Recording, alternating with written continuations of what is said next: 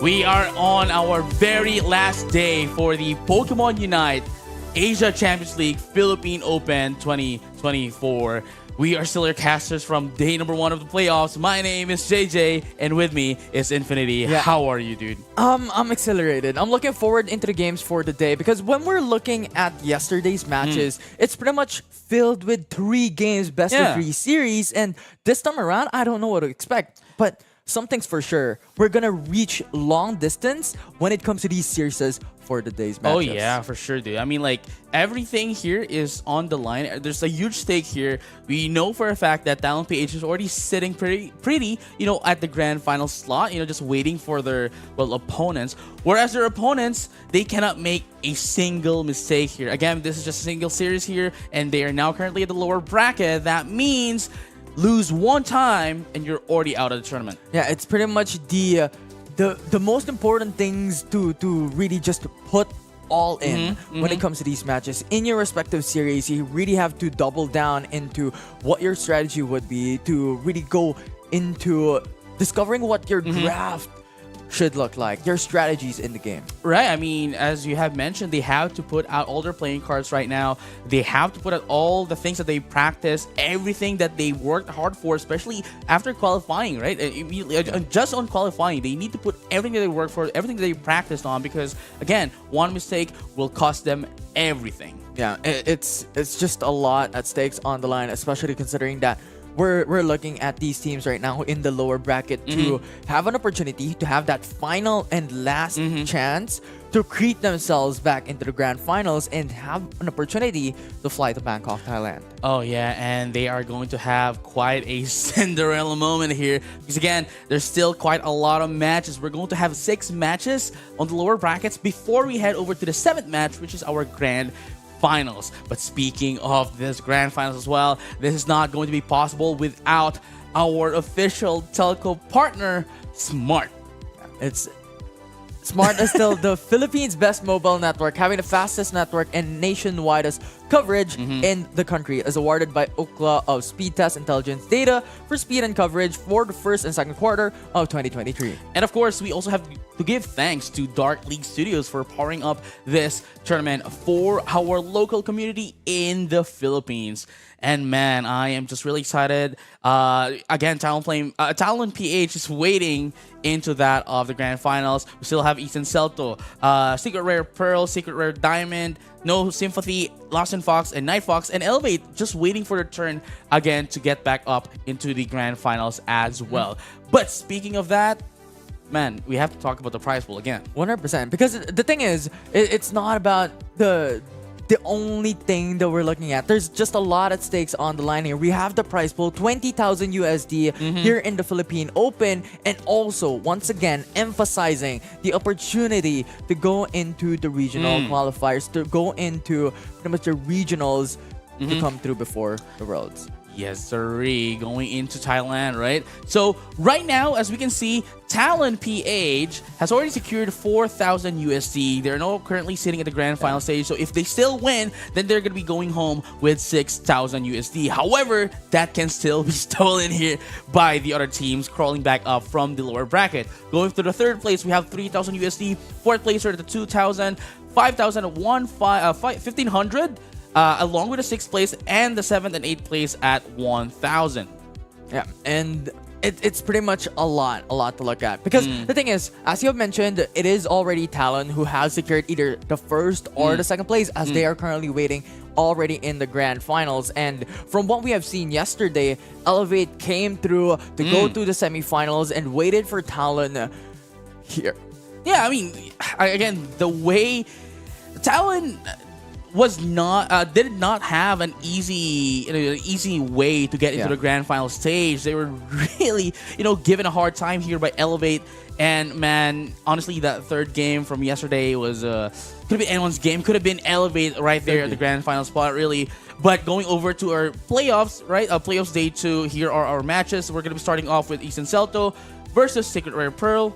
Then you have Secret Rare Diamond as well, up against No Sympathy. And then whoever's going to be winning those matches will be going against Last on Fox and then Night Fox. And then whoever wins those matches will, well, battle it out before they can take on Elevate, before they can go over to the grand final stage against Talent. And these teams are not to be overlooked, not to be belittled as well, because when we're looking at yesterday's playoffs, when we're looking at day number 1, we had once again a lot of these 3-game series. Elevate was able to take down East Celto in a 2-0 series. And then for the rest of these matches, you have Night Fox up against SR Pearl, Talon up against SR Diamond. These are 3 games best of 3 series. And yes, that's when Fox was able to beat No Sympathy in a 2-0 series as well. But after that, it was once again 3 games. And I think at this point in time, this just speaks a lot when it comes to the power of each and every single team. Right, and speaking of that as well, we're going to be starting the games right here with East Celto versus Secret Rare Pearl, which I'm pretty sure we've seen the promise of Secret Rare Pearl as well, how much they have evolved throughout the qualifiers. But East Celto here was, taken out by by Elevate in a 2-0 fashion. In the first set, right? In the first set of our tournament, in the first set of the playoffs day number 1, to which I am really interested and would like to see how much they are going to be changing things up for today. Yeah, and yesterday, since the new patch has been implemented in Pokemon Unite, we've seen a lot of these shifts when it comes to priority picks, when it comes to priority bans. And yes, Zacian was left open consistently by Talon up against their respective team in their respective series in the quarterfinals, but that is still something we have to look at. That is still something we have to have huge respects on coming into this draft. And at the same time, we've been seeing a lot of Mr. Mimes as well, Alolan Ninetales surging up, in comparison to like Dragapult, which we only saw like twice. The Serena buff, despite being buff, hasn't been seen as well. But here we have it, the first set of bans. We had the Hoopa and that of the Mew. Very understandable. But because of that as well, Secret Rare Pearl is going to be able to secure the Zacian. Yeah, and we've seen yesterday the perspective the Talon wants, right? The counter onto Zacian is the mix of these Slowbros, Mimikyu, a lot of these suppression, because that will be the counter onto Zacian. So expectedly, East Celto leaving Zacian open could pick these Pokemon up. Alright, I mean, Umbreon, we've seen its prowess, really strong, mean look. We have to sustain coming in from that of Fable, and Trevenant, I mean, it's been chosen by a lot of teams yesterday. Has huge crowd control potential, especially with the Wood Hammer and that of the Wood Hammer and that of the Horned Leech as well. But the backlane damage coming here from the Inteleon is going to provide them so much damage. And here we go as well for East Celto. Buzzwole has been, notably used by Miva yesterday, and now I think East Celto, this is one of their adjustments as well to, learn immediately from the team that actually got them down, and now they're just maybe going to be using it as well for their own advantage. Yeah, definitely could really just sustain himself up on top hat.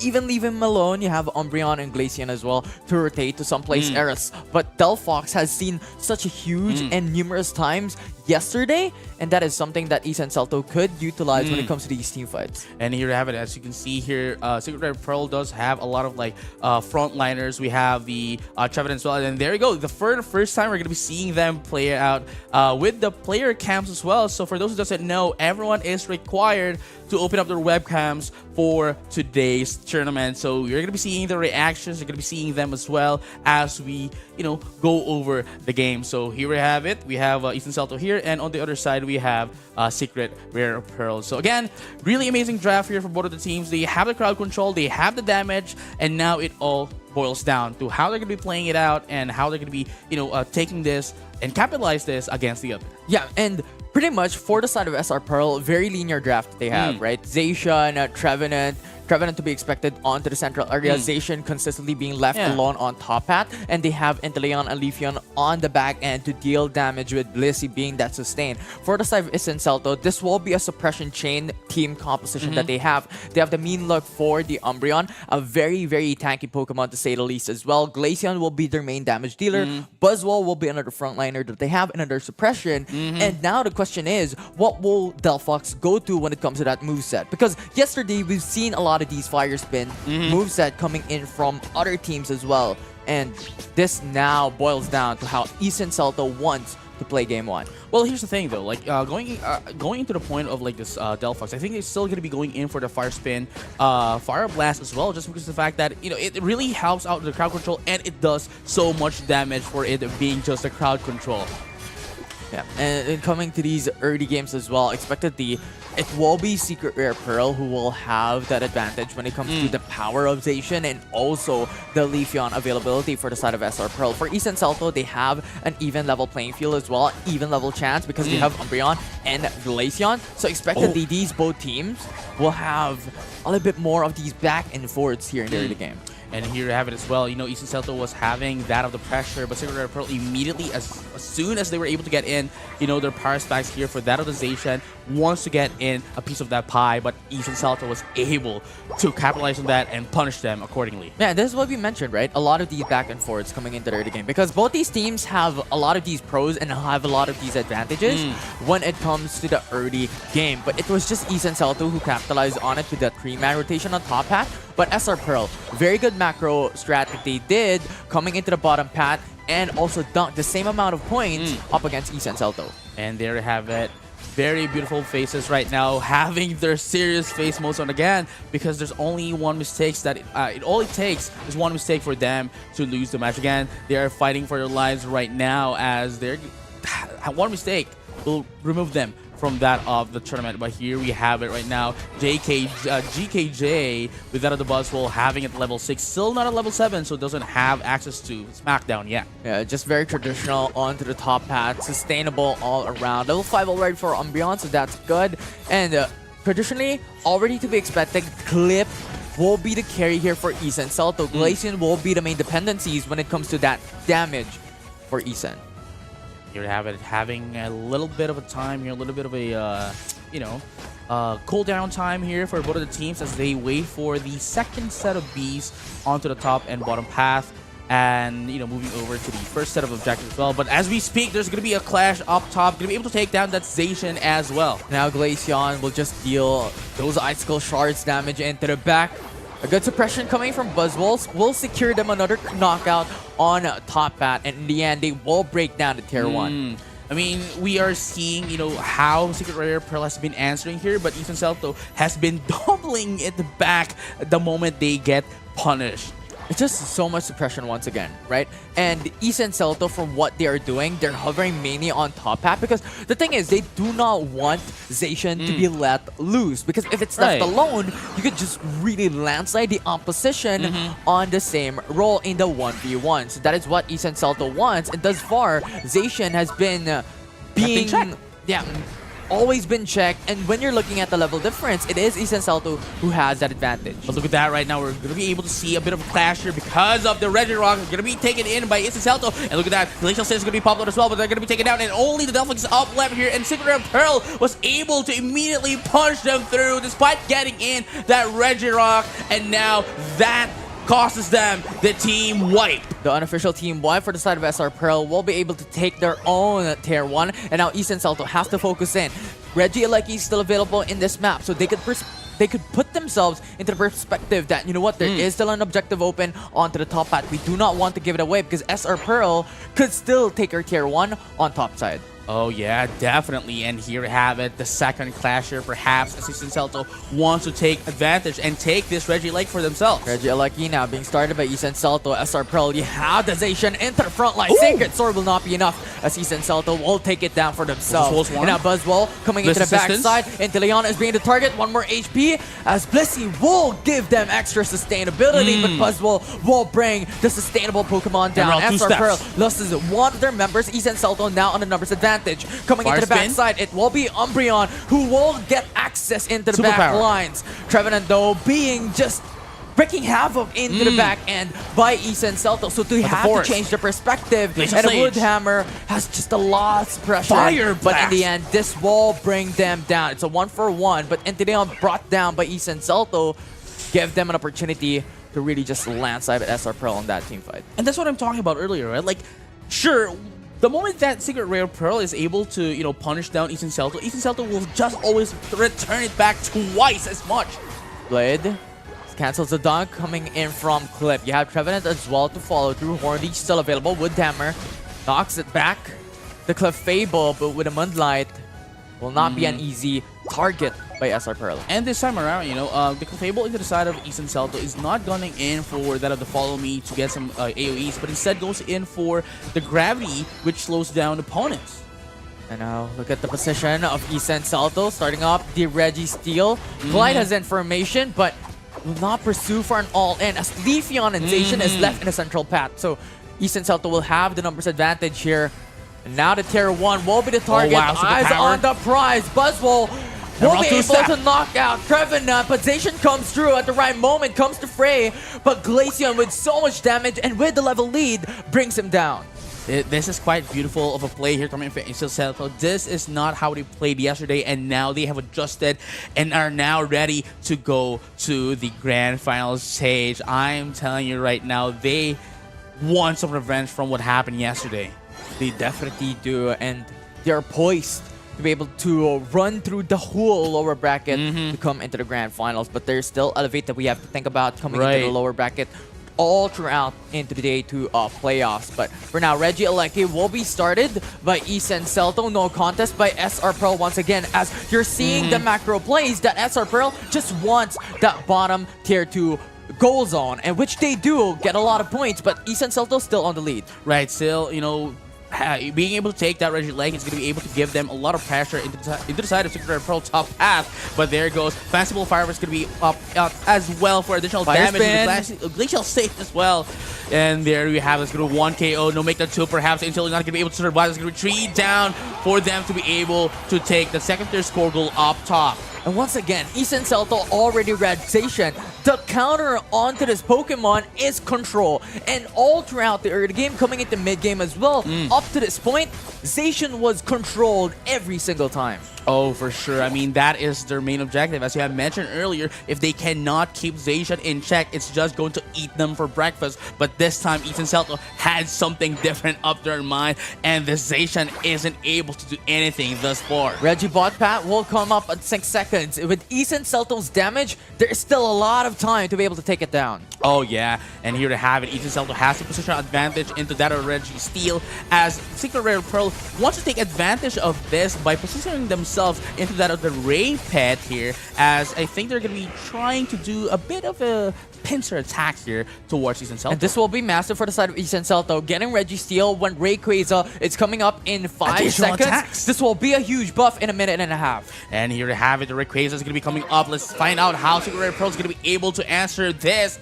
against Isen Salto's additional early lead into this fight. And here we have it. SR Pearl, Trevenant and Zacian should be the frontliners here, but Umbreon once again will just have an easy time to access the back lines if it's left unchecked, because you also have the mean look that you have to think about. You also have the Unite move that could really disrupt those team fights. Right, and that's why they're not using it just yet, because they want to use it and commit it at the very last moment, at the very perfect opportunity for them to start the team fight. And here you have it, both of them just trying to bait each other, just trying to feel each other out before they commit their Unite moves. And look at Leafeon's position, right? So SR Pearl is now on the position to be able to go in for that pincer attack. Look at Leafeon. But the thing is, Buzzwole is ready and waiting. And now Leafeon cannot go in for access as Delphox brings him down. That Fire Spin consistently is just a disruption that Isen Salto wants. And now 3 Pokemon are already down for the side of SR Pearl. There is no frontliner left with Inteleon and Blissey, the only ones left standing. Isen Salto is in the position of success. Rayquaza now being started. But we still have the eggs here, but not going to be able to steal away the Rayquaza, as Isen Salto is now going to be able to take that one in, and now all they need to do is run in and score their points. And they just secured themselves the most important buff in this game 1, and Isen Salto does not leave anything of value left for SR Pearl for game 1. This is a beautiful start for Isen Salto, being the first one on stream, going to be able to secure that win against Secret Rare Pearl, who has, by the way, performed very well against our teams from yesterday. This is such a huge motivator and a huge morale boost for Isen Salto. And they don't even have to take their Rayquaza buff, but they want that sprinkle. Guarantee. They want that guarantee. They want that sprinkle over their win in game 1. Sprinkle on top, dude. Yeah. It's a cherry on top. There you cherry go. on top. Beautiful play coming from Isen Salto, and I like the fact that, again, they were making some mistakes there, here and there, right? While they were making some mistakes, they make sure that they cover it up with another win. I mean, you know, they pressure up the early game at the top path, and then immediately Secret Rare Pearl is going to be able to answer back, but they make sure that they don't leave it they don't leave it there. They don't make they don't yeah, they just don't leave it there. They make sure that they answer back again against Secret Rare Pearl. Yeah, and the thing about East and Celto, what they did there was consistently, it was Delphox who has eyes on Kalel, right? Use the Fire Spin. And the thing about Fire Spin is that it's home, right? So wherever you go, even if Zacian innately has so much mobility, Still gonna that follow Fire you. Spin will still follow. Yeah, it's quite interesting as well that Secret Rare Pearl here is getting in for quite a different draft here, because we saw from yesterday that Kalel has been playing Lapras quite consistently, and this time around they are the the carry here, being that of the Zacian. But again, East and Celto made sure they kept that in check. Knowing that it's gonna be taken up as the first pick here for Secret Rare Pearl, they basically just did everything so they can stop the Zacian, because again, if they cannot stop the Zacian, then it's going to be the one on a roll. Yeah, and I'm glad that you mentioned about Zacian, right? Because all throughout, even in the early game, who visited? Right, it was Glaceon who consistently visited on top hat, and Zacian cannot go through into an axis onto the lane birds, cannot access Buzzwall Nothing. all throughout that early game. So they were consistently control of Zacian, and yes, into the bottom path, you're leaving Inteleon, you're leaving another Pokemon for the side of Secret Rare. But the thing is, Zacian will be one of the primary Pokemon that you want that huge dependency on, and it was just East and Celto who had good control. I mean, again, you might have the Leafeon. Sure, it does have a lot of damage, but again, we have to remember that it is a very squishy as well. Yes, there is the Trevenant, but again, the main damage dealer here and the one that can actually sustain itself inside a team fight is the Zacian, and removing that out of the equation was just, the way for East and Celto to be able to roll down Secret Rare Pearl. But again, we are going to be playing a game of best of 3 here, so they still have a chance here to readjust and answer back against East and Celto. They definitely do. And right now, it's now mystery onto the draft, right? Because from what we have seen in week 1, it's consistent Zacian. If it's left open, pick it up. Yeah. 100% win rate. But this time around, there is a lot of adjustments. These teams already know how to adapt. And these teams already understand how to counter the likes of Zacian because of those single targeted suppression. And it's not even just that, even in the macro, as we have mentioned, right, as we've seen throughout the match, I'm just going to be repeating this, but, keeping it in check, ensuring that the Glaceon or your central area Pokemon is always going to be visiting where the Zacian is, and making sure that it doesn't get its power spike, doesn't get its XP, doesn't get its level. Made sure that they are always on the lead, making sure that they are always in the advantage, and they're just capitalizing on it to snowball up until late game. Yeah, and that is definitely what we could expect coming into game number 2 as well. Right, traditionally for the orange side selection, they're always on the back foot in these bans, because they have these mindsets that, we have to ban away the Zacian. But this time around, thus far, from what Talon has done yesterday, and from what East and Celto has shown us, orange side selection now brings you an advantage when it comes to those counter picks, because you have the final one, a final rotation, and also the first 2 initial pick, wherein if Zacian gets picked up by the purple side, you now have the option for Umbreon. Oh yeah, I mean, for sure, right? Like, what do you call this? It is definitely, like, now, as you mentioned, like, now that they have the counter pick, it's just, okay, yeah, sure, whatever, take it away from us, take away the Zacian, but we're prepared for that. And it's like, the way that they put it is, like, the mindset here is they really want Zacian to be picked up, and so far, the ones on the first pick, the one on the purple side, has always been doing that, and those on the orange sides are always prepared for it. Yeah, and the thing is, if you also leave the Zacian open, let's say you pick up the Hoopa into the purple side selection,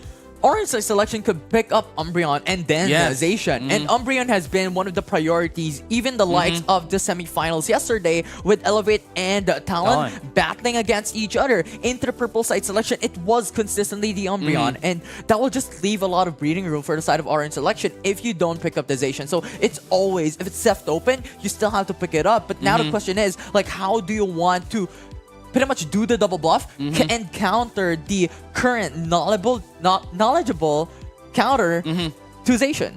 Right, but here we have, though, just gonna be waiting in just a bit, for us to get ready for the second, for the second game, for these teams. Oh, okay, never mind. Here we are. Ace and Celto still the orange side, and as we have discussed, right, they are now a bit of an advantage here, as they can and will probably give away the Zacian again. There will probably be Ace and Celto just has to ban away the Mew. Because the thing is, SR Pearl with Mew, remember yesterday, they were able to take two Steal objectives a lot. away from the opposite side just because of Yao's From Yao, solar yeah. beam.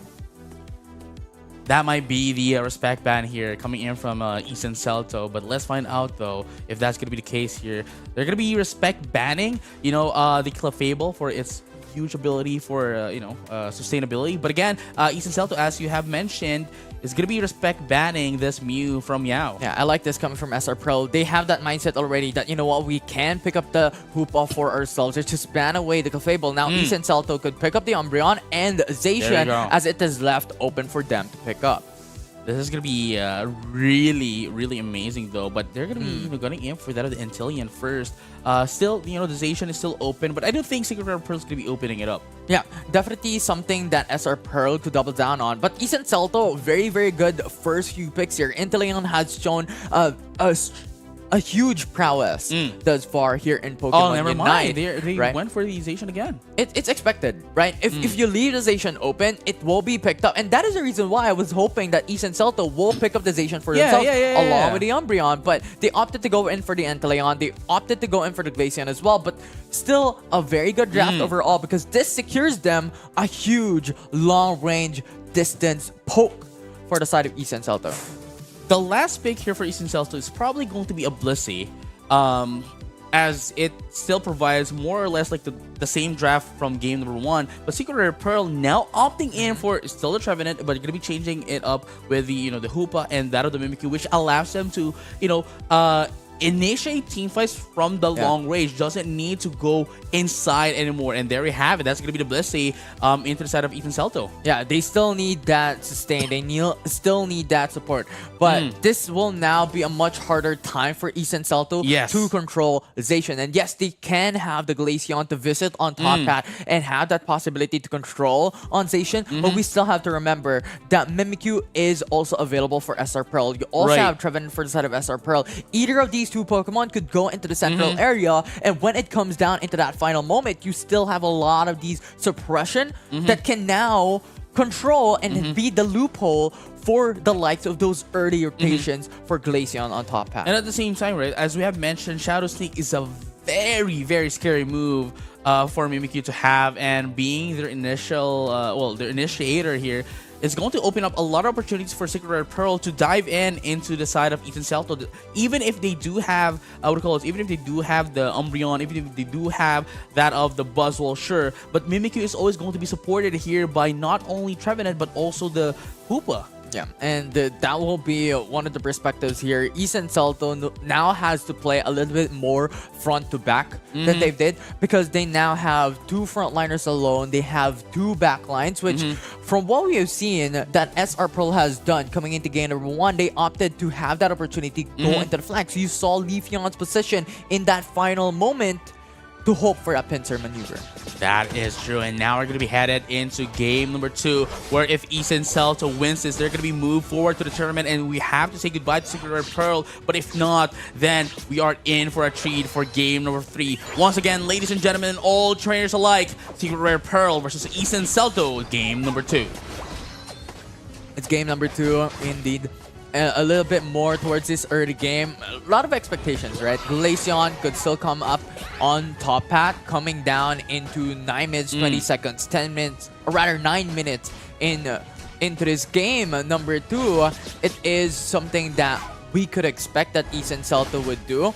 But for the side of SR Pearl, it's a little bit more towards that farming game, right? We have to wait for Mimikyu to reach level 5, level 7, Trevenant rather, to reach the final evolution, to reach that possibility of that Wood Hammer, that big crowd control. I mean, it only takes level 5 as well, for the Fun Thump to be able to get to be able to evolve into that other Trevenant, and it's going to be ready to to tank out the damage and have the crowd control. But look at this right now. Secret Rare Pearl is ensuring that they're going to be able to do a lot of damage against EC Celto, not allowing EC Celto to put up the pressure they did on game number 1. But here we go, a bit of a skirmish up top here. Sacred Sword with the Intermittent Sword as well can be popped up. But here comes the Hoopa, the one that is very dangerous into the side of EC Celto. The biggest threat right now, the sustain that it provides with its mobility. And this was one of the perspective that SR Pearl wants to double down on. A while ago, Isen Celto consistently gets that pressure and aggression onto the top path. Zacian cannot escape because of the slows, because of the suppression that Isen Celto's draft innately has. But now with a Hoopa, one hyperspatial, given the fact that you also have a lot of sustain into this moveset of Zacian, it could be a much harder time for Isen Celto to have that control over Kalel. Right. I mean, I have to agree with you. I mean, that's one of the reasons why Isen Celto was able to, capitalize on that on the top path. But now that they have the Hoopa, it's going to be a different story. Just like that, they're going to be able to take down the Mimikyu and that of the Zacian. It seems as if Isen Celto is ready for the Hoopa as well, as the Clyde with the Trevenant is going to be able to try to get away, but not going to be able to survive for the next objective here. And just like that, Isen Celto is now going to be pushing in up top, but the Zacian is now ready again. Yeah, and SR Pearl now still has to think about what they have to do here, because Trevenant coming in back into that fight lost them that numbers game up against Isen Celto, and once again Zacian just got deleted. Wow, Isen Celto still marking down that Zacian is going to be able to take down the Mimikyu as well, being one of the biggest threats here for Isen Celto. They made sure they know their targets and they move accordingly. They definitely do, and thus far, Isen Celto, yes, they are on a point disadvantage, but on how they have controlled Secret Rare Pearl in this early game have been such a benefit for them. So the big difference here is SR Pearl is still keeping up with the pace of these experience, of this gold, or well rather levels that from game number 1 we've seen a massive disadvantage for the side of Pearl.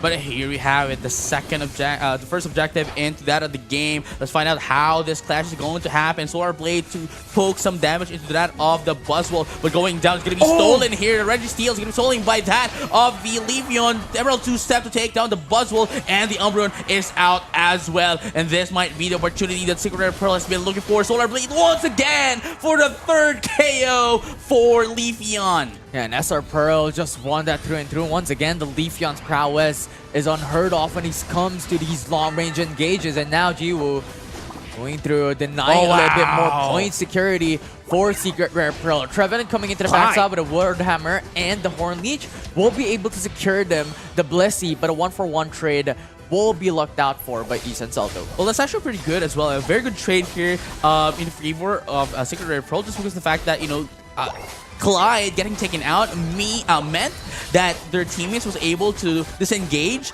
safely, and that they were still able to take down Blissey as well in the process. And now Jiwoo is stuck under the tier 1. Isen Celto will have the possibility and opportunity to bring them down. Now Reggie Alecki will not be able to reach the tier 1. Zacian was knocked out. It was Mimikyu who was knocked out for the side of SR Pearl. This is quite an interesting match. It's going back and forth for both of these teams. Cannot have any mistakes around here in this time of the match. And just like that, Reggie Alecki has been taken out now. Man, just a cooldown here before, the calm before the storm, before you see the next objective here in just 30 seconds. Yeah, calm before the storm. And a while ago, it was Isen Celto who definitively got the massive advantage in the early game. But the big problem that they're experiencing right now is the hyperspatial, that you could just bring your teammates coming in from the tier 1 into the bot path, into the tier 1 on top path. So a huge security when it comes to that aspect, wherein Isen Celto cannot find any opportunity to garner them some points. So it seems as if, the Blissey into the side of Isen Celto is going to be gunning in for that of the Helping Hand and Safeguard instead to remove some of those, crowd control effects against them. But look at that right now. Going to be able to start off a team fight here. Emerald 2-step into the Phantom Force as well. Glacial Sun's going to be popped up. There's going to be 2 KO into the side of Secret Rare Pearl. But is it going to be enough for them to push through the first tier score goal? I don't think so just yet. And the thing is, this was Isen Celto who had in a disadvantage. Secret Rare Pearl gained them, what, Leafeon with level 5, Zacian already at level 11, and we're looking at Ethan Celto, who is on an XP disadvantage. And look at that, Zacian as well, just running through overextension, but still going to be able to take down the Inteleon and the Glaceon as well. Going to be taken down for a 2 KO process, but the Leafeon, though, was taken out.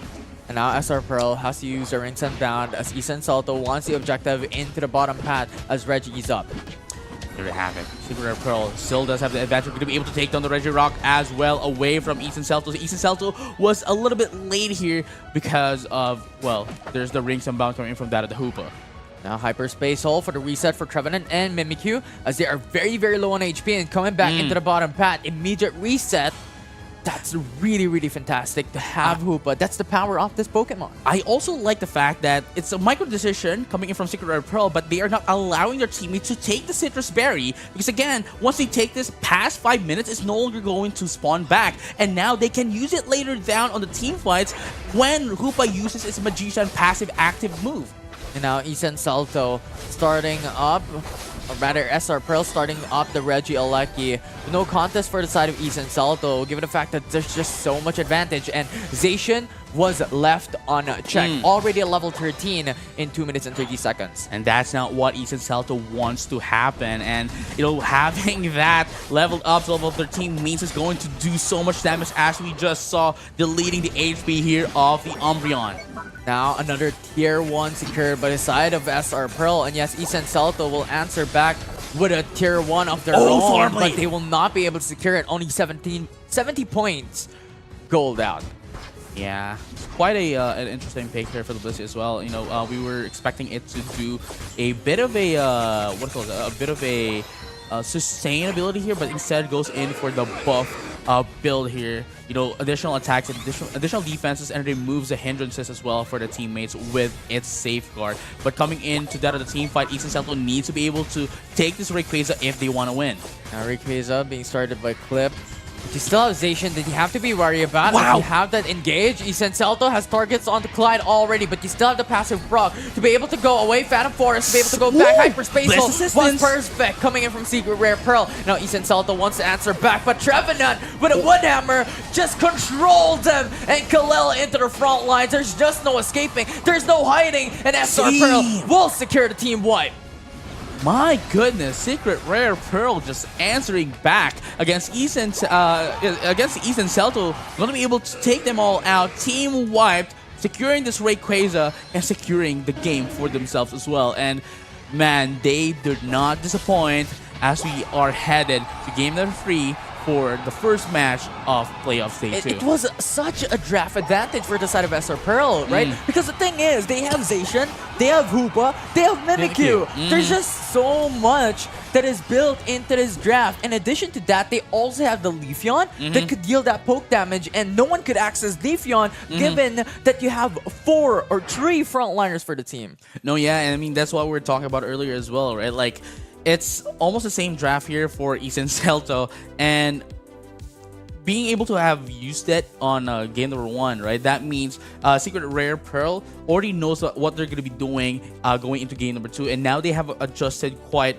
fairly as well. You know, having being able to get that Mimikyu as well, as we have mentioned, the very long range initiator for that of Secret Rare Pearl is all they needed, along with the Hoopa, mobility, and the sustain to take down Ethan Celto for game number 2. Yeah, and when it comes to the orange side selection, I think it would have been a better scenario wherein you would lock in onto Umbreon and Zacian. We've mentioned this already, and leave the Inteleon for those that have SR Pearl. Yes, they will secure the Inteleon for their own, and then right after, they will have to lock in onto Trevenant or the likes of Mimikyu. Yes, they could still go in for Glaceon for SR Pearl, they could go in and Leafeon, but they will leave one more long-range damage for the side of Ethan Celto. So I think that could have been a better perspective there for game 2. I just understood as well that the reason why they want to go in for the safeguard into the side of Blissey instead of the sustain is that they want to keep in check the Mimikyu so that it won't be able to use its Shadow Snake as much as it likes. But unfortunately, it did not work out very well for them. They did not have that much of the sustainability to go against that of Secret Rare Pearl, where it's complete opposite for the side of Secret Rare Pearl. Yeah, and with that, Secret Rare Pearl brings this to game number three. And that was one of the expectations that we had. This will not be a day wherein you had that 2-0 wins, 2-0 series time and time again, because these teams are the best of the best. We're remaining of the 8 best teams throughout the Philippine Open. Right. I mean, again, the matches that we've had on day number 2 are almost all three, almost two zeros. We've had 2-1s, but again, these are, as you have mentioned, the best of the best. The teams that qualified, or the teams that qualified for the playoffs, it really means that they're not going to be backing out just soon, just yet. Yeah, it will not be an easy road for the teams here in the lower bracket. Once again, a huge emphasis as well that a team loses here in the lower bracket, there's no more opportunity to go and reach into the grand finals. Oh yeah, I mean, as our good friend Otto always likes to say, bye-bye. Indeed. But not quite yet. We're still going to be going into game number 3. Yeah, we still have game number 3 here, but it's pretty much these final decisions. I mean, rather the final game that will decide who comes through into the next bracket, who comes through proceeding into the lower bracket. And again, whoever wins here, it's the journey is still not over, and I think there's still quite a difficult task for them to awaiting them, as they win this match, because again, we have to remember both the Fox teams were able to secure quarterfinals. That means after losing the quarterfinals, they are now on the lower round 2. So whoever wins here, actually both of the teams, right? Both of the teams that's going to be playing on the lower round 1 is going to be fighting off, the Fox sister teams, Last One Fox and Nine Fox, which we've seen them give quite a difficult wall for both Elevate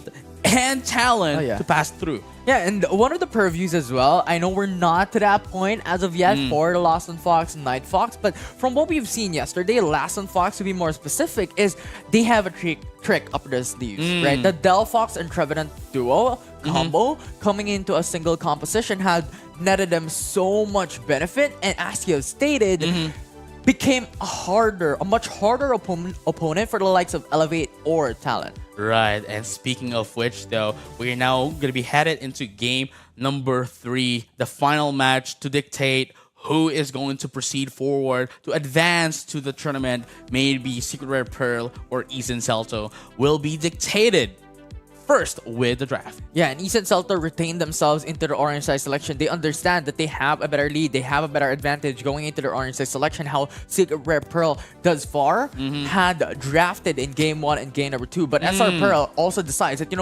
we need not to change what's not broken. That is true. And now Secret Rare Pearl is going to be going in for a respect ban here for the Clefable. And East Celto now changing their ban to Hoopa. Definitely a huge respect ban here. But again, that also means that Yao's Mew is now open. Yeah, and I love this for SR Pearl. You know what? You can ban away the Hoopa. Yes, go for that. Yeah. Because we're going to pick up the Umbreon. This was one of the hyper priorities for the side of the purple side selection throughout yesterday's playoffs. And that is what SR Pearl wants to utilize for that frontline possibility and also the tank that Umbreon has innately. And now with Slowbro and Glaceon picked up, SR Pearl could double down onto the Zacian pickup and give Yao his Mew. Right, and here we have it. There we go. The Mew is now going to be up into the hands of Yao. We have the Blazy pick up as well coming from Secret Rare Pearl, but as we have mentioned, Zacian is still going to be up and open for East Celto to get, and there we have it. That was really good.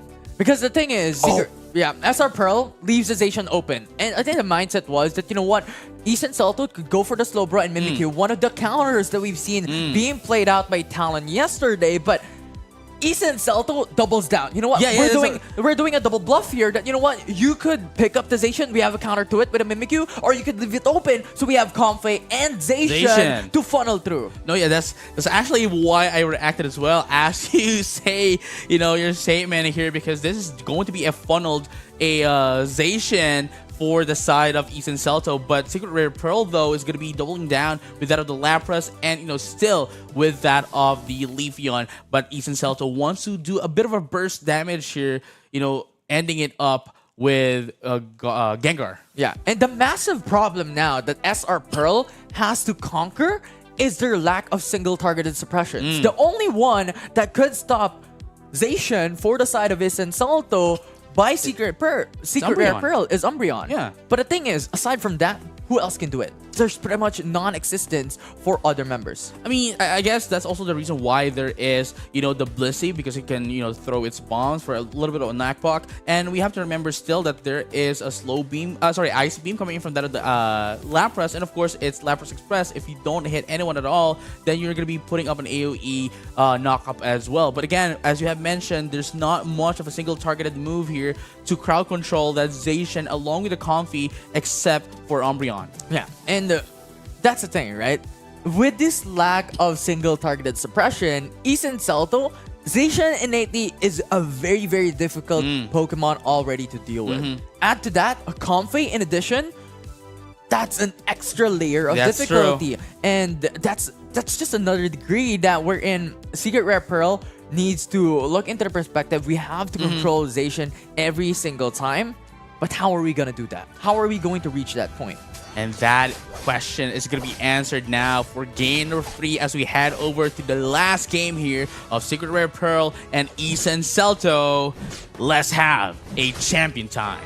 Yeah, right now, when it comes to the early game, Secret Rare Pearl wants to utilize that. They have the double EVs coming into their side, so they could have the Leafeon come into the top path. They could have that aggression towards AKJ, which will expectedly Isen Salto will leave alone on top path because Lapras can have the possibility of these early game engages and controlization in the early game.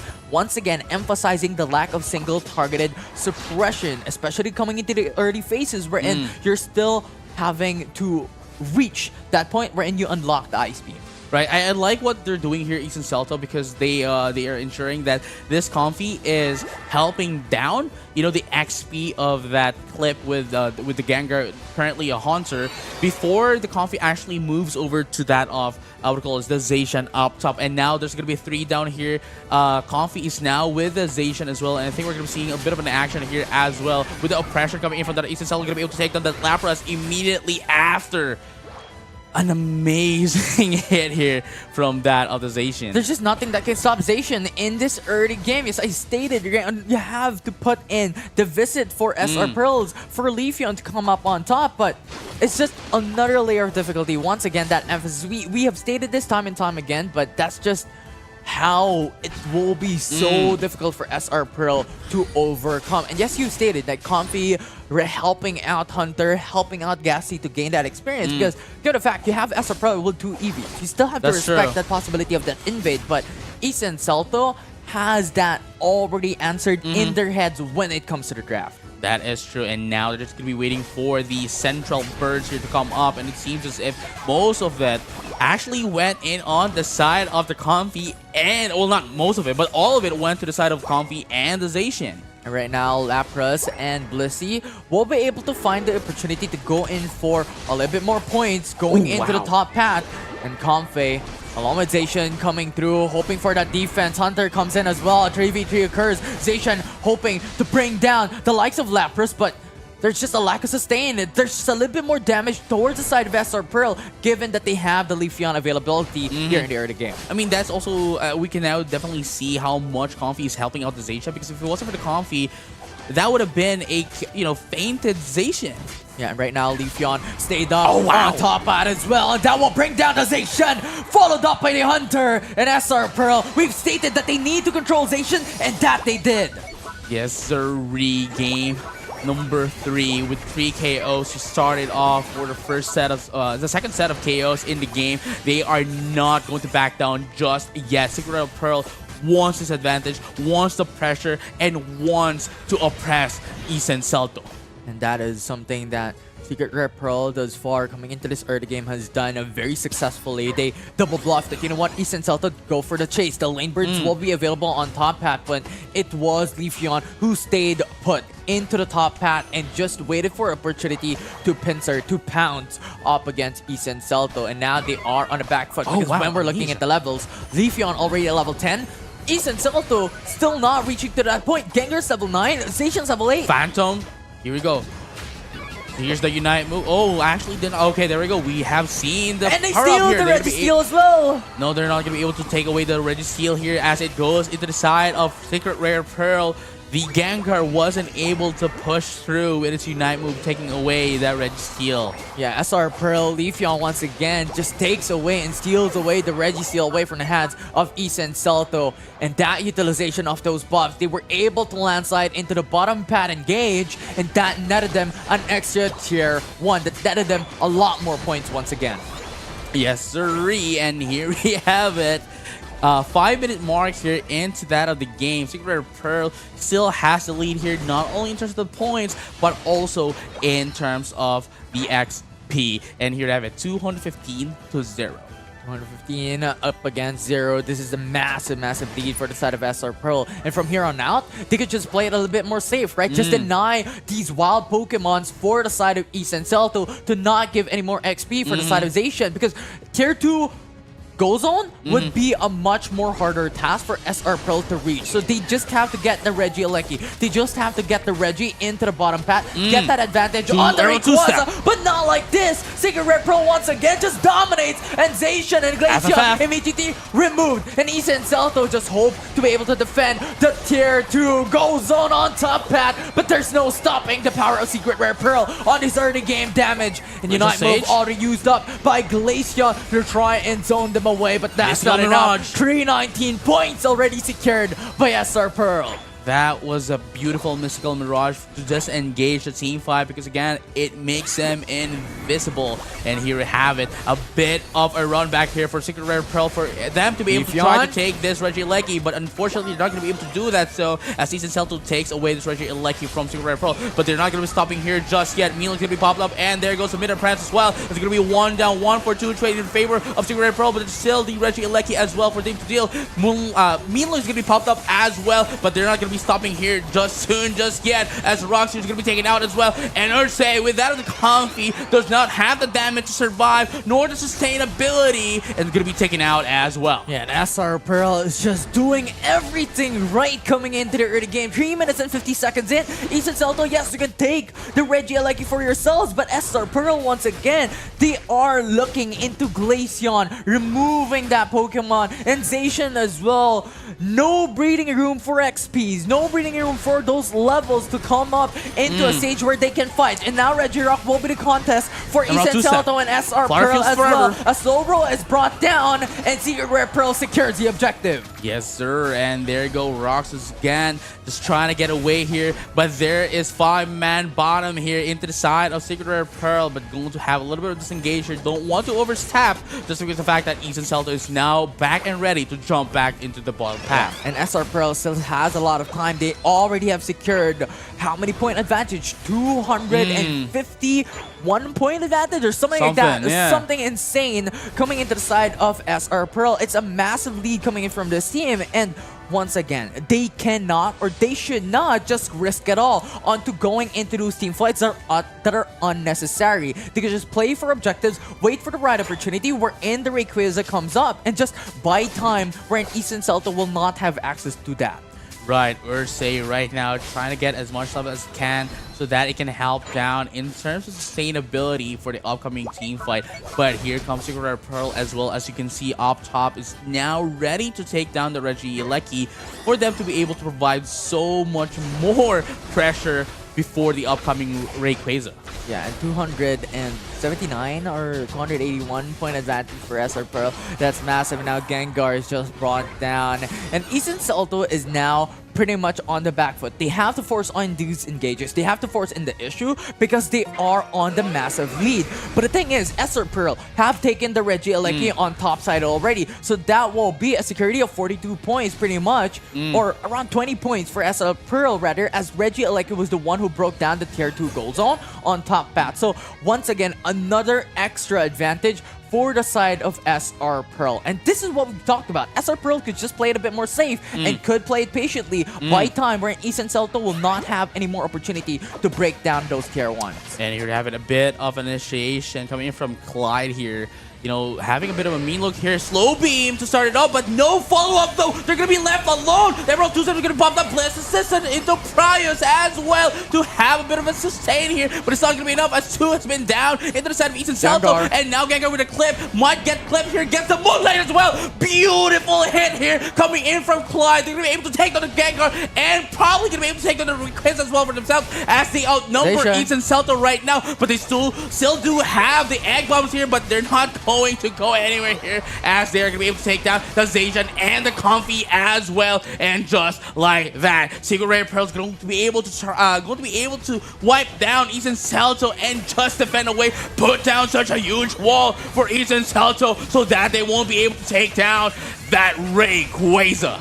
Clever decision coming from SR Pearl. They don't need to force out the Rayquaza, so they just have to buy time. They have to just push back Ethan Salto from getting access for this objective, and that they did. They turned things around onto Zacian, onto Comfey, and but Ethan Salto now left with a numbers disadvantage. SR Pearl is on the lead. 20 seconds left. That's not going to be enough, and Ethan Salto is now forcing the Rayquaza coming through, and SR Pearl will be able to secure the Rayquaza for themselves, and that will net them the win of the series.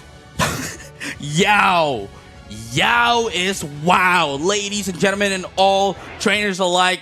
Once again, Yao was able to take away the Rayquaza and denied Ethan Salto of that win, and that means they're going to be moving and proceeding forward into our tournament as we say goodbye to Ethan Salto. Yeah, very unfortunate for the side of Ethan Salto, as they had to say goodbye, as you stated, that coming here in the Philippines Open qualifiers. But overall, that game number 3 in that draft was absolutely fantastic for both sides. Ethan Salto, they had a well-thought-out draft. They want to funnel on GKJ, but SR Pearl, once again, the counterization is have that control. They did not give any XPs. They did not give any levels, and coming out 5 minutes, it was already SR Pearl who had a lot of point advantage. They were able to take down 2 tier 1s already, and the massive XP lead that Prius had is such a detriment for the side of Ethan Salto. Oh yeah, and at the same time, again, I would like to give props here for Clyde. Definitely such a huge timing and perfectly timed mean looks to initiate team fights is the perfect opportunity for that of Secret Rare Pearl to just dive in, especially at the last moment. They tried to stop down the slow bro. Unfortunately for Jiwoo, they don't have that support coming in for their teammates, and allowing Secret Rare Pearl to isolate them and take them out. And then at the very last moment as well, Clyde did not let Clip go away and got clipped as well at the last moment. Yeah, this was just a really good thing coming in for the side of SR Pearl. They were able to find those opportunities. Everything that they did was outright amazing. And now the big question is, are we going to see more of these plays, more of these mind games in the drafts later on? Right, and I mean, that question is going to be answered once again when we come back here for more Pokemon Unite action, only here at Pokemon Unite Asia Champions League Philippine Open 2024 Philippines Open. Yeah, when we come back after a short break. Yeah, we'll see.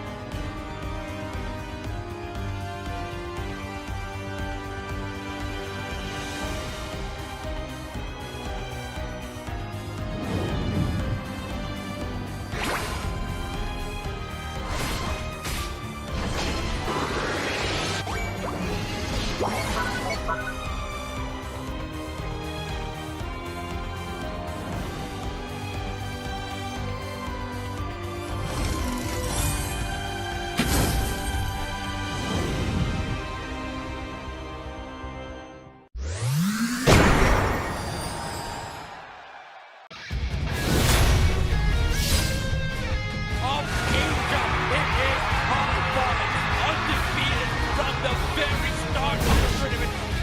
Blasting off at the speed of flight, that is Team Rocket. We're now back here at the Pokemon Unite Asia Champions League Philippine Open 2024. My name is JJ, and with me is Odo Luz. Odo, it's been a while. You've been here for the first and second day of the qualifiers. Not here yesterday. So how have you been doing? I was here though, in spirit. Right? In spirit, yeah. I was here supporting the entirety of the tournament. Now, I just want to answer a question. I'm doing great, but I do have a question in return. Okay.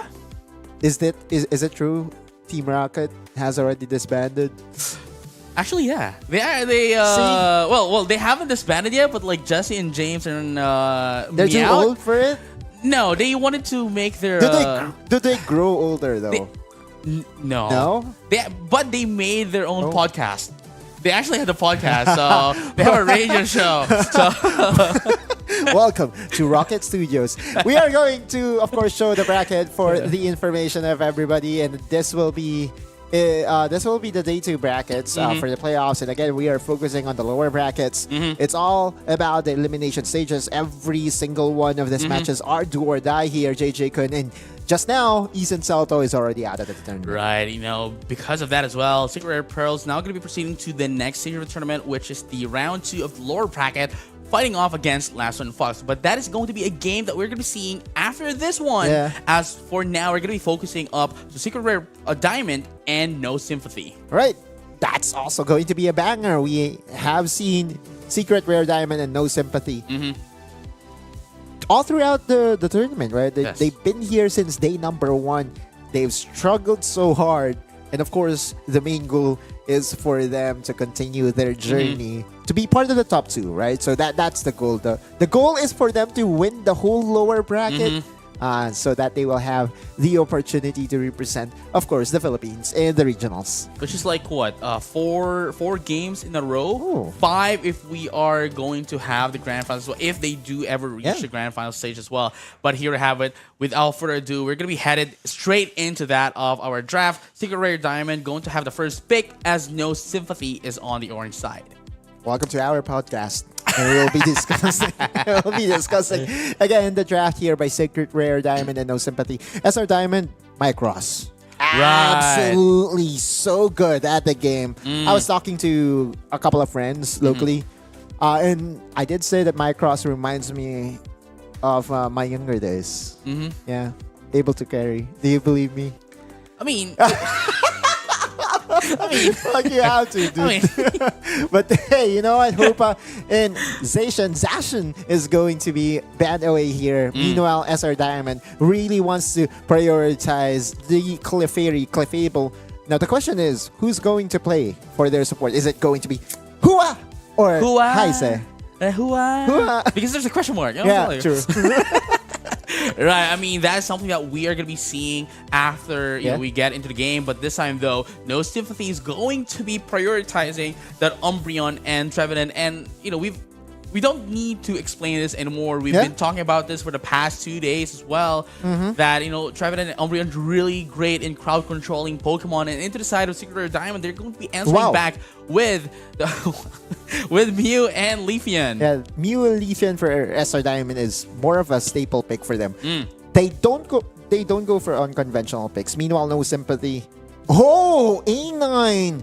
Okay, so I was expecting for No Sympathy to go for the Scyther, right? A speedster that goes into your backline, and that I'm looking at their draft and I'm thinking, okay, so this is the perfect angle to do so because Mew and of course Leafeon is very squishy, but they have decided to go for their curveball, and that will be the A9 Ninetales. But here's the thing though, like No Sympathy still doesn't have any backlane damage here, so probably we might be able to see an Inteleon pick here, or maybe true. it might be an Inteleon, but Well, never mind. They Glaceon. actually went in for the Glaceon for the Micross. Yeah, Micross definitely the one going to be picking this up as well for their back lane damage. So now that it is complete, though, I have to say that No Sympathy would really have to rely here into that of the Umbreon and the Trevenant, because that is going to be the one that's going to enable this Buzzwole to get their isolations away from that of Secret Rare Diamond. If they can do that, then sure, they might be able to steamroll over that of Secret Rare Diamond. But you have to remember, Secret Rare Diamond does have the Slowbro and the Lapras and the huge backlane damage with AoE damages in comparison to that of the Glaceon that is the Mew. Let's talk about No Sympathy here, because the biggest circle that I kind of want to point out here is that Pokemon in the middle, right? The A9. A9, yeah. You can build A9 into different ways. You're right. And I'm thinking that there's going to be the control A9 instead of it being the carry one. That's interesting. I mean, Do you it's agree? kind Do you of agree? Do you agree? I think it's gonna be more of a flex, right? Because you can still go in for your Avalanche, Yeah. and go in for your Aurora Veil. Oh, So it could be a pseudo attacker, pseudo support kind of build here in comparison to just being that of the crowd control, because they already have the Trevenant and the Umbreon, and at the same time, we have the Smackdown and the superpower coming in from that of the Buzzwole. So having too much of a crowd control here would definitely mean that they would have less of a Right. damage. I'm trying to think. I just see and envision it to do so well, especially against the Slowbro and Lapras. Given that they have to be in your face, just the ability to push them away. Now, Humbled by God is going to get invaded here, but luckily HBG secured. No, he did not. No. Oh no, that's sad. But I mean, at the same time, the EVs here only needs level 4, so Right. it's, while it is really heavy as well, it's not that much of a detriment in comparison to Pokemon going to the central area that they needed level 5. Yeah, I get that, right? So level 4 is when he evolves. But hear me out on this, as we see a KO here in the bottom lane, which will be converted into multiple points. Again, just going back to my point. You being denied Right. of XP here in your own central area will take XP from your laners. That's how it is, right? Yeah. So it's going to, fall down into the side of your path. So definitely, I agree with that as well. But look at that, though. Because of that situation, Invade, Secret Rare Diamond is now pressuring up No Sympathy for both of the paths, really. And here you have it. Here comes some stacks as well coming from Micross. This is the early game invasion and early game advantage that SR Diamond has been doing since day number 1. Now Micross at the forefront of everything steals the second orange buff. HBG is being starved right now here. And here you have it, though, EVs evolve at level 4. The problem is, it's already 2 minutes after the game has started, and they're still left into an EV. But look at this, Maddie Baby into that of the Buzzwole hasn't been able to do that much of a damage into the side of Secret Rare Diamond, and now Isolation is going to be the play of the game here to take down that Buzzwole. No one's saving that, right? Like, you look at Micross, he's everywhere right now, and even Dawn will most likely receive a huge chunk of damage. Good sidestep from him, but No Sympathy really needs to find a way to control Micross, because he's basically carrying this game out of control. That is true, and that's what I'm saying as well. We're going to be seeing the Aurora Veil here to provide more damage into the side of No Sympathy, but the problem is they are on the deficit in terms of the level and, of course, the macro as well, as we've seen. But here to have it, in just 10 seconds, we're going to be seeing the path birds for them to take. Micross just leveled to 8, and this is too close to the level 9, which will just allow him to have that. No, level 8 is a Unite move. Oh, level 8 is a Unite move. Yeah. You're right. Now, level 8. Micross will just be able to find more, of course, eliminations here, surely, and No Sympathy has to be worried because they don't know yet. They don't have any information that Micross is already level 8. Yeah, for that of the EVs, every EVs here, Gasser Unite was at level 8, and that's going to be quite detrimental into the side of No Sympathy, especially that we are now headed over to our first set of objectives. We see the Solar Dance here into that of the 2 steps. Emerald 2 steps is going to be popped up as well, with Glacier Step is going to be able to take down that Buzzwole, and look at that surge coming in from that of the Slowbro. They're going to be able to take it out and punch it down. 2 down in the process. So No Sympathy, no Mega 3 as they take away the Regirock in the process, and now they are just going to put down the scores to destroy the first tier score goal. More points, more XP for who? Micross. And that is already the level 9 Leafeon. By the way, that was a nice secure coming in from Steam. or on the Mew, is it Steam or Stream?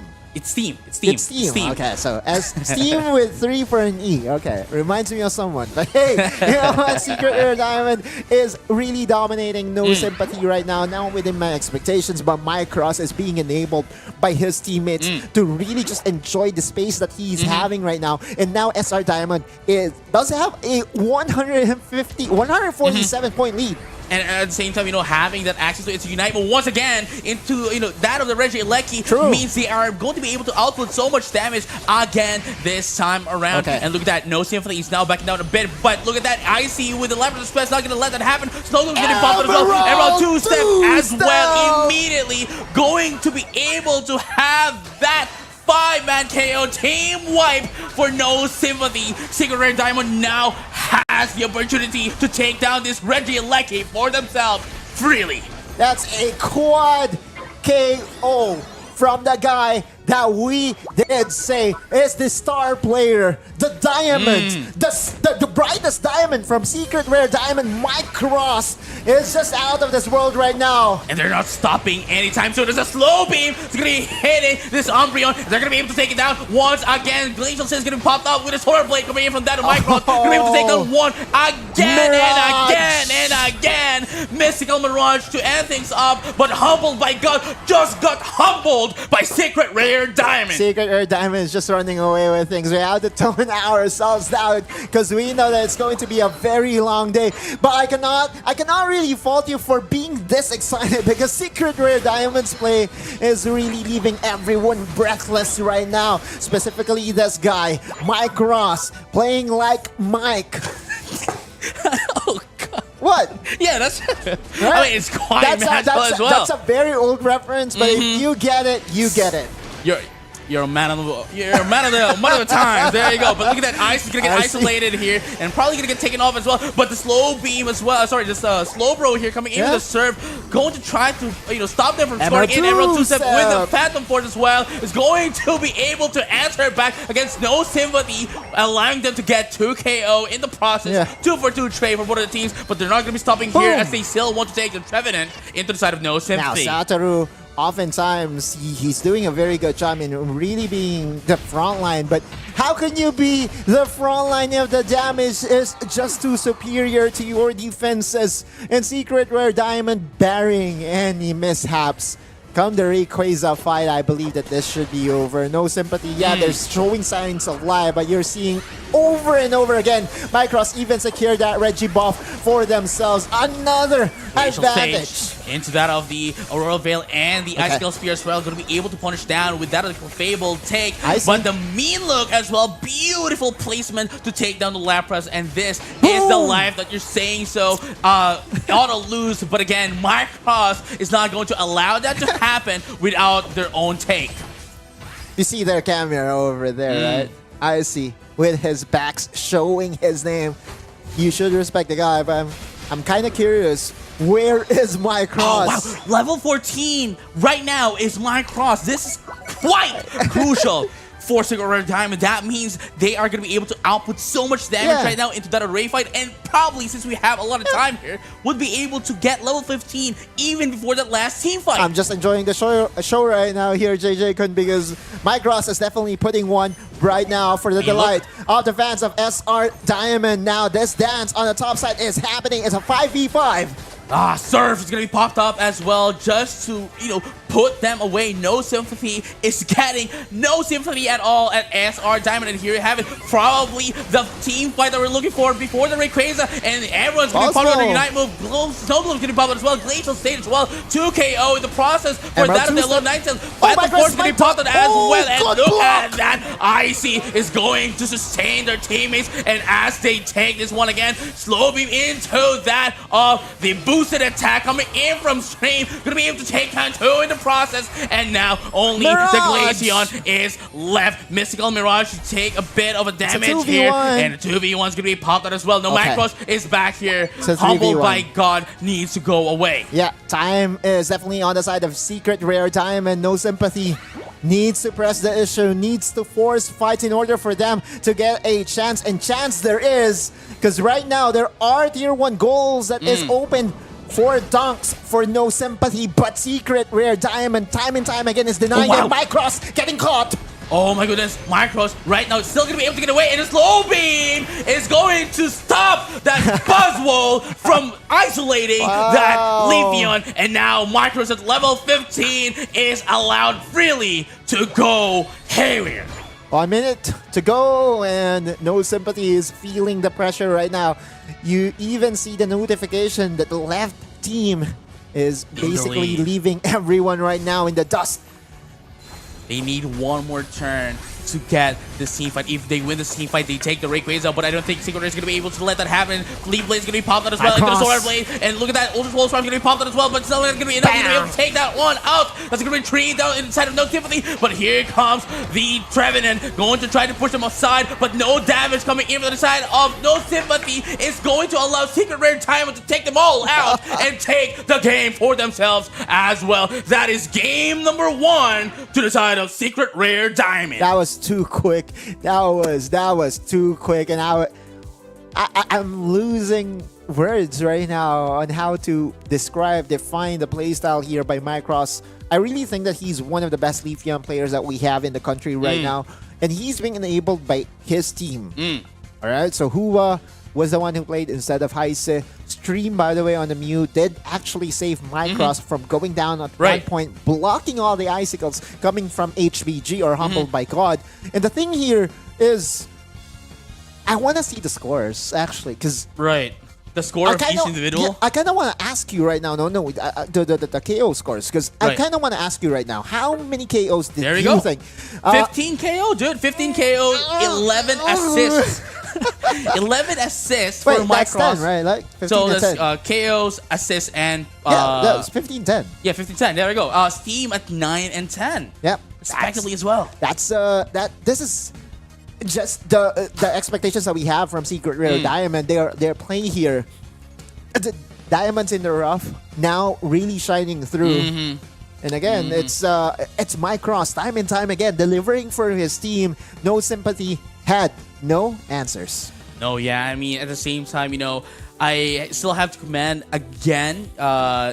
What it calls like Secret Rare Diamond, just because of the fact that they are playing, defend, protect the president here kind of a play style, wanting to ensure that Micros is always alive into the playing field, making sure that they're going to be taking up all the damage for Micros. We saw how what it calls like the Slowbro as well was able to help out and made sure that they survive at the bottom path as well, right? Coming in from that of the Buzzwole. Yeah. And from there on out, it just allowed them to, enabled Micros to just, put up a chaos into the team fight. Yeah, I feel that the entirety of game number 1 was a clinic on how to utilize the space being created over and over again by the teammates here of Micros, right? If you give him the entire stadium as his playground, he's going to just play Again. with opponents, right? Just like what happened in game number 1. Exactly. Those Emerald 2 steps, by the way, was cinematic, right? He's going in the middle of everyone and just basically hits every Solar Blades that he calls upon. Right, especially that it, we have its passive as well coming in from that of the Leaf Blade, charging up its, its meter once again, allowing it to do its Solar Blade immediately. That's chlorophyll, chlorophyll ability, which is the charge meter. Yeah, which is the photosynthesis kind of thing. See, I know my science. You've graduated 3rd grade. Yeah, That's 2nd grade actually. 2nd grade, yeah. Is that a lesson right now? Is that a lesson you're at right now? Sunlight, water, Yes, soil. Hey. Right. But yeah, that's about it. That's game number 1, and that is just Micros. I'm putting out a statement here now for No Sympathy. I still think that No Sympathy needs to default back to having HBG or Humbled by God, having a carry performance of his own. I remember too well his Scyther. Man is crazy when allowed to play this Pokemon, and I think it's time to bring it out. I mean, at this point on though, Scyther does have a huge burst of damage, for sure. I have to agree with that. But with how Diamond is playing right now, I don't think they would even be able to like touch my cross. That's the thing that I know is certainly a worry.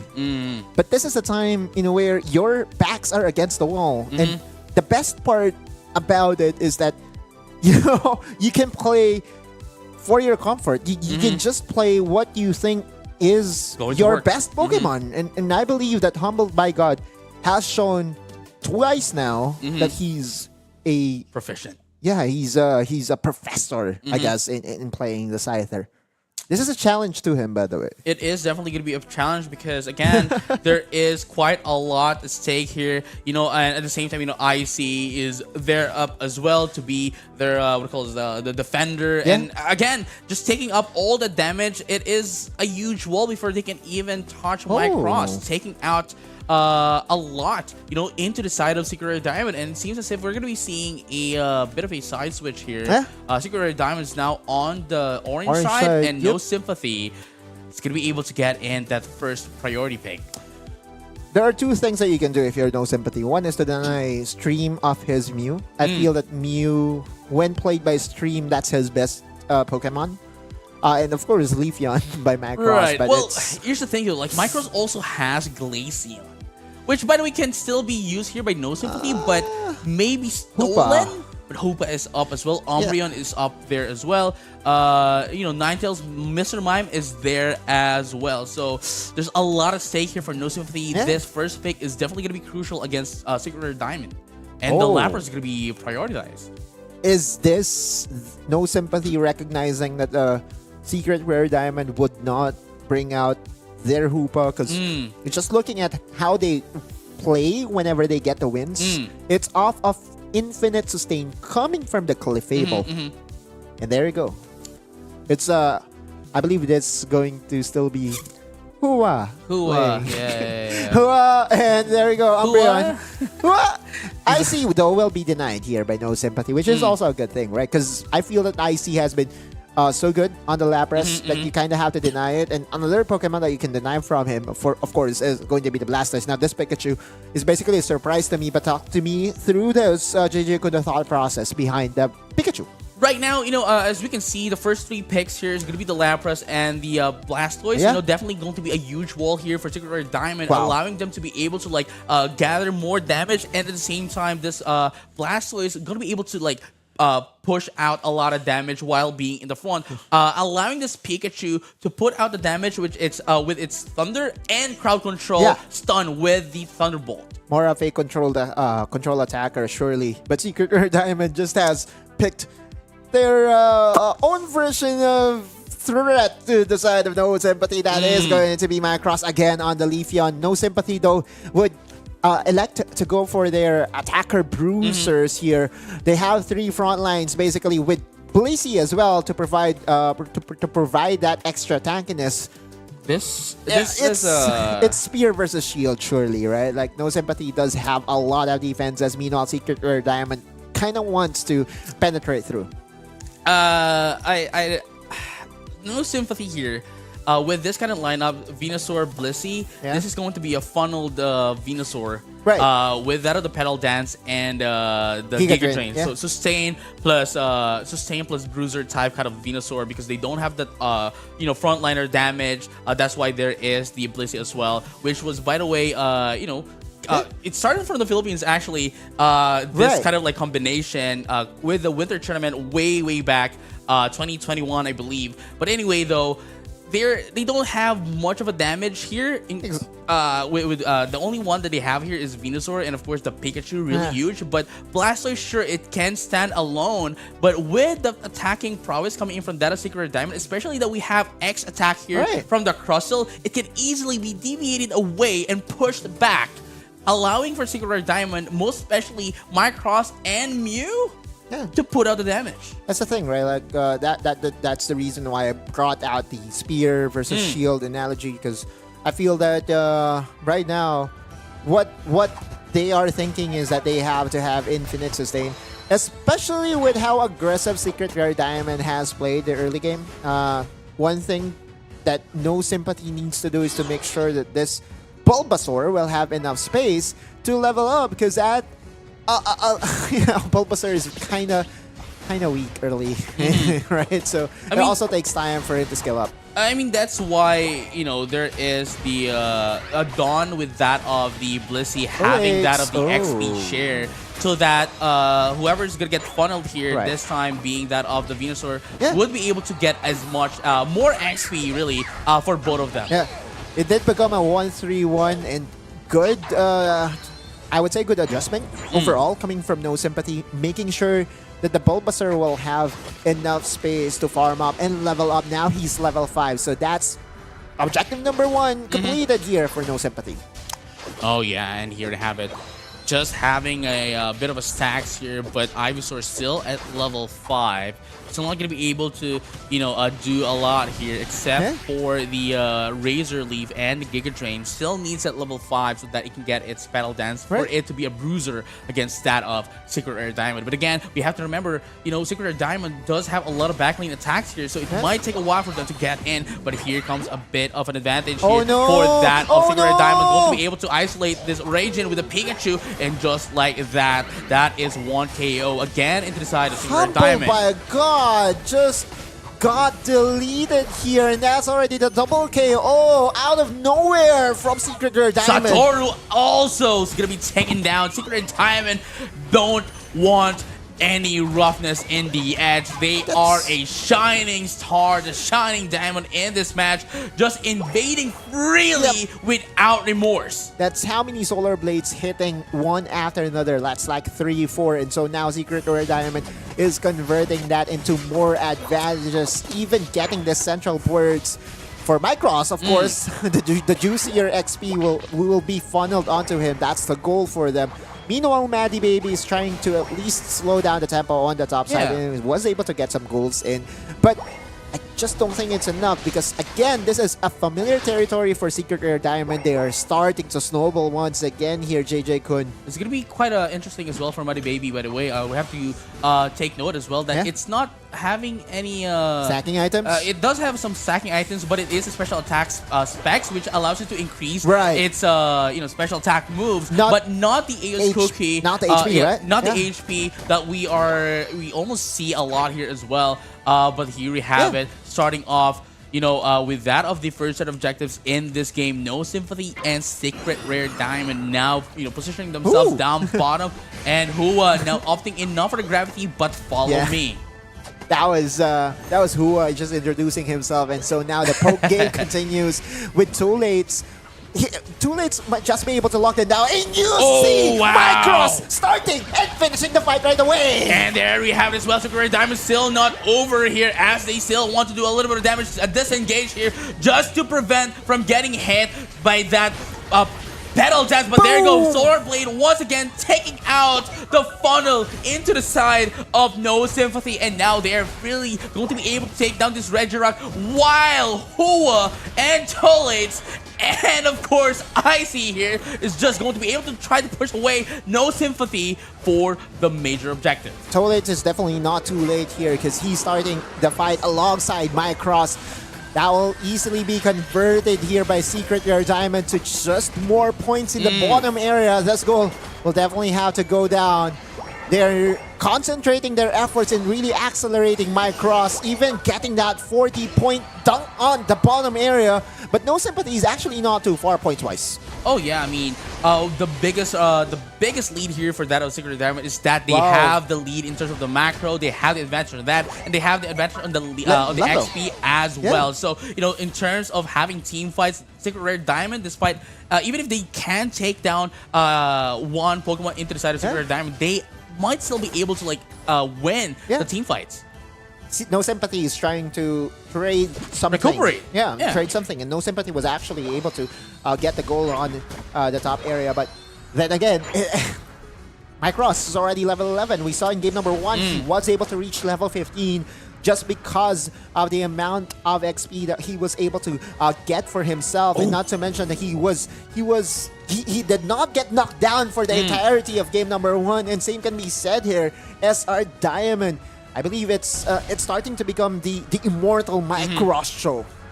And here you have it. We'll finally find out if that is going the case here. It's going to be the case here. Yeah. As Secret Rare Diamond is just slowly but surely trying to get in their XPs, preparing for the next set of objectives. Yeah. This is going to be coming up in just 30 seconds down bottom. Right.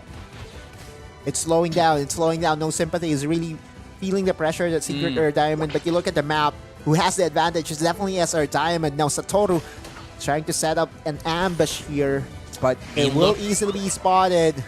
Mean look by Too Late. Not there yet. And follow me once again to try to evade this damage coming from No Sympathy. This could But be here a comes Humble. 3v4. By God is now back here. Satoru might be taken out. Sorry, Totally might be taken out here, but not quite yet because of the help from Hua. With that of the Moonlight. Lapras Express is going to be popped out as well to stop down Secret Rare Diamond, but they're not still going to be able to take down Moonlight the Brands. Reggie There you go. Steel, and there have it. It was Secret the Rare Diamond is lead. going to be stealing away this Reggie Steel, and look at that, Solar Blade is going to be popped up as well. He's going to be 4 down in the process for No Sympathy as Raging as the Pikachu is now down low in health. No Sympathy. It took a long time for them to really secure their objective, and that bought time for Secret Rare Diamond's reinforcements to come in. I was a bit worried for Secret Rare Diamond because their plan was to really ambush Lapras while he was on his way. But again, with the Lapras Express, you have infinite mobility to just go down there, and so now Secret Rare Diamond finds another advantage here in the bottom area. Even What gets the happened? Pikachu. Oh no! What happened with Raging out there? Instead of using their moves, they actually just auto-attacked that Umbreon, allowing Micros to punish them. And so now Reggie Alecki is still up for contestant here. Mike Ross slowly approaching the area of responsibility. And you see Maddie Baby. Oh no, the Typhoon is here. Mike Ross. Yeah, Micros is now here. Solar Blade is going to be popped up, but it's still not going to be enough, though. They need to commit here with the help of Hua, with that of the Moonlight. But No Sympathy 5v5. still has that positional advantage into that of the Reggie Alecki. But here comes Solar Blade. Not going to be enough, though. They're not going to be able to steal away the Reggie Alecki, allowing a bit of a breathing room here into No Sympathy. And they should be content with that, right? There's no reason for them to escort this Reggie Alecki onto the second goal of SR Diamond. The better play here for No Sympathy is to actually get some more XP just ahead of the Rayquaza battle that could still turn things around here for No Sympathy. It's not over, but SR Diamond is still in control. Right, and this is going to be the option select here for Secret Rare Diamond. Either they stop What do they away do? the What do Reggie they do? Alecki or go down into the a Ray Pit, which what they're going to be picking here is go to the Ray Pit with that of the Crustle as well up top, just trying to get a bit of a split push here. But that also means that they're currently in the 4v4 battle onto that Ray Pit, and let's find out what's going to be happening here. Yeah, Wait, hang on. Humbled by God in front of everybody. They're trying to force this, JJ-kun. There's the Surf as well, but both of them just poking each other out just yet. But the Crustle is now going to be coming into the flank here from the back lanes of No Sympathy. Here comes the Petal Dance as well. Russell Rumble is going to be popped up as well into the X attack. Thunderstorm has been used not to attack, but to get away from the Crustle. That was quite a huge force of Unite move coming in from Icy. Icy surprise attack. Go straight to the back line and just basically has cemented another advantage for Secret Rare Diamond. And so now the information is on them that Blissey and Pikachu does not have Unite moves. And here we have it, the continuation of the extended team, but gets the Thunderbolt into that of the Umbreon, but still going to be enough. It's not going to pop up. Emerald 2 stack as well. And Hydro Typhoon. Nobody's going to get knocked out. And the Midnight Press to get their kills. And here comes the Verdant Anger. Not going to be able to take down anyone at all. And Icy is still alive for now. This Venusaur is doing God's work right now. Humbled by God, though.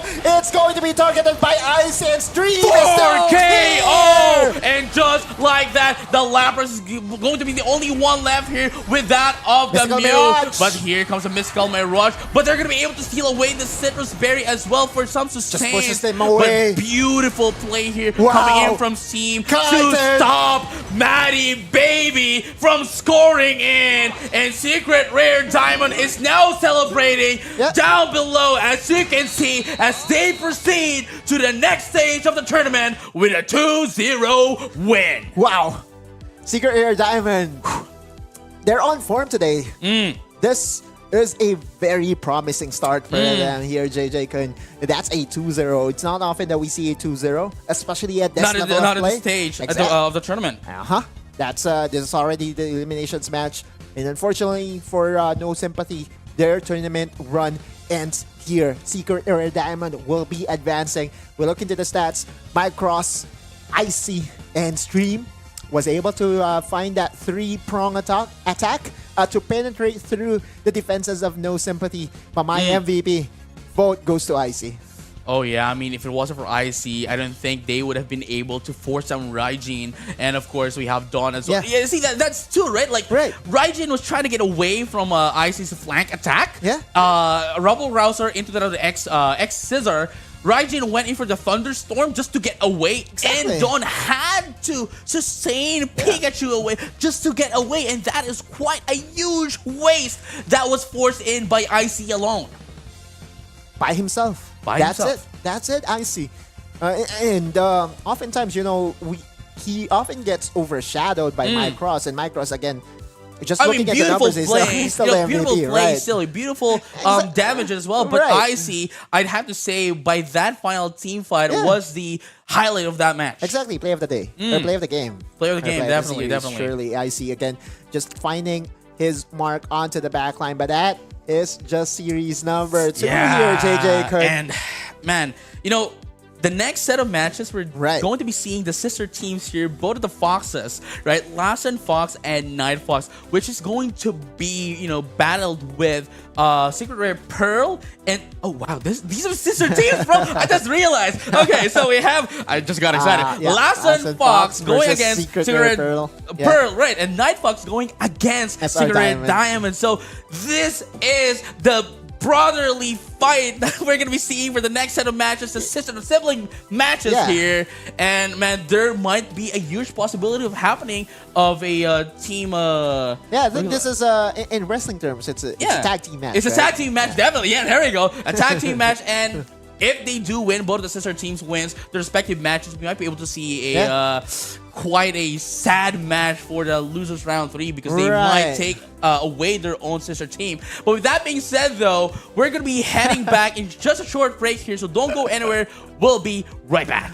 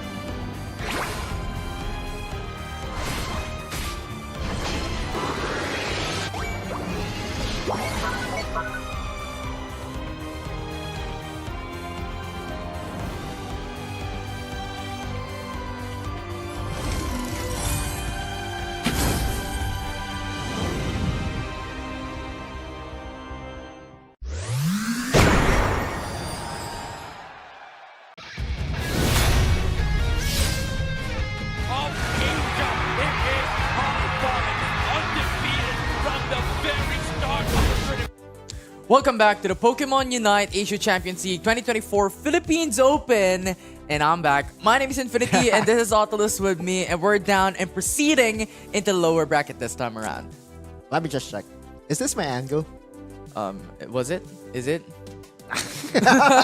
Kidding, but this is again series number 3 here, and with series number 3, it will be the dance between the winners from series number 1 and series number 2, and Secret Rare Pearl will be facing against the Lassen Fox, yeah. Second. Yeah, and the thing about Lassen Fox, we have emphasized this a while ago during the pre-show that Lassen Fox is pretty much synonymous to their name. They're acting their name coming into Pokemon Care Unite. to explain? Yeah. Lassen.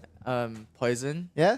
Poison. They're pretty much the Dude. poisons. Okay, Pokemon Unite. For the information of everybody who is watching wherever you are, we have to just let you know that the local language for the word poison is Lason. Yeah, That's and that's pretty much what Lassen Fox has did yesterday. Coming into day 1 of the playoffs, they were bringing out these Delphox and the Trevenant. So that is one of the Right. expectations here today. But before then, let's look at the bracket.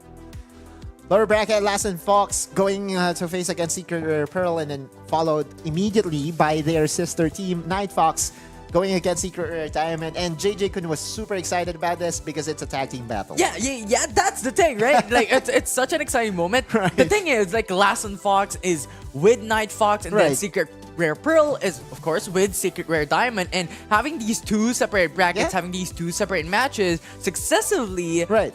is going to be an exciting moment for any of these two teams, especially if one side landslides the whole thing. Yeah, one would say that with the game earlier by SRP, they had the warm-up already, right? Yeah.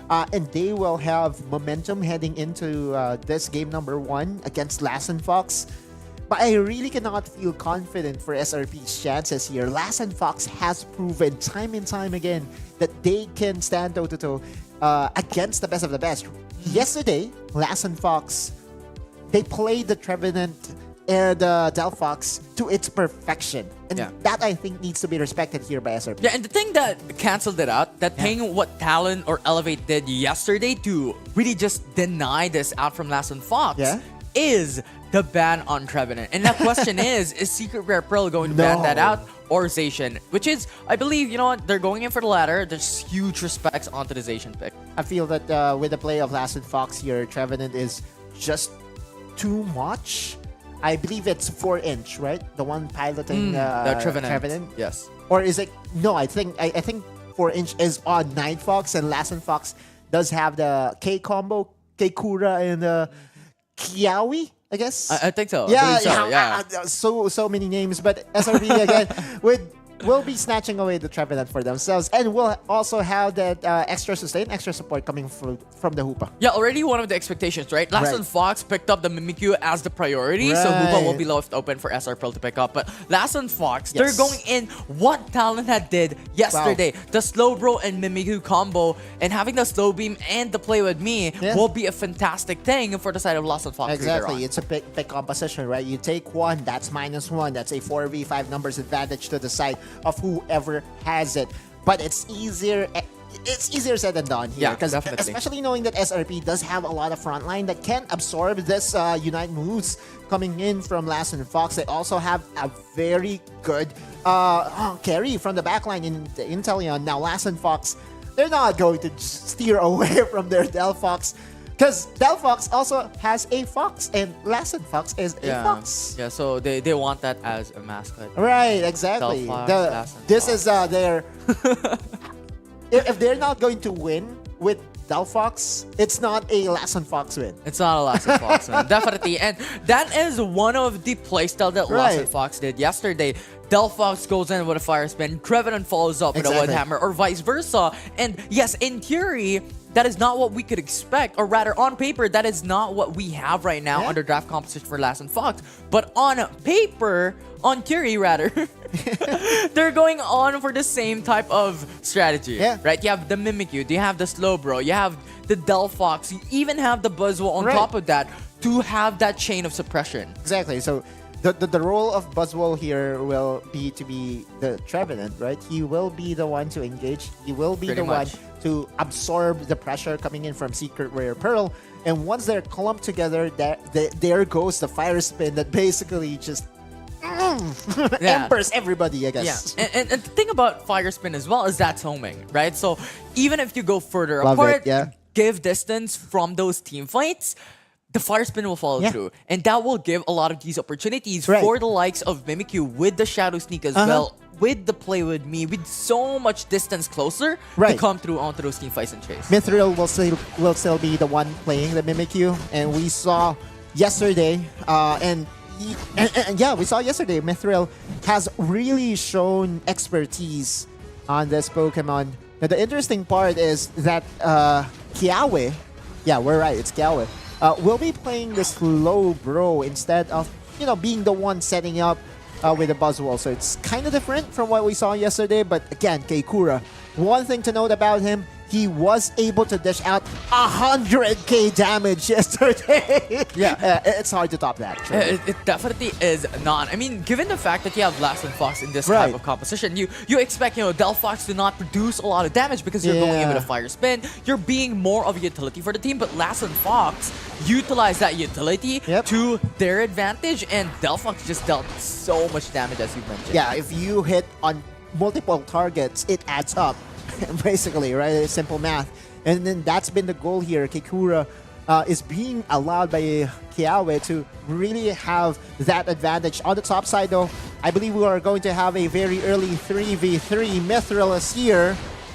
You have the Mithril visiting on top path, but that is just a contest for the Right. Labors. They want those XPs, especially going in Yeah. to the central area Pokemon for Lass and Fox, because Mimikyu will Yeah. be pretty much your secondary carry. And that's if not a basically carry. it, right? Like, one way to quote-unquote counter the Mimikyu is to make sure that you group together so that if in case he goes for the play-by-play combo, play-by-play combo, play with me, then play rough. So that's you, play-by-play. Yeah, play by play. Definitely is.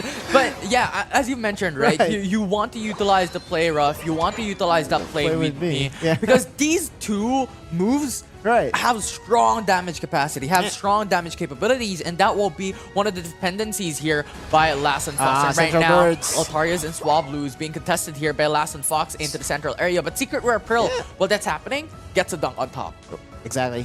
On the bottom lane, though, Yao, by the way, also have to note that Yao, I believe, has the most steals in the game, in the tournament so far, because his accuracy when it comes to skill shots and his timings is so impeccable that Lass and Fox needs to not be overconfident that they will already have the security on the objective, because oftentimes, Yao will have the perfect timing to go and snipe away the objective for SRP, but so far it's been quiet. But in 15 seconds there will be the objectives spawning up. Yeah, it's unheard of. The possibility of Yao and going in for those shots, especially given the fact that you already have Inteleon as well Right. in the bag of Secret Rare Pearl, those snipe shots Right. would be something that Lass and Fox has to respect. Yeah, he's about to go level 7 here, and that should allow him to again make his presence felt with all this skill shots, with all this snipe shots from afar. Now Lass and Fox already has sent 5 people on towards the bottom area. Yeah, they want a priority onto the Registeel. Secret Rare Pearl just has to delay it, depend on Yao to be able to go in onto Registeel, but that snipe shot denied Is it secure? with the body defensive of Lass and Fox, and now Mimikyu will be able to bring down Trevenant. That will just push Secret Rare Pearl back. That was a miscommunication, surely. Trevenant was a few inches away from the hyperspace hole. I see what you did there. Exactly. 4 inches, maybe? Yeah. Or 4 inch though is hyperspace on, is on another team. But he was really few inches away from the hyperspace hole. Had it been that he was inside that hole, he could have disengaged and he could have reset. That's the first KO in the game for Lass and Fox, but more importantly, they were able to get the objective here in the bottom area and will still be able to contest on the top side. Yeah, Lasso and Fox wants the utilization of the Registeel as well to gain advantage, right? They were able to take down the Trevenant, and that Right. will be extra XP, that will be extra Wow. points denied by SR Pearl. But with the Registeel buff, this is a much more safer method for Exactly. them to deny and contest the Regielect. Level 10 for Mithril as well, so more damage potential coming in from the Mimikyu. Eyes on him, everybody. Eyes on him, and right now those snipe shots are currently hurting Lassen Fox. Those poke damage coming on to Buzzwole as well. But the Regieleki has its own reset, so HP back up. Cryos already has the icicles ready to really snipe them down. And this is what we were saying, right? That the accuracy coming in from Yao. He's like an NBA player right now. I mean, 3 points. wow, wow. Those knives. I mean, that's like a shoot from half court, right?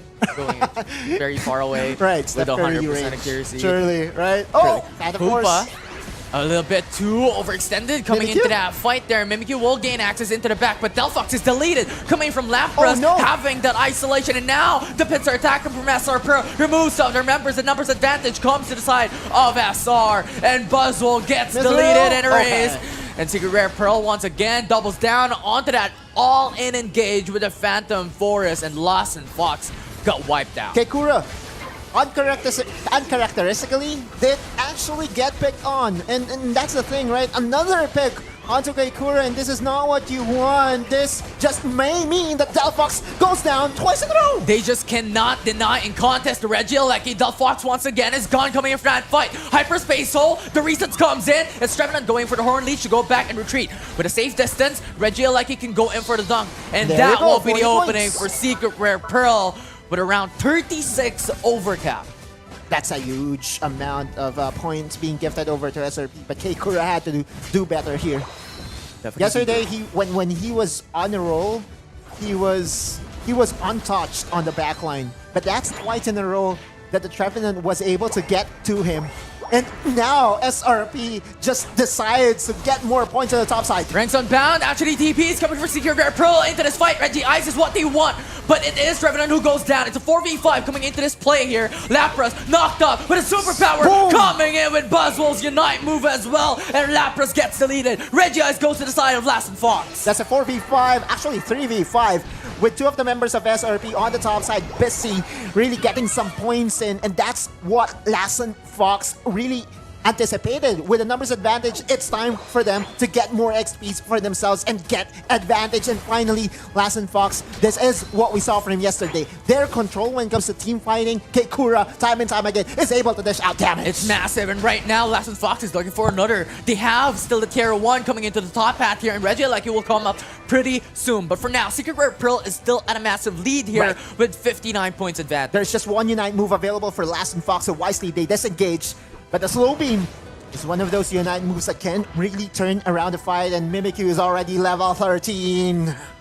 That's just a lot of advantage coming from SR Pearl, but this time around, with 30 seconds left before the Rayquaza comes up, Right. this will be something that both sides has to be worried about and have a little bit more of those risk aversion onto those team fights, because losing one team fight, losing a Pokemon before the Rayquaza will be massive. And right now, Sobu goes in for the Surf here to gain distance and deny the dunk cover from SR There's a Pearl. Slow Beam. Glaceon is erased, and that will be Lassen Fox, who will get the numbers advantage, Wow. but 13 seconds rather, before Glaceon comes up, still enough time. Thing here is Kue did not use his Slow Beam just because there is a Rayquaza battle that will happen in just a couple of seconds. On the top side though, that will be a very easy march down. No one is there to contest, and that will be SRP getting 20 points in. Lassen Fox though, the pressure is on them. They need this Rayquaza to get back into this game. And Yao is set in a position that is really good for those snipe shots. And look at Secret Rare Pearl. Yeah, Trevenant guarding the tier 2 into the bottom path. Glaceon is a bit further back because the thing is, they still have Rings Unbound. This is Lassen Fox going for the desperate play, and SRP does have information that the Rayquaza is already being started here. Lapras going for the pincer. Yeah, Mimikyu with a Shadow Sneak as well. Gains access. Lapras is really low. Lapras Has to use the Express. Lapras Express. The crowd control is there though to play with me. Just brings him So down. tacky. Sustain will not be enough as Mimikyu brings him down. Slow Beam still available, and there Connects you go! back to Bios! Glaceon. Glaceon will just be punished, and that will be Lassen Fox. Wow! Removes 3 members from SR Pearl into the on and Trevenant left. This will be not enough for them to contest the Rayquaza. wait. But they get an answer of their Kikura own. is down. Kikura is down. And that's a huge chunk of damage from Lassen Fox. And now Yao will be the lone wolf here by SR Pearl. This will not be enough time here as Lassen Fox wants to prioritize Rayquaza. Rayquaza. And now the snipe No shot steal. will not connect. And Lassen Fox secures it. March onto the top lane. Here, one goal. Very easy to reach. And you look at the buzz wall. That's a slam and Sama twice in a row. And that will be an extra 200 points going to the side of Lassen Fox. They turn things around from a massive deficit. They will win it all. 400 out with 227 for SR Pearl. Wow, what shot calling coming in from Lassen Fox. They know what to do. They are very methodical. And Kiawe, time and time again, very formidable. His slow beam caught Prius, and that's it. Drinks Unbound, SR Pearl wants to turn things around. They could go in with 100 points coming into the bottom pad as a tier It's 1 is not still enough. up. And right now, Trevenant goes in with a wood hammer to delay it. There's no opportunity for Lassen Fox or SR Pearl to go for more donks. And that will just be the turn of tables, the turn of tides in favor for Lassen Fox in game 1. What a game. But my MVP is Kiawe. Dude is just so good in recognizing those timely plays. And his slow beam onto Prius basically has cemented that Rayquaza. We have to remember that at that critical point in time, Glaceon going down is basically half of the damage that is available to SR Pearl. And although we did mention that Yao is very good at stealing objectives from afar, it was easily denied here by Lassen Fox. And that's what we mentioned, right? Coming into those final moments before Rayquaza comes up, a fight is not something that you want. Losing a member is not something that you want. And that happened to SR Pearl. Gave so much advantage for Lassen Fox to gain a better edge, gain a better position onto the Rayquaza pit. Mithril also getting and bags the MVP of the game after reaching level 15, the space created for the Mimikyu. This is also their recipe for success yesterday when they got a win against the best of the best teams here in the Philippines. And now Lassen Fox wants that again. They want a rematch. They want a rematch indeed, and that was just a phenomenal showing here by Lassen Fox. And Yao, yes, he was still alive in that final moment wherein Lassen Fox wanted Rayquaza. It came down into that final 1 HP, but it was the Buzzwole who really just sponged the damage coming in from Yao, and in the end, Lassen Fox took it down. Yeah, no snipe will go through the Buzzwole at that point because he's being distracted left and right. I can sense the panic right there, right then and there. And again, it's also them recognizing that Yao is alive. Yao is alive. He has stolen a lot of objectives, so we have to take him down before we even go for the finish on this Rayquaza. That is just one way to dominate a Rayquaza battle. What a beautiful game. Yeah, a beautiful showing, a glamorous prowess coming through into that game number 1. But as always, we still have game 2. We still have game 3. Thus far, coming into series number 1 Really? a while ago. I thought that's just game 1. Yeah. And that's it. Still haven't made- So, Nah, I'm do kidding. you think Lassen Fox will take it down with 2 I really think so. Because again, the thing about what is happening right now is that there are 2 potential things that needs to be solved. It gets solved by Secret Rare Pearl. One is the Mimikyu, and second is the combo of Trevenant and of course Kikura on the Tal Fox. And those 3 things, the crowd control, the ability to recognize those choke points wherein they get their massive damage and their massive advantage is a problem for Secret Rare Pearl. I just think that SRP needs to just be careful, I guess. Yeah, it's just a Prius. lot of crowd control. That's Right. the big, massive characteristic right? of what Lassen Fox did into their composition. And this is one of their unique traits as well coming into day 1 of the playoffs. They consistently bring out the Delphox. They consistently bring out these huge suppression Pokemon with the likes of Trevenant. And right now, coming into game number 1, Mimikyu as well, and also Slowbro. Yeah. Oh wow. Kiawe, dude. Like, at the bottom area, I was anticipating for him to go for the slow beam, and him holding back. The discipline that comes with it, right? Yeah. Even when they were catching the Lapras off guard, right? They were centering around the Lapras, and I thought right then and there, okay, so slow beam might just get invested here, but He held back. He held back. He waited for the perfect target. And the perfect target was the Glaceon. Yeah, 100%. And I feel like that's the thing. That's the power of the composition of Last and Fox. Yeah. Is they don't have to invest the slow beam because they still have Play With Me. Or it could go vice versa. Yeah. They don't have to invest Play With Me immediately because they still have slow Yeah. beam. So it could work around whatever the situation requires. And Lapras overextended a bit. Play With Me was invested. Glaceon wanted access Yeah. because they wanted to follow through Lapras's engage, but slow beam came through. Yeah. And that's just the big thing about Last and Fox in Right. game 1. Easy to execute is the draft, right? With all Very the options linear. that you have available, right? Now, Secret Rare Pearl, they've been here in this situation. In series number Yeah. 1, they were able to climb back into a 2-1 victory, reverse sweeping East and Salto. But Last and Fox is definitely a better team. Oh, I wow. love this. Trevenant is going to be banned away here. Mimikyu, though, is open. Yeah. Mimikyu is open, Hoopa is open. But the thing is, Umbreon could be the priority here, but Secret Rare Pearl wants that Hoopa, and they're gonna give away the Umbreon and also the possibility of that Mimikyu to come through once again for the side of Last and Fox. I think it's a no-brainer. It's going to be the Mimikyu. Like Mithril. Mithril's Mimikyu. Oh, They are wow. so confident in this team composition that you have to find a way to disrupt them. Yeah. And the disruption came in the form of Trevenant being banned away. I just don't think it's enough.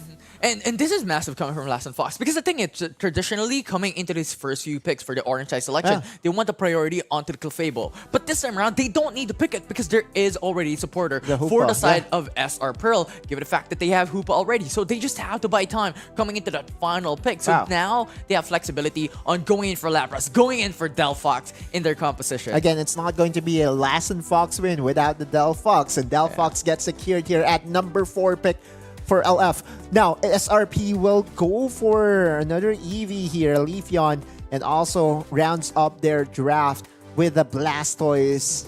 Still, this is Yao going to play the Mew, and this is the definition of a very balanced lineup. Yeah, but the big problem is we were talking about this Oh, wait. during the post game. Wait, right? It's Okay. a double supporter. That is a much better option because the thing is, if they go in for the Blastoise, the big problem beam? was the slow beam is available, Right. Play With Me is available, so they need not to invest these two or these massive unite moves into these crucial moments. It Right. can just be Last and Fox to deny it. They go in still for Blastoise. Clefable is going in for the side of Last and Okay. Fox. Already to be expected. This is what we have predicted a while ago. But once again, reiterating, this is a huge problem for Blastoise because this will be the huge dependency on those team fights, the Hydro Typhoon. He will be in the same position as the Lapras was in game number 1, Game in one. where he went for the flank, but Last and Fox came in prepared and just basically invested. Yeah. Not even the ultimates, right? They just invested their normal moves to lock him down, and you can only be okay. There's no tanks against 5 members, basically. Yeah, what I'm trying to definitely. say. Yeah. There's just no opportunities as well. I mean, Blastoise and Umbreon, yes, you have a little bit more of the possibility Yeah. of having an extra frontliner for your team as well, with the Umbreon having the meat look that could deny of Mimikyu or even the Slowbro of access. But once again, these are two Pokemon that could just hold on and bound the Blastoise, denying them of the Hydro Typhoon. After that, there's no massive team fight engage tool for the side of SR Pearl. Right. Tournament life on the line. And it's now or never. It definitely for is. SRP. For Last and Fox, though, their goal is to, again, just have that rematch against the top teams. And I really am excited for it as well because they have formed a strategy that I believe is very formidable to a point that, it kind of forces the opponents to react to it. And I feel like right now, coming into game number 2, SR Pro wants to double down when it comes to this early game prowess, right? They have the Right. double EVs, they have the Leafeon, they also have the Umbreon. They want that possibility of having that massive advantage when it comes to XPs and when it comes to these aggression up against Last and Fox, because that will be something that you need to really invest to, because coming into that final moment, we're talking about Mimikyu, we're talking about Slowbro. Right. This is also a challenge for Keikura, right? Because Keikura, earlier, the main reason why Last and Fox was struggling at the mid part of game number 1 was because he got caught off guard. He got caught out of position. Is it easy to catch him off guard with the composition that SRP does have right now? Absolutely not. It's not easy to do it, especially with Trevenant not being there for SRP. But still, the thing here for Keikura is that he has to be careful. He has to remember that he's very squishy, and he has to pick his spots. Yeah, you have to choose your poison, as you may, coming into this game. That's the problem that SRP has, though, right? Like, and every opponent that Lassen Fox is facing, they have to choose their poison, because anytime that, you know, when it comes to the drafting, there are a lot of premier picks that Lassen Fox really is able to maximize. And it really gives a problem to the opposing team. Yeah, this highlights the Pokemon flexibility as well. Right. Right. Even if Delphox is removed, they could switch into another perspective, right? They still have Mimikyu. They already have Slowbro. Oh, so they can double Shadow down when it Sneak. comes to Glaceon as well. Mithril coming into the backside. The- Hyperspace will not be enough, as that will be Lassen Fox securing the knockout on 2 members of SR Pearl. That's 2 KO, and they're being pushed back right now by Kal-El, but Kal-El will not have enough HP. And that's 3 KO in a row here, plus some points for Lassen Fox. The power of Mithril and the power of Mimikyu being shown, and look at the distance being covered by Shadow Sneak in a small amount of time. Right. Is too big. And plus the fact that you can surprise them, right? Like, the Shadow Sneak is there, but there's also an option for him to not go in. That's the thing. It makes you so cautious that it kind of disrupts your playstyle by himself. And so now Secret Rare Pearl has to get back into this game. This Hoopa being targeted away surely is a primary target here for Lassen Fox. You take away the Hoopa, you take away the resets. A little bit more of a risky move here. SR Pearl is doing the 3-2 split, but the thing is, Lassen Fox is going all For the 4-1. in for the Reggie Ice, so they have the numbers advantage for this objective. And Keikura is so good at this, right? Fire Spin is going to be there. Surf to engage on that fight. Fable with a sustainability hyperspace hole for the reset for Umbreon. Right, and that should be enough. Reggie Ice, enough sustain, and additional HP restoration for the team will be there. How can they solve this? SRP is in a pinch. They're now going in for the push here. Snowbro already down lows with a surf. He will be able to run away. Play by Blastoise play. coming in, going into the backside. That won't be the knockout. A 1-for-1. Keikura. Sustainability loss for Fireworks. Lassen Fox. Hydro Typhoon to knock up on Snowbro, and there's just no escape. Clefable is gone, and there's just no sustainability. And now Mimikyu will have to go in for the Shadow Sneak. And look at that! The turnaround, the outplay No way. from Mithril gets him the quad KO. This is the power of Mimikyu, and Mithril is just out of this world.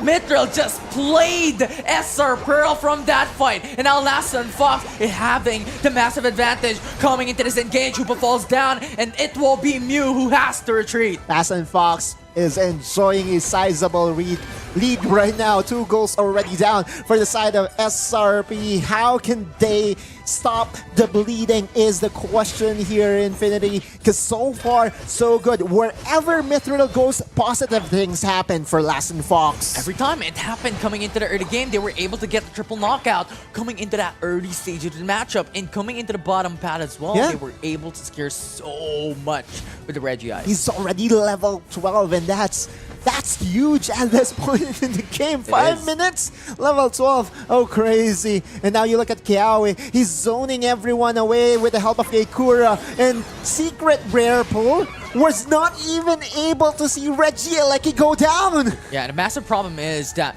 Mimikyu at the moment, Mithril has so much kill streak. So when it comes to the respawn timers, it will be Oh, massive. sure, so sure. that needs to be reset pretty soon. Reggie like now being pushed up. Hydro Typhoon Typhoon with an at up. 4. Every single one was caught up coming from the Unite move by SR Pearl. But a 2-for-1 trade already. Lassen Fox is on an advantage here, and they still have sustainable front lines. Mimikyu just wrecked havoc in the back lines. Mew gets deleted. And that's an additional 20 points. No, additional 100 points. That goal went down in an instant. Lassen Fox is feeling it right now. Mithril, you did say that his respawn timer will really take a long while, but that's not a problem if he's not going to be taken down. He needs not the respawn timers if he needs not to be respawned. This time around, Lassen Fox with a massive advantage that they had. Reggie Ice will be the objective. Yeah, and I think we have to tone this down here, Infinity, because Lassen Fox is just, you know, feeling it right now. They're dancing to the tune of celebrating because they know that Lassen Fox or their team is well way in the lead. If they play this methodically, if they don't throw away some, unnecessary advantage, it will be Lassen Fox advancing onto the next round. Yeah, 225 points advantage already for the side of It's too Lassen much. Fox. It's too much point advantage already in 3 minutes and 30 seconds. But as always, we still have to remember Rayquaza will be the winning condition here by SR Pearl if they want to come back. And the carries for SRP is still, I would say, at a decent level, right? The Leafeon is there at level 12. But outside of the Leafeon, I just don't see the Blastoise being able to do much in terms of damage. Yeah, sure, you have Yao on the Mew that can snipe down objectives, but so far, Lassen Fox has done a great job in denying all those potential steals just because of their lockdowns, just because of Mithril going straight to the backline, and with no one there to lock him down, he just has a playground, right? Yeah, he Play definitely rough, does have it. play with me in his own playground. Yeah, definitely is. That's it. It took a bit time to come through and process, but it makes a lot of sense. Lassen Fox, though, once again, wants another objective of their own. And Regieleki, for sure, this this will not come through into the final goal zone, but what they want is extra pressure on top now. And that's the goal, right? Like, just more pressure and more points as well. That comes in with 20 points to whoever secures it, plus XP advantage as well. You're looking at Mithril already level 14, and this is just a massive problem for SRP. And look at that. Like, the pressure that we're talking about, right? On top hat, this will not reach the tier 3 No goal way. zone, but the better position for Lassen Fox now gives them a better edge onto the Rayquaza. They don't even have to start it, right? The only time that Lassen Fox will be throwing this game away is if they even start this Rayquaza. So wisely, it's just about trying to find where the members are from SRP and trying to predict where they will be moving to. Definitely do. And Lassen Fox, look at their positioning. It's pretty much a vertical line Right. onto the edge of the central area on the side of SR Pearl. the So bot a lane. very, very good Oh, sneak there coming from hello. Lassen Fox, Blastoise, and Leafeon. Unspotted. But you have Mimikyu just waiting around. You still have the Shadow Sneak to come through. Okay. Fox. They will not be able to go in for the goal. And Lassen Fox no. denies them off this. And now Snow Beam Rings and bound, though. unbounded. Rings and bound. Rings and bound. Leafeon will go down. Rings him down, as you have mentioned. Starting off the Rayquaza, but good response coming from Lassen Wow. Fox. They will have the numbers advantage. Umbreon trying to run away. The light screen, along with the Solar Beam, will deal a massive amount of poke damage. But there's just so much sustain with Moonlight. Yeah. Action continues with Lassen Fox Shadow still Sneak. finding their targets, and Yao, 1 HP, will be able to survive. Nice utilization of the surf and the agility to come back up into retreat for the side of Esper Pearl. They need every single one of their members to come through into that fight. And Mithril. will find another member, and that won't be the carry by SR Pearl. Remove another frontliner as well is deleted, and Lassen Fox way. is just dominating SR Pearl. Even more points for Celebration. Mithril hammering down. Secret Rare Pearl raises the white flag. They will, and that will be the win of Lassen Fox proceeding into the lower bracket. That's a 2-0. It is. It's another 2-0. It's a miracle. It is. When It I'm is. with you, it's a miracle. Yeah. Maybe you're the alleviation to the caster's curse of 3 games, best of 3 series. Oh, by the way, Yao also still decent damage-wise, but you can see and feel it, right? Lassen Fox did not even feel threatened. Those pokes, they did not really convert into KOs, and that's the most important part. Meanwhile, on Lassen Fox, that 73k damage, that was taking down a lot of Pokemons on the side of SRP. Quad KO into the bot path. Double KO in the Triple early game KO. in the central area. Triple KO Yeah. as well. It's just too much access. Right. Mimikyu gives a lot of the space for Lassen Fox, because the thing is, if Mithril axes Yao or Prios, Yeah. SR Pearl will turn into Mithril. And if they turn, Kakura will be safe. You have Sway and Kiawe that could come through into the backlanes as well to follow up Mithril. And at that point, how can you counter that? None at this point, right? None with the composition that SRP did decide to use, because they need a lockdown, and the lockdown is on the side of Lassen Fox, Yeah. right? One way to potentially counter a Mimikyu is to get that slow bro so that if he goes for the play-by-play combo, there will be retaliation, there will be punishment, but the punishment did not happen. Answer a bound with another bound, Slowbro versus Mimikyu. But this was the duo that Talon initiated and pretty much showed yesterday in the day one playoffs, and thus far Lasson Fox has implemented and applied that strat. Yeah, but such an amazing performance. I'm loving our pace here, Infinity, because we are going to enter our fourth series, but before that we're going to enter a very quick break. Autulus and Infinity will be right back.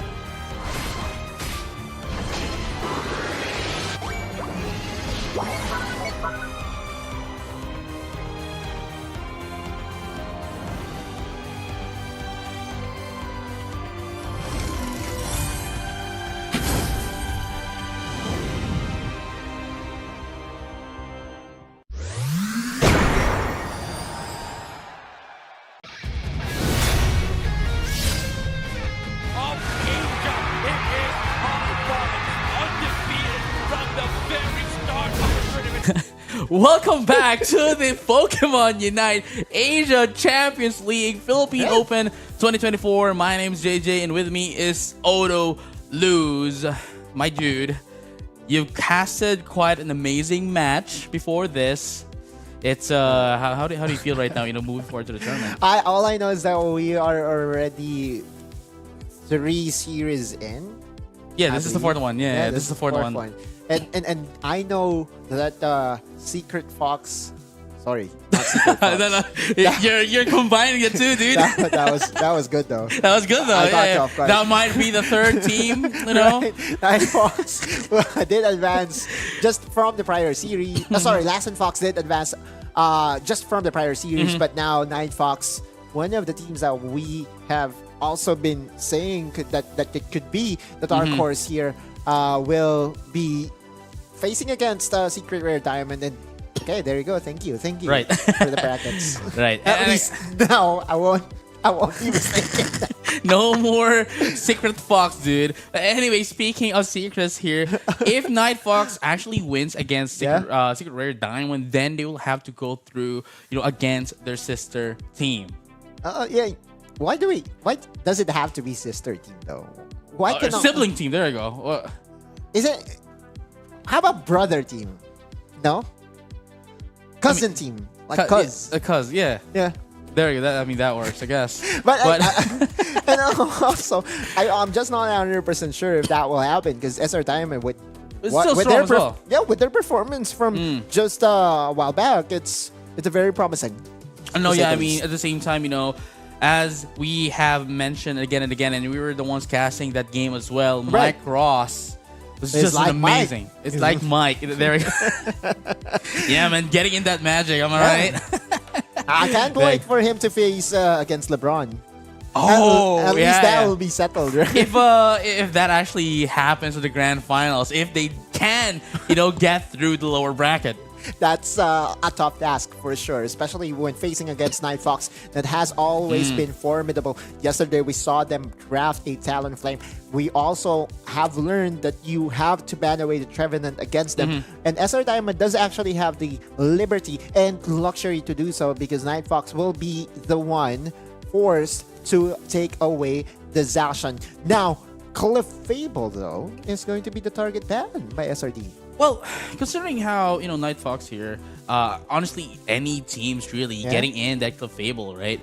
Just it's one of the biggest sustained Pokemon in the tournament and in the current meta as well. So definitely removing that from play ensures that they would be able to take down their opponents as quick as possible. But Secret Rare Diamond here, starting off with a Hoopa.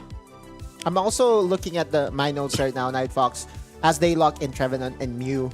They also have the tendency to pick up the Greninja on the red side as their last pick. I'm not sure about the Greninja though.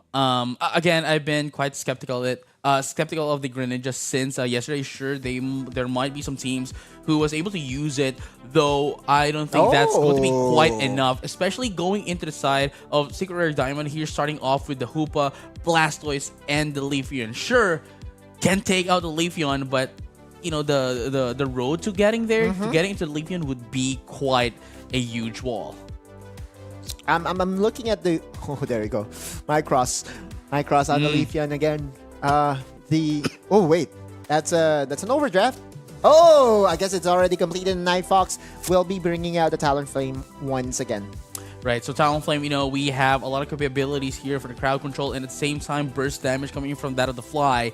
And this is actually quite good, considering that there's a lot of very squishy, well, not a lot, but there's two squishy Pokemon into the side of Secret Rare Diamond, being that of their main damage dealers, that of being the Pikachu and the Leafeon, and just one Fly from Talonflame can almost take down his mark, right? Yeah, find his mark for both of these Pokemon. And what do you call this? It's being out in the skies allows it to not get hit by anything at all. Love it. Again, just one of the few Pokemons that can maximize the on-target ability, right? And that's the thing, especially against a Pikachu that is very much known to be one of the squishiest Pokemon that we do have in the game. I'm also curious as to how SR Diamond will be playing this, because we saw earlier SR Diamond is very aggressive at the early stages of the game. They would not hesitate to go for an invade, but with their Pokemons, Hoopa is the only one to, that will have that access to the early game invade. That will be, I would say, scouted though by Night Fox, and for sure they will be anticipating it to happen. Well, see, here's the thing, right? Like, I have to agree with you as well. Like, Sacred Red Diamond definitely still needs to be aggressive this time around, because they have to get that early lead if they want to win against Night Fox, considering how much of sustain that Night Fox has, and at the same time, they are, they can survive more team fights than that of Sacred Red Diamond in the current patch. There's a skirmish happening in the central area. Exactly, and the Night Fox already has there's a 2v2 happening. But almost going to be taken out. No, not quite yet. Going to be able to get away. Oh, Steam, actually, not Stream. Oh no, they were able to take down the Clefable onto that of the central area. He's level but 5. as we say that right now, down bottom, good sidestep. Mew almost gotten taken out. Sorry, not. Yeah, that is a Mew. Yeah, good eject bottom, by the way, coming in from the Trevenant. That's 4-inch for sure. Because 4 inches. Main Pokemon, in my eyes, in this tournament has been the Trevenant. On the top side, though, I love this. Hittery is much more effective when he's on a tankier Pokemon, Blastoise, and now Mr. Mime. He's just making his presence felt time and time again. Yeah, and there's a lot of crowd control coming in from the side of Night Fox as well, especially with that Mr. Mime with the confusion that can stun you if it hits a wall. And at the same time, we have the barrier as well. Still a light screen though. Later on in the game, which will definitely help out a lot for the team. But look at that, Micro's gonna be able to take down the Fletchinder in this game. That's not their base, surely, right? Like Micros and Woowa tag teaming, and that's one more time! Twice in a row. Blank needs to get away now. Hello. But look at that Leaf Blade, just dancing through your central area. Let me go away. Micros though almost gonna be taken out here by M-Side, but actually gets away with a beautiful Leaf Blade just to get away. That's not his base though. And he's going to be pushed back onto a corner, and finally that will be the takedown coming in from Dreamt. With Sweet that dreams, of the, buddy. With that of the Mew as well, and this is going to be quite detrimental as well, because Mew is a huge damage dealer.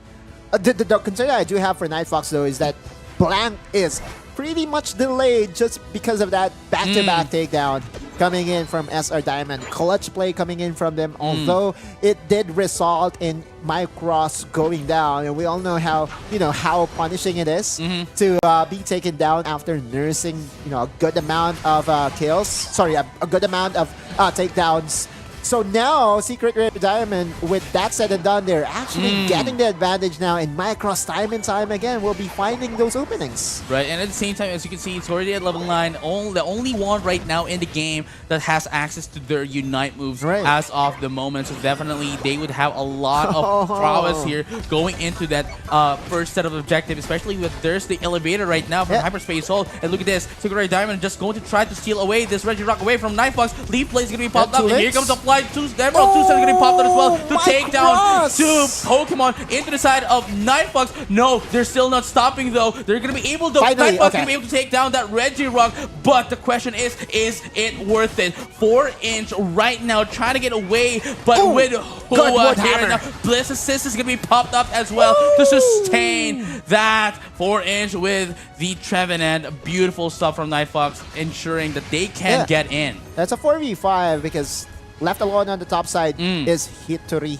Icy actually. It was Icy that was able to take down the goal of Night Fox on the top side. Yeah. But you see, the big problem that is facing Night Fox right now is that whenever Micros is at the middle of everyone, he still is mobile enough to survive on his own, and there's really no big lockdown that is holding him down. This is his mechanics in full display, and he's already level 11. He's really approaching that superstar status right now, I tell you, JJ. And again, we might be able to see, Micros get into like level 13, 14 before the Rayquaza once again, which only means a huge attacking prowess into that of Secret Diamond. Look at that Emerald two-step again into that of the into that of the Solar And they Blade stole it. immediately. Going to be able to take down the Reggie Ilecki. Blank trying to get away with the help of Dramp right now just to push them away. Well, with that being said, Reggie Ilecki is still Yeah. at their tail. On his own, though, Dramp might be able to defend this top side, but on the bottom area, you look at the Mike Cross is rotations coming here in, though. by SR Diamond, and exactly Mike Cross,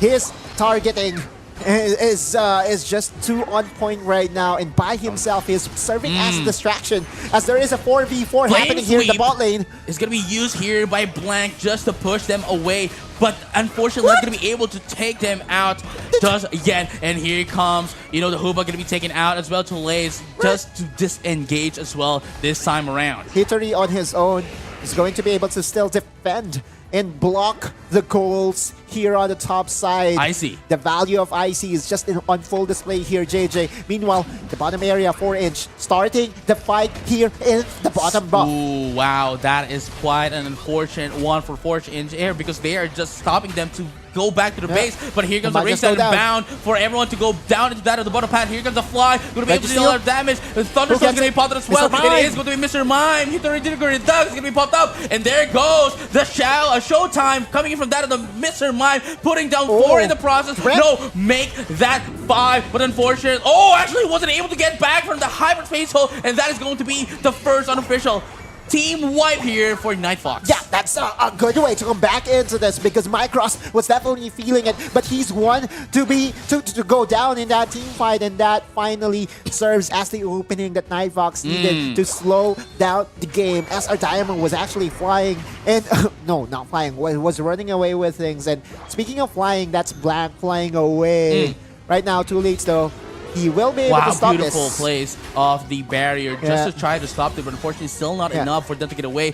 And also this Blissey just tanking out all the damage, Right. allowing Hittery to get away is a Ooh, beautiful Micross decision. again. Elevator play, rotations, 2 on point on the side of SR Diamond, and this is something that you have to be wary when you are playing against a Hoopa. 4-inch though will still survive, does have the passive, and will regen back, but the Regielec is already being started here by SRD.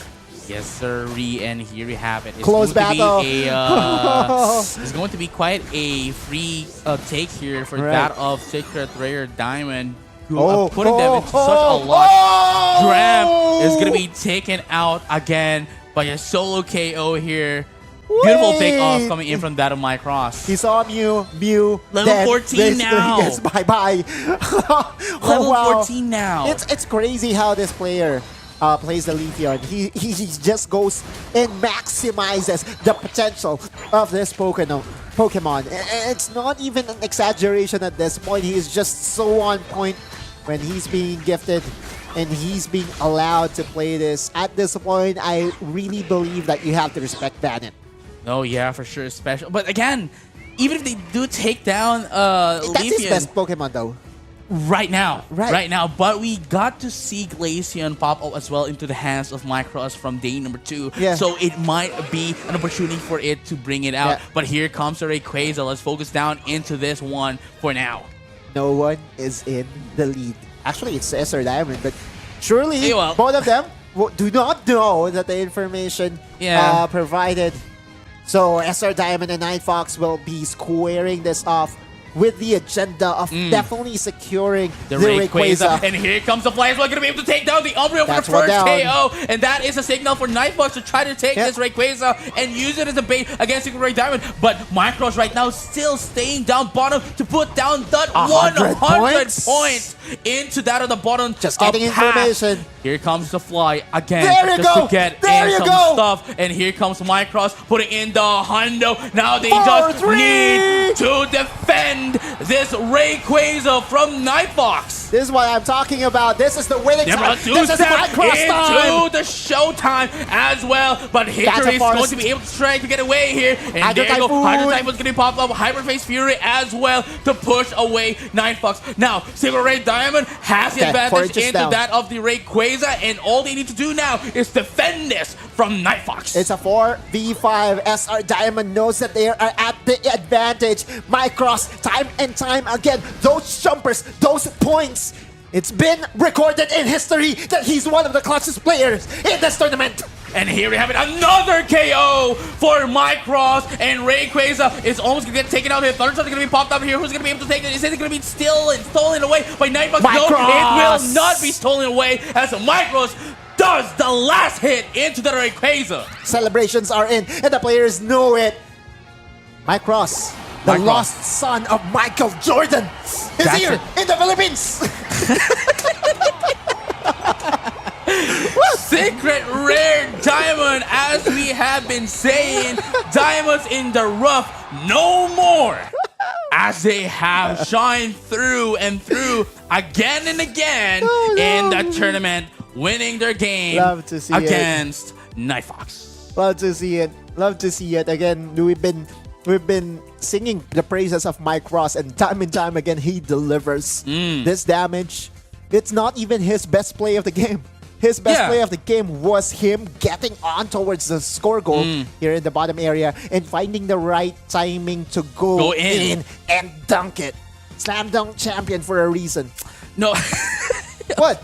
No, yeah. You know, see, here's the thing, right? Like, if Mycross actually went into a team fight, I think that would have been a quicker team fight for them. But again, that goal, that 100 points coming from Mycross is just the guarantee for them to actually have a bit of a leeway, even if they can, a leeway just in case Night Fox can battle it out for the Rayquaza. It's the mental advantage as well, right? It puts Night Fox in distraught.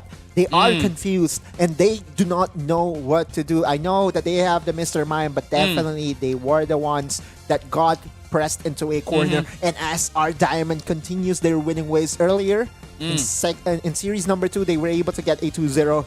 They're one win away from doing just that again here, JJ Kun. Right, and you know, even after even having a special attack specs for that of the Mr. Mime and including a Slick Spoon as well, sure, you might be able to ignore a bit of a percentage of their special defenses, but still, if you're not going to be able to put in any score at all, not going to be able to put in any stacks, it's for nothing.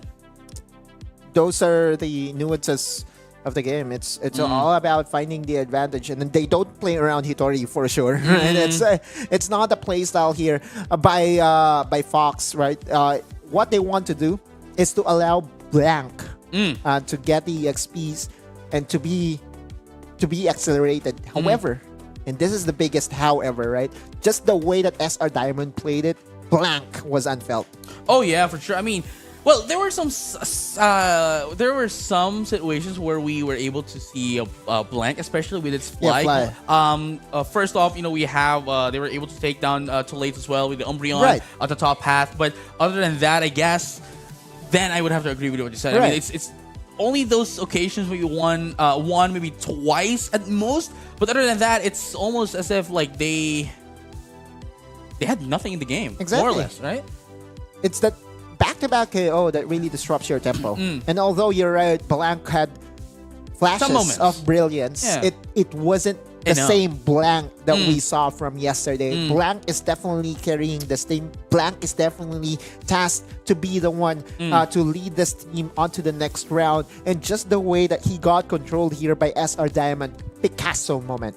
Oh yeah, and again, running in a float stone, and that of float stone, attack weight, and razor claw here. It's basically the job here for the Talonflame is just to put in some burst damage, get away, put in the scores, get in the scores, put in the dunks, get away, and just be the hit and run kind of style here for that of the Talonflame. But unfortunately, as you have mentioned, SR Diamond was able to see this from a mile away and stop it from ever getting that momentum. But this time around, game number 2, Night Fox is going to be the one on the priority pick, and Secret Rare Diamond currently on the second pick. JJ, SR Diamond, they are being scouted right now by the top 2 teams. They are being scouted right now by Elevate and Talent PH, just because of that one guy. This guy, his name is Mike. And he's putting this team on the radar of the best teams here in the Philippines. Now Night Fox is going to ban away the Hoopa. Meanwhile, SR Diamond, no surprise here. Zacian, ban. There we go. Mycross. Again, the thing here for Secret Rare Diamond is that they're playing a protect the precedent kind of like game plan here, where they're making sure that Mycross survives every single time. Yeah. And if you cannot take down the walls of Secret Rare Diamond, then you won't be able to touch Micros, dealing the damage from the back lanes. This was by underway, and Night Fox will be taking it for themselves. Clefable is their answer to a potential threat. And once again, Micros is going to play the Leafeon. It's still not getting respect. I mean, I understand, right? I understand the fact that they need to ban the Hoopa, that they need to ban Zacian, sure, but not respect banning this, right? Yeah. Not respect banning the Leafeon is just a huge statement into the side of Secret Rare Diamond. And at the same time, Night Fox being on the first pick, they could have just denied the Hoopa anyway. Or, well, here we have the Clefable, right? Right. I'm also looking at potential counters, right? Right. The main reason why Leafeon has been so good is because he can just go in to a fight and leave the fight unpunished. Where are the suppression? Where are the slow bro? Where is Mimikyu? I just don't think it's within the arsenal of Night Fox. Espion. Now it might be the last. Okay, they're gonna be going in for a more bruiser kind of pick here. But though, with this kind of Venusaur without the Blissey, I think what they're going to be going here is for the Solar Beam Sludge Bomb of Venusaur this time around. Having the... Have we seen that though in the tournament so far? We have once yesterday. Oh, okay. Yesterday, yeah.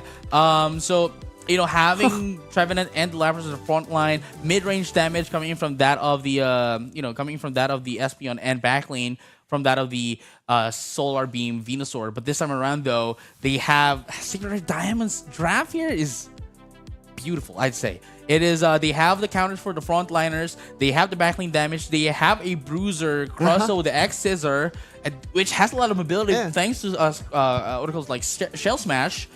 And they have the backlane damage that is, Mew, getting supported as well through that of the Leafeon and the Umbreon. And the best part? Yeah? They have Micros. They have... yes! And on the Leafeon. On the Leafeon as well. So, this is going to be pretty... a tough order for Night Fox. It's not often that we get to highlight a player and the player delivers. But Micros, time and time again for 3 games in a row, has been nothing short of being stellar. Right? He's so out there. And right now, for the viewers out there, if you don't know the guy, listen in. Watch him play because he's just out of this world right now. One of the best players that we have here in the Philippines. Right now, especially in this tournament, the brilliance, the performance in display in the tournament, we might even be able to see them taking out Night Fox in this stage. This is it, ladies and gentlemen, and all change alike. Night Fox versus Secret Rare Diamond, game number 2. Right, Blank will be on a more conventional central mode and going for the Bulbasaur. Not the squishy, not the, I would say... not a juicy target for the Leafeon for sure. Now we're going to look into as to how SR Diamond will be starting this. And time again, they are not going to hesitate to go for their early game invites, just trying to disrupt the tempo of the central mon on the other side. This does 2 things. Number 1, delay the opposing team this time around, Night Fox. And number 2, this also allows Micros to get their XPs and power spikes without any problem. This is what we are what we know as space creation. In this, this has been the formula for Secret Rare Diamond for 3 games in a row. Make that 4 games already. Now Macross is already level 5, and we all know what level 5 Macross can do in the map. MXI will be taken down here. IC and Hua. Is, and here we go. The Solar Blade is going to be popped up as well. Going to be able to take down, most of the birds as well. For this, sorry, it has a question mark to it. So. What? Anyway, going back into the game, Micros now, knowing the fact that it's already at 8 minutes 30 seconds, means that the central area Pokemon into the side is now spawning back. And there's no real suppression. One eject button is actually enough to save himself from the dangers of being flanked on by 3 different mons. And this is, again, just the playground of Micros. This is the world of Micros, and we are just living in it. That is true, but this time though, it seems as if you know, the Venusaur is not actually gunning in for the Solar Beam, but instead for the Exactly. Giga Drain. Yeah, Giga Drain Penal Dance play here, but the Umbra is going to be able to take down a 1 and 4-inch now. Okay. Mean Look here, but not going to be able to Yep. follow through. That's going to be a 1-for-1 trade Yeah. for both of the teams. Dreamt is still very good at finding the angles. SR Diamond, as long as Mike Ross is getting the XPs, I that's think fine. they're okay with whatever is happening right now, right? Yeah. Oftentimes, even from behind, Mike Ross can still find a way. Yeah. How much more if they are even or even ahead? So now SR Diamond, 7 minutes and 20 seconds. What will be their decision here? Looks like that they are batting top side and just wants to disrupt the victory. Right, and again, you know, it doesn't matter for well, not that it doesn't matter, but there's little effect Right. to Secret Rare if everyone else gets taken out as long as Micros is staying alive. Steam is gaining steam as well, right? He's starting to hit his skill shots, and he's being felt here by the members of Night Fox. Good thing is that they have MXI to heal them back. That is true, but here Emerald we have two-step. it. Emerald 2-step is going to be popped up here just to be able to take down the sustain into the side of Night Fox, and now they're ready to take down this Regirock for themselves. But here comes The Black Venusaur. with the Okay. Venusaur. Are they going to be able to take down anyone from the side of Secret Rare Diamond? 4-inch. Not quite yet. Down. And that is going to be Micro taking down the Trevenant as well. And no, Whoa. make that too. Verdant Anger is going to be popped up, not going to be able to hit Micros at all. But the gravity Okay. is going to stop Micros, and this might be the chance that they are looking for. And here comes the Red Drop going into the side of Secret Red Diamonds, Secured. though. Secured by the SRT and Mean Look just to stop Blank from coming into their team. And now Night Fox wants to secure the first score goal. Oh, finally, Icy is here to join the party. Rubble Rouser to just enter the team fight, and Mike Ross is here. And the follow-up as well coming from ICX. Scissors going to be the play of the game here with the Salesman as well. And look at that, 4-inch is down. With that, SR Diamond just has secured the objective. Sure, it's at the expense of Mike Cross's first takedown, but it doesn't matter. The combo here of SR Diamond, A 1v1. their members Mike are still Ross. okay. And now Icy was able to get 40 points in on the top side. Mike Ross, as you said, is again on the other side of the map. This is his world. Invading the central area of Night Fox. And here's the thing, right? Like, Right. okay, everyone else is just being used as a puppet, as a distraction for Mike Cross. And now getting left unchecked. Getting all those XPs Another is just going to be top. an opportunity for Secret Red Diamond. Okay, And got here denied. comes the deny coming in from that of Blank, but it's not over it? yet because there is the No! Emerald 2-step into the Solar Blade, taking down Blank. And another one here, Midnight Press gonna be popped up as well, gonna be able to push them away. And now Right. who was scoring in on the crossfire into the team fight, 2 down into the side of Night Fox as Victory. well. And Izzy taking down Okay, 2, Black.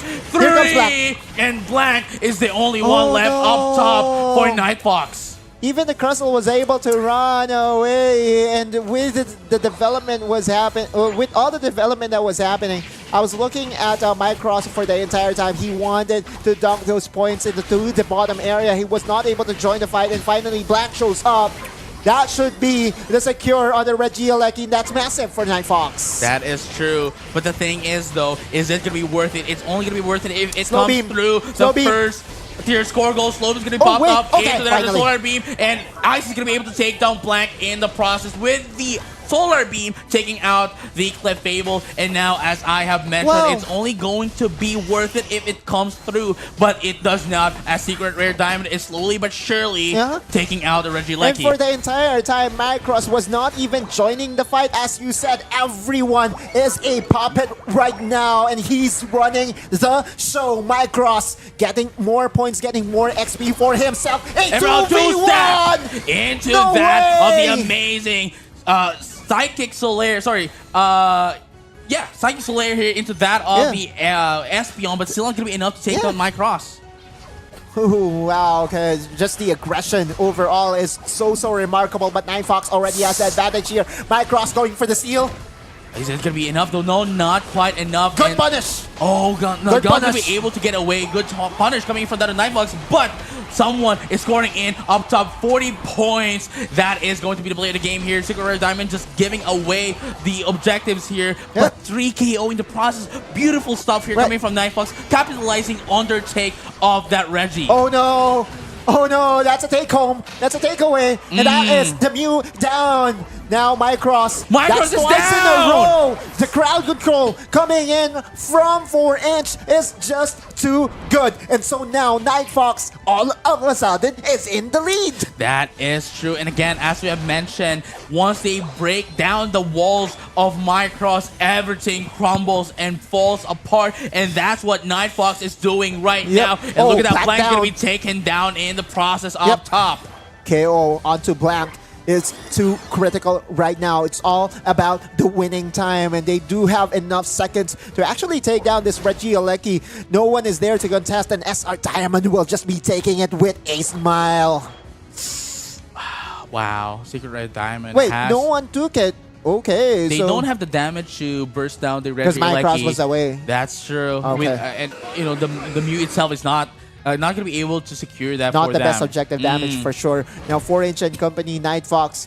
I believe that the notification was sent out and no It's a one close knows battle. who's in the lead exactly. But the good thing for SR Diamond and Night Fox is that there is a very juicy goal on the top side and the bot side, right? The tier 1 goals very easy to reach. And it's the waiting. decision making. It's the macro that will decide as to if we will ever have a game number 3. But Micros is now slowly but surely trying to get a bit of an XP here Right. before joining in. And now it's a 4v3 battle down into that central area until Micros comes in. But They Icy is engage now going to be 4-inch. joining in again as well. Here comes a bit of a team fight here. And look Hua. at that. Hua almost taking out huge damage against them. Hey, But Micros Micros! putting No! in 56 points. And now it is the signal for them to go back to the Ray Pit. Always, always! The clutch points coming in from Macross. 4-inch though, not yet done. Yeah, they're going to be able to put it in. Rubble Into Rouser. the Rubble Rouser, into the Verdant Anchor. Find Find the the going to pop it Forest. as well. Going to be able to take down 1 in the process, but that's going to be answered by 2 into that of the Secret Rare Diamond. Micro's taking down Micros. 3 in the Micros. process. They're not stopping just yet because Hitory Dickory Doc is trying to get away, but they're not letting him survive. Mean look to stop you from your tracks. That will be Steam will most likely get the official KO onto Hitori Digoridak. Not yet, but Not yet. Surviving. finally, Never mind. There we go. Finally. And again, Secret Rare Diamond don't need to take the Rayquaza. There's only 20 more seconds left, and Night Fox won't be able to score in enough to answer back and take the lead. And Secret My Rare Diamond gosh. takes the win with a 2-0 fashion against Night Fox. How does he do it? How does he do it? That's already Wow. like the 3rd time or 4th time in this tournament that Micros was able to get a clutch basket. No, yeah. See, here's the thing, right? Like, from what I saw from earlier, right? We have the Lapras just marking the Crustle, Yeah. just in case because Crustle's really top side, mobile, exactly. top path, can score in anytime. So that is like, I guess, Yeah. like the biggest marker that they are putting it on, coming in from that of Hillary. But they weren't expecting Micros down bottom, allowing him to get a bit of the XP, get the point to get the lead before actually joining in into that of the team fight. Now, here's the thing as well. Knowing that someone is scoring in, make sure and gives you the information that they are not... They're outnumbered. They're outnumbered, allowing Night Fox to take the bait that Secret Ray has put up before Icy comes in and Micro's dealing a lot of damage. Time is a thing here is Micros should get scouted, should get Yeah, checked, should get marked down. especially during the winning time in where Micros is always lurking around the goals, trying to find those clutch points.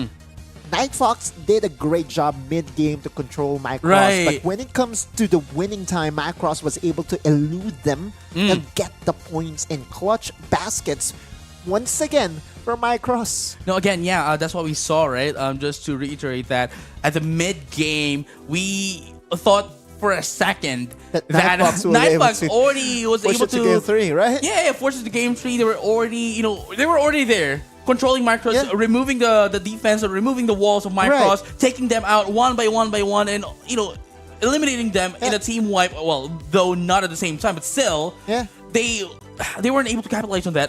Oh, going into the Rayquaza. I remember a play that back in the day, Michael Jordan, give him the ball. Yeah, And always then give him the ball. Yeah, give him the ball and just go out of the way because he will do miracle work for you. And that being said, that's the end of our series number 4. 2-0. We're going to enter a very short break here, but by the time that we get back, it will be the lower bracket once again. Bye-bye.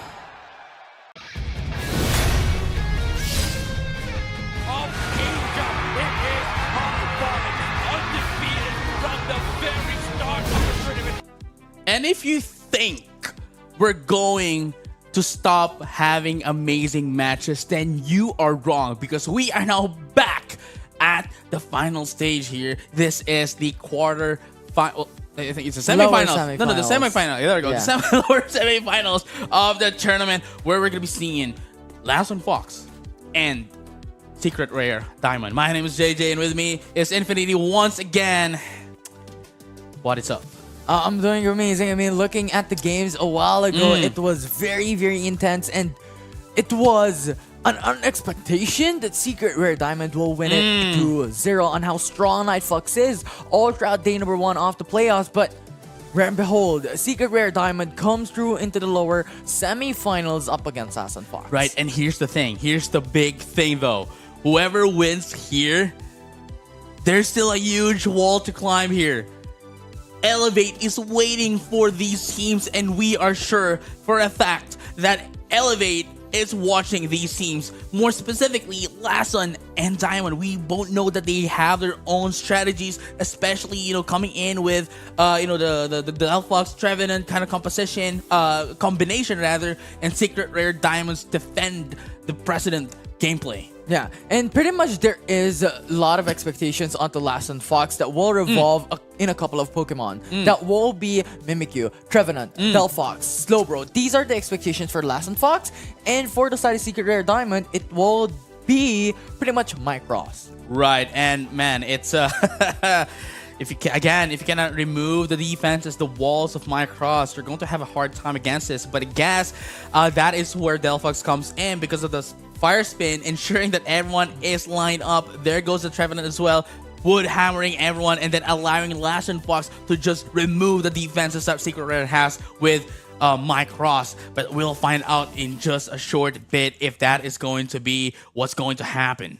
Yeah, definitely is. I mean, the draft will be the start here for both these teams, right? What extent will be the Pokemon, will be the composition for both Lason Fox and Secret Rare Diamond? Because the thing is, both these teams have their own perspectives, have their own focus during the draft. But Zacian and Hoopa, these standard bands are going to be the focus. Oh, yeah. And, it's really safe for you to take down, the Hoopa and the Zacian. Can never go wrong with that. But Lason Fox, as you have mentioned, is going to be prioritizing Mimikyu.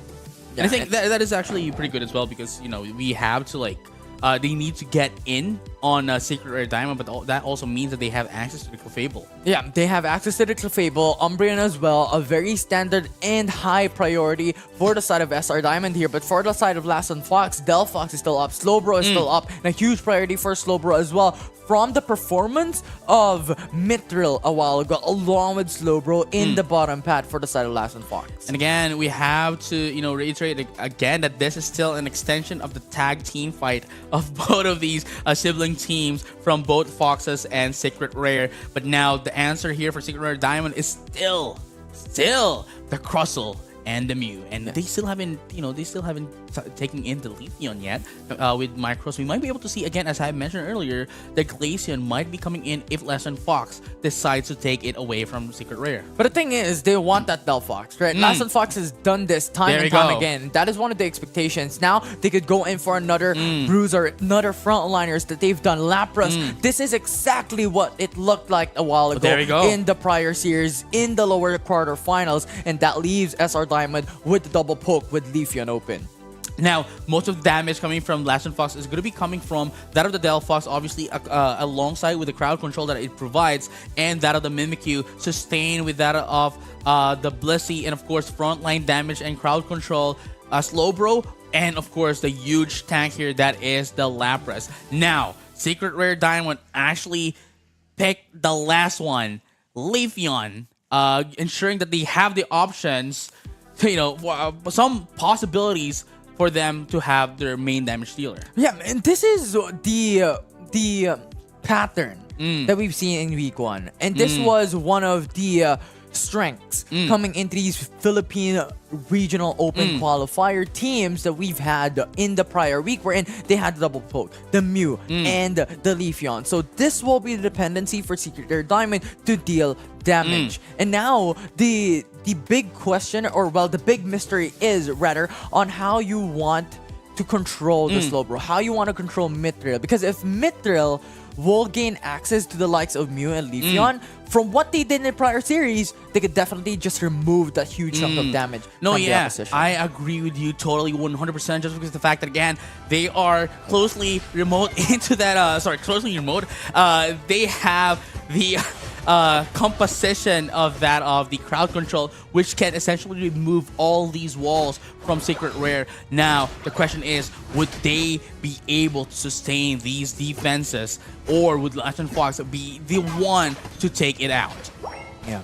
Coming into this early game, Secret Rare Diamond, when it comes to the expectations that we've had, could go into a little bit more of that aggression because they have a little bit more strength in comparison to Last Fox. Wow. Right? Last Fox needs that level 5, needs that level 7, especially coming into Mimikyu. That you want that Shadow Sneak and also that Play Rough to deal massive amounts of damage onto the top path. You also need time for Slowbro, for Delphox and the likes to be able to ramp up when it comes to damage. So now, this is a bit of a nuance, Steve. This is a bit of a nuance, but we just saw Micros here only taking one of the central area Pokemon off their side. And for those who doesn't know, every 30 seconds, XP gains and HP are increasing every time for the wild Pokemon. So ensuring being able to take that gives them more XP. But now they're still at level 5 though. Going to try to take this second first year score goal down bottom. Abrion down very low. We'll be able to go in for those dunks, nevertheless.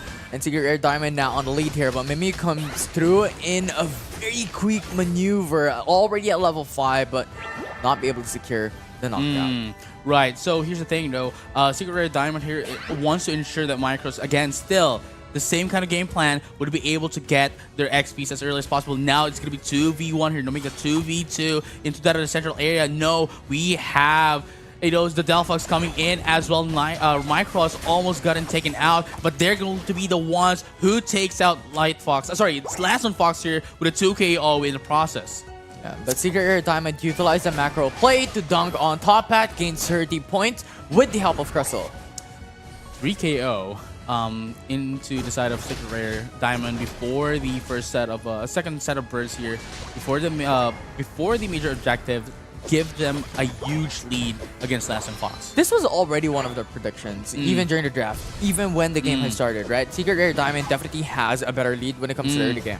Just because they have the EVs to their side, they have a better damage when it comes to these early games because Last Fox needs to ramp up a bit coming into 40 seconds into the game, 2 minutes into the matchup before they're able to really scale out well. And Secret Rare Diamond just utilized that. And now in just a few seconds we're gonna be seeing the first main objectives here, and this will dictate a lot of the narrative that we're gonna be going through here. Whoever's gonna be able to take in first the major objective. Now Secret Rare Diamond does have access to their Unite moves, whereas Last Fox does not. Good call, because Mimikyu still doesn't have Play With Me. Slowbro still doesn't have the Slow Beam. So that is something that Secret Rare Diamond could utilize, and Delphox is just deleted. Coming into the back lines, it's good access coming into Mike Roth for the side of SR Diamond, and Leaf Blade follows through. Good connection and follow-up and response coming in from SR Diamond, and this is what they want to utilize. Mike Roth is pretty much the hyper-focus here by SR Diamond to deal damage, and thus far, he is doing his role. But right now, Last Fox wants to answer back. They're going for a 3-man rotation into the bottom pat, and that will be a knockout onto Clefable, and Last Fox might just have turned things around. Right, but remember, we still have the long-range damage here from both of the teams. Mystical Mirage is going to be popped up here. Registeel is going to recover some health, allowing Secret Rare Diamond to still be able to seal this away, buying them a little bit of time here. Firestorm is going to pop up. Rubble Rouser is going to be used as well, and Solar Blade going to be able to take down a lot inside of Last Fox and take down the Regieleki as well. Going in for a team wipe for Secret Rare Diamond. And they take the Reggie as well. It was a very, very good steal coming in from Mike Ross. This was their focus, but the power of Mike Ross is unheard of. This is just a massive lead coming in from SR Diamond that they were able to take down, and also removing the wild Pokemons into the side of Last Fox. Level 11 at 5 minutes and a half is a huge deficit for Last on Fox. And again, they're doing it again, right? Like Micros here getting in the Good chase. oh wow, play with me. They're definitely gonna be able to take it out. Bliss assistance just to sustain the Mimikyu, and it's already enough to take down Micros and Who as well in the process. This is what I'm talking about. They are slowly but surely tearing apart the defenses of Secret Rare Diamond in preparation for Micros to be alone. And just like that, Last on Fox is gonna be able to secure and take that first tier score gold up top. Yeah, Last on Fox will be able to get a tier of their own, a tier 1 of their own here, and a couple of points to their side as well. Still massive lead for the side of SR Diamond, but the important thing is Last on Fox is keeping par and playing an uneven level playing field when it comes to chasing and creeping down on SR Diamond on the advantage. And now you Double have rouser. the good engage coming in from Crystal to go on top path to really just deny the push coming from SR Mithril Diamond. down. And Mithril will fall down. An upper advantage bought out Sways by down SR as well. Diamond. And Crystal is just single-handedly removing the members of Last on Fox one by one. And there we have it as well. Total Late's here, not too late to get away. Beautiful assistance coming in from Seam, you know, to push down that light screen to ensure that the Umbreon gets back up. And again, as I have mentioned, right, they're doing the same thing again. Micros is going, invading the central area of Last on Fox, allowing Steam with that of the Mew to take their own set of wild Pokemon so that both of them can actually get their XPs and power spikes. Now, the position for the side of SR Diamond will be towards the Regirock as they are now in a very good place. Slowbro, very clever here, not going in for face check.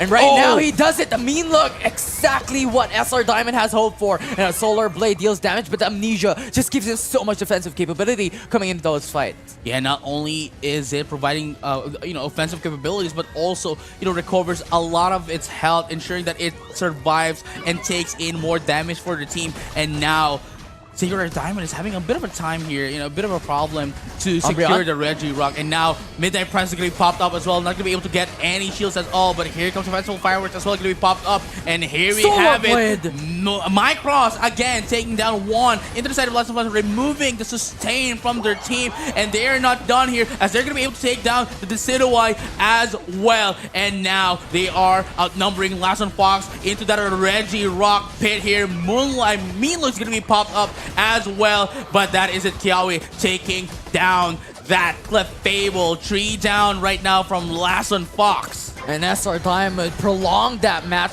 and it was Mew, it was Micros who was able to just run around, go in and play for kite, play for poke, play for damage, and Micros just dealt so much damage with Crystal being in the front line and Umbreon being in the front line as well, and SR Diamond will secure the objective. Wow, that's just a that was a beautiful take here coming in from Secret Rare. But this right now is currently the calm before the storm, as we might be able to see a take here of the Regieleki as they prepare going into the Rayquaza fight. But unfortunately, they're not going to go into that. But we can see here as well, the Crustle is waiting for their chance to do a split push. But as was earlier, right, the Lapras is still marking down the possibility of a split push. Yeah, and right now, Rayquaza will now come up. Last on Fox is on the losing end here. So they will now have in the position rather, to force out the Rayquaza, force out these objectives. And here we have it. Let's see who gets in the first initiative. Micros just waiting down bottom as well. Rayquaza just being poked out. Secret Rare Diamond just denying that all in from Last on Fox, with the pokes coming in from you, but the pokes coming in from Leafeon. Leafeon still not available though, still not in the team fight. Now Guess in the fire spin, Tolate's tanking it down, and now Rayquaza is still getting used as a bait here by Last on Fox. Yeah, it was a good micro play coming from Secret Rare Diamond with the fire spin connecting onto Umbreon. Light screen protected him, and right now looking at the backside, Festival Fireworks. Crustle will go in as a pincer maneuver with the front lines being the Umbreon, and that is really good. And Secret Rare Diamond is utilizing the split here. Slow beam towards Leafeon, but no follow up, and Crustle having an access onto Delphox, removing their main damage dealer here. Last on Fox just lost 2 of their members right out of the get-go, and now Secret Rare Diamond bought them their numbers advantage. Oh, beautiful take here by Secret Rare Diamond, ensuring that they know how to use their moves at the perfect timing as well. And now they have 400 points of a lead here. No, it doesn't matter if Last One Fox can take this Rayquaza because they have enough points to actually widen the gap so that Last One Fox won't be able to catch it on. But Mike Ross once again takes down the Rayquaza, denying Last One Fox any possibilities of winning this game. There's just nothing left. Last Son Fox was demolished by SR Diamond. Mike Ross from that game, an absolute showing of his mechanics. Man, I'd have to give props as well to Last One Fox because they almost gotten into the defenses of Secret Rare Diamond, as we have seen earlier in the previous series as well, where the latter team, what was it, Night Fox, right, was able to tear them down just a bit. But unfortunately enough, Secret Rare Diamond, they just always come back out on top. Yeah. And this is a little bit untraditional to SR Diamond, right? Because the thing is, Icy typically plays Lapras or Blastoise. And a while ago, during the draft, they picked up the Crystal right out of nowhere. And they utilized it, Icy utilized it to always have access onto Delphox. And Last One Fox, if they lose Delphox, they pretty much lose their damage. And Mithril did not have any opportunity to get to that point of damage. He has the Shadow Cloak, he has the Shadow Sneak, so Play Rough is not something that Mimikyu will have coming into this game 1. Oh yeah, for sure. And at the same time, right, like, I think it's about time the teams respect Microsoft's Leafeon. Sure, we might have been able to see the Glaceon that I've been talking about, but at the same time, the attack prowess of Glaceon is, I wouldn't say, it's not as comparable as to that of Leafeon's, and definitely removing this from play, especially that they would be able to, like, I guess, have the opportunity to be on the first pick. They can either just ban it outright or take it away from Leafeon, take it away from Secret Rare Diamond if they can use it. Yeah, definitely is. And I think it just boils down to the thought process coming into these bans, right? Because the thing is, only having one ban per team leaves you pretty much little amount of space to think about what your ban is going to be. So it's expected Leization Hoopa once again, because you do not want to give away Hoopa into the orange side selection expectedly, because you want that Mimikyu for Mithril time and time again. So you could just either deny the Leafeon or just give it away because you have something else prepared. Well, I mean, here's the thing, right? Like, if you are going to be giving away the Leafeon towards that of towards that of Micross, well, we've seen it for 3 series now. Yeah, we've seen it for 3 series how much Micross is like controlling, controlling everyone with Leafeon. Everyone, as I mentioned earlier, everyone's a puppet here. Everyone's just playing into the hands of Micross, and it's just a beautiful sight to see. Yeah, and on top of our highlight onto Micross as well, I want to tip my hats onto, once again, Icy and also Umbreon. Because the thing is, if Icy and Umbreon was not able to do their job into protecting Micross and protecting the Mew, this was not an opportunity for SR Diamond to be able to really win it all on that slide that game 1. But this change of pace, this change of side selection, this is going to be detrimental for Last One Fox. Really. Allowing Secret Rare Diamond to be the first pick, the first ban, it's a lot of opportunity for Secret Rare Diamond to deny a lot into the side of Last One Fox. Well, it's also something that we could think about. It's arguable, right? Going into the orange side selection, it depends on what you want to do. It gives you the opportunity to leave the Zacian open for Secret Rare Diamond to pick up. Because if they pick up the Zacian, once again, it's a Slowbro and Mimikyu that can be utilized by Last One Fox, which has been used by Talon as well to counter out this Zacian. So that will leave Last One Fox with a Slowbro and Mimikyu to pick up. But here's the thing, though, like, the main difference here, while that is good in theory, as you have mentioned, the Slowbro and that of the Mimikyu, while they are good, while they are great as well, Last One Fox, they are still not Talon PH. They might have a different kind of like macro play here in terms of the teams. But again, these are the two teams primarily, Pokemon primarily used as a counter to that of the Zacian.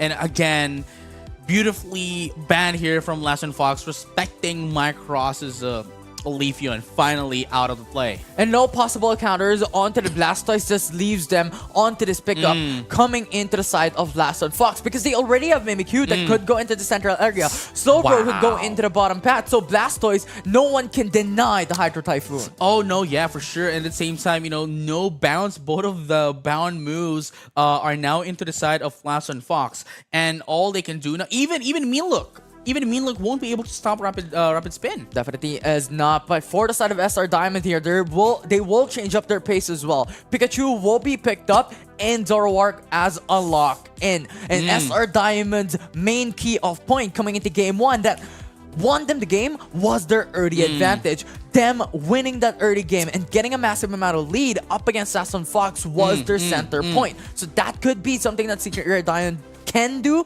because at level 5, that will be Zoroark that will deal massive amounts of damage. Right, so as we can see here as well, Icy is going to be running in that Zacian.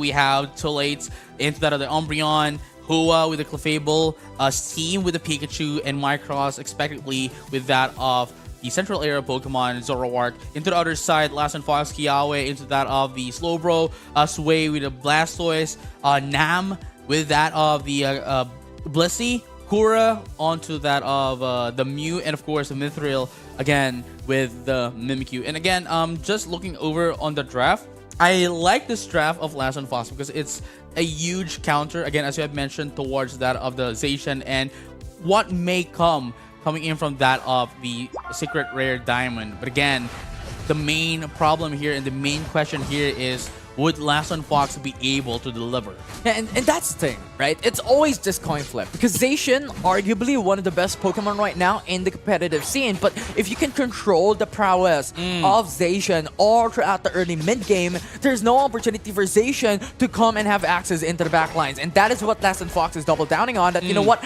we can control Zacian coming into the early game. We would go into the orange side selection and just ban away the Pokemon of Micross. Now, I like what Last and Fox did here. They're giving Secret Rare Diamond a taste of their own medicine, invading their, their central area, and at the same time, delaying Micross, currently still at level 4, not level 5, for them to get their Zoroark form. That's the thing. Last and Fox, this is their winning condition, right? Micross has been one of the carries for SR Diamond for pretty much decades. As a figure of speech. But that's the thing, right? Last and Fox, if they control Micross, that's pretty much the win for them. Along with Zacian, if they could really just hold them back. For SR Diamond, what their key point is coming into the early game. Have the utilization of the likes of Zoroark and of their prowess with the Zacian on top side to be able to have that stronghold onto Last and Fox all throughout the game. Well, here comes Micross, though, still putting in the damage despite getting delayed. Currently now at level 5, but Pikachu's team is going to be the last hit into that of the Slowbro. Now, they're still not going to be stopping here as they still want to push in their attacks. Gets a Meanlook into that of the Mimikyu. Beautiful stuff here. Zacian, Icy is going to be able to take down 2 KO at the top path. Once again, we have emphasized this. If Zacian and Zoroark will be left alone to gain a massive amount of damage, SR Diamond will take a massive lead. Early games is named the game here by SR Diamond, and thus far, they are playing for that. Yes, sirree, and here we have it. Most of the birds will know. All of the birds are going to be going into the side of Icy with that of the Zacian. Ladies and gentlemen, all turns alike. Secret Rare Diamond, despite getting delayed, is coming back up and doing the same thing, same plan as they've been doing for the past 3 sets. Now, for Last and Fox, they just have to wait for the opportunity for them to reach level 9. Because that will be their main point of advantage up against SR Diamond. That will unlock the power of Mimikyu with Play With Me. That will unlock the power of Slowbro with Slow Beam. And the Squirtle going into Warp Turtle and Blastoise with the Hydro Typhoon. Yes, and I totally agree with that. But what Secret Rare Diamond is doing here is just getting their stacks right now up top, as Micros is now going to be going down, going to be encountering Mimikyu. Mithril, though, trying to get away. They know that they are outnumbered right now. They won't be able to get in because of how squishy the Zoroark is. And definitely is. And level 9 already for Zoroark, though. Remember, this is one of the most mobile Pokemon in the game, along with the possibility of extra burst damage. So eyes on Micros. And here you go, Miscal Mirage into the Nightfall Days. Not going to be able to steal away the Reggie Eyes, but would be able to put down opponents. And just like that, Bliss is now going to be taken out. And Mithril as well, almost right there. No, Mega 3. Yes, they will take Mithril as well. And now, despite not getting the Ice, the Reggie Eyes, they would be able to take down. Actually, no, they actually took in the Reggie Eyes, and as well as the first tier score goal down bottom. Zoroark was not held down. Lasson Fox left Zoroark, left Micros open, and it left vulnerability to the likes of Mew, to the likes of Mimikyu. And Mimikyu wanted to take down Micros, but Micros changed the perspective. Mew was brought down, Mimikyu followed up. Once again, an emphasis on mobility and burst damage to the likes of Zoroark. Micros just waiting for the spawn to get up, or maybe some marking some invade here. But at the same time, we have the Fable for that job, just allowing Micros to wait for that perfect timing to get in. But right now, Lash and Fox, they need their levels. Blastoise still doesn't have its Unite move. Hydro Typhoon, Slowbro still doesn't have a Slow Beam as well. They're in a huge deficit against Secret Rare Diamond. Yeah. And that is what we have emphasized time and time again. Unite moves are going to be important for Lasson Fox because this will be their dependencies in those team fights. So eyes on those levels later on. But we still do not, or well, cannot overlook. Yeah. Right now, Zoroark already at level 11, Zacian and Pikachu level 10. Yeah, I mean, again, I commend the draft here by Lasson Fox, and in theory they would be able to survive and counter that of Secret Rare Diamond, but because of the lead that SR Diamond has right now, they are on the deficit. Early game just speaks volume. Now Zoroark gains Days, access into the backside. Cancel with the bound! Oh my goodness, here comes the answer back here by Secret Rare Diamond. Yes, you might be able to take down Micros, but you are forgetting that we still have the Zacian going to be able to take down 3 in the process. And just like that, an official team wipe. And Secret Rare Diamond just wreaked havoc coming into that fight up against Lasson Fox. It's just so much of a level lead for side of SR Diamond. And yes, in theory, Lasson Fox can come back in mid-game, late game. But once again, what did we emphasize as a winning conditions for SR Diamond? It will be the early game. Zacian was left uncontrolled all throughout the early mid. Zoroark gained so much level ahead up against Lasson Fox. And this is the result. Yeah, they. I understand their game plan. I understand their mindset as well, that they need to mark down Micros. But I guess the main problem here is that Lasson Fox focused a lot towards Micros, that they forgot that Icy is still here, Steam is still here with the Pikachu as well, that there are still other more Pokemon, other more players inside of Secret Rare Diamond that they need to put in check as well. And right now, Secret Rare Diamond with Lasson Fox tunnel visioning into the bottom path will be able to secure 40 more points. The macro play coming in from SR Diamond is impeccable coming into this series. And there goes the bound again, going to control Zoroark, Micros, but is it going to be enough? They were able to put in both of their Unite moves again, but still not able to take down Micros. And now the answer back here of Secret Rare is going to be able to take down 4 in the process, and leaving only the Mew left here. Kura won't be able to stop this. Actually, never mind. They actually stopped the score. You have the possibility for the bound moves, but you do not have damage. And on top of that, once again, you can lock down on Micros, but you cannot discount the mobility of Zoroark. The possibility of entering onto those fights and leaving immediately is just on point. And SR Diamond is now on a massive lead with 218 point advantage coming into 2 minutes. Now, I'm just worried that Lasson Fox might not be able to get their Unite moves because everyone popped in their Unite move on that team fight.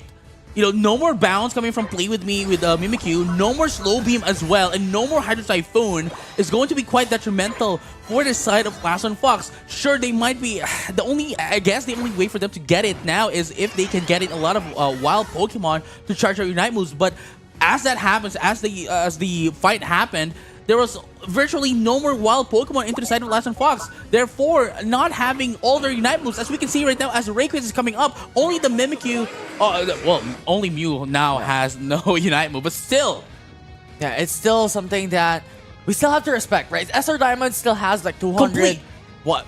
So much points advantage coming into the Rayquaza. Complete Unite move, as you've mentioned. And Last One Fox already has a Unite move for each and every single one. But that is still something that Last One Fox could double down into those team fights.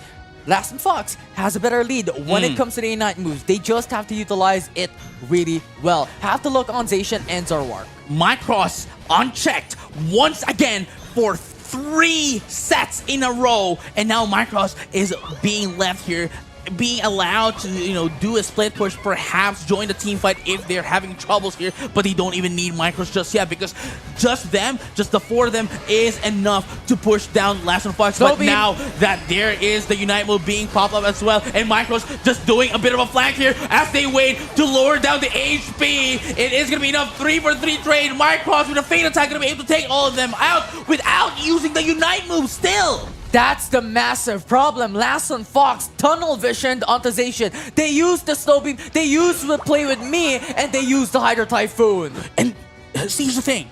Micros just needs, and Umbreon, right? Just needs to buy some time. And on the next team fight, if there is any, they would still win because of the Unite move coming in from that of the Zoroark, as I have just mentioned, and the Zacian still has his Unite move, Sovereign Sword still. Last One Fox still committing onto the Rayquaza. Remember, massive damage for Zoroark. Here we go. Sovereign Sword is going to be popped up. No, yeah, but not the fucking able to steal away the Rayquaza. But is it going to be enough of a time for them to score in? But we have to remember there's still 100 points and 40 as well for that of the Zacian. But here we go. 242 points advantage coming into this SR Diamond. This is 200 points already secured. Wow. Oh, it's wow. Not enough. It's not enough. It is enough. SR Diamond locked in 50 points at the final moment. So it will be SR Diamond who will take it. It will be a 50-50. Hold on. I'm not sure. My math wasn't working right. What's the score here? See? There we go. SR Diamond got in 50 points in the final moment because we calculated it. It was 242 point advantage for the side of SR Diamond. And yes, Last One Fox got the Rayquaza. They got 2 dunks with 200 points. But the thing is, we have to take note, Icy was able to put in 50 points at that final moment before the game ended. Wow. It's just wow, dude. Like, Secret Rare Diamond is on a roll, and this momentum is not going to stop anytime soon, even if they are against Elevate next. Sure, Elevate might be strong, Challenge might be strong, but Secret Rare Diamond's only opponent here would be the mental stress, the mental fatigue. But they have the momentum. They have everything that they need to push them up, the motivation to scour through the lower bracket. And now they are ready after taking 2 zeros again and again into that of the lower bracket. Yeah, and that's the loophole when it comes to the composition for the side of Last One Fox, for the opposition of SR Diamond there, that really they have to use in a lot of these ultimates. What they wanted to do is split the Slow Beam and the Play With Me for the likes of Micross and Icy for the Zacian, but they have to double down and put all eggs in one basket just to be able to take them out. But the thing is, right, remember, and I think this is your point as well, that if they double down using both of those Unite moves towards one Pokemon, you're leaving one unchecked.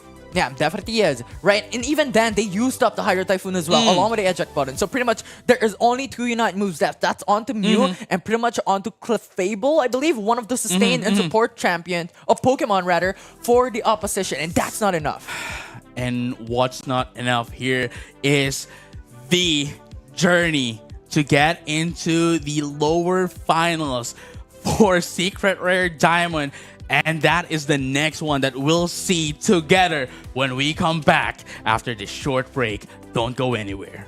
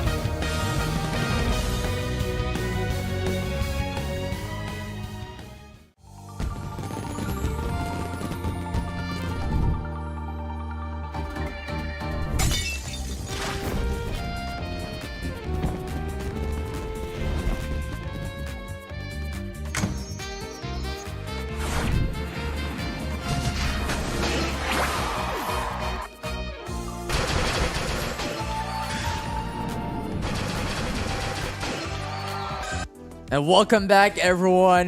We are now here into the stage, into the decision match on who's the team who's gonna go and fight Talon in the grand finals. But before then, it's the lower bracket finals that we have right now. I'm Infinity and this Otto's with me. And that match a while ago was amazing to see. Mycross, dude, is legit. He is. Now, this lower bracket finals, as you did say, to me, this has bigger stakes. Just compared, if we were to compare it to the grand finals, just because if you end up winning this, you will be part of the top 2, which is basically the goal for every team that entered this tournament. And can you imagine, Secret Rare Diamond, we've been casting them since last week. Yeah.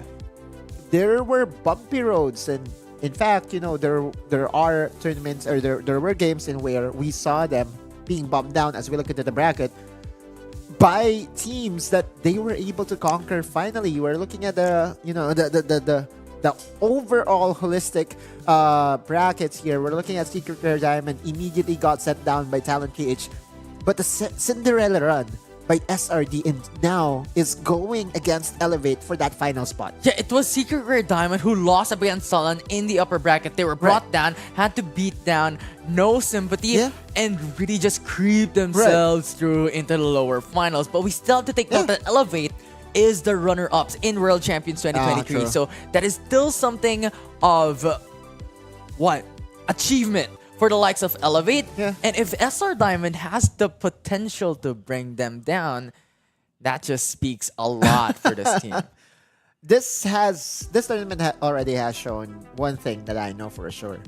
The Filipino teams are elevating themselves, right? It's not just Elevate Esports that I feel should be allowed to use the word. I feel that, their playstyle has evolved to a point that they're good, right? They are. I just think that, we are having a hard time to figure out as to who our 2 best teams are. And I cannot wait to see Elevate be, at the forefront of everything, because they will be tasked of one thing that no other team was able to do, at least today, and that is to control and make sure that Mycross won't have the same farm and same presence in this game. Yeah, but Mycross was just unstoppable He with the was. Leafeon and then Zoroark coming out of nowhere. We did not expect that Zoroark will come through. We just know how Mycross has been playing massive amounts of damage, massive amounts of poke, but Mycross being on the forefront of those fights with the Zoroark was something brand new.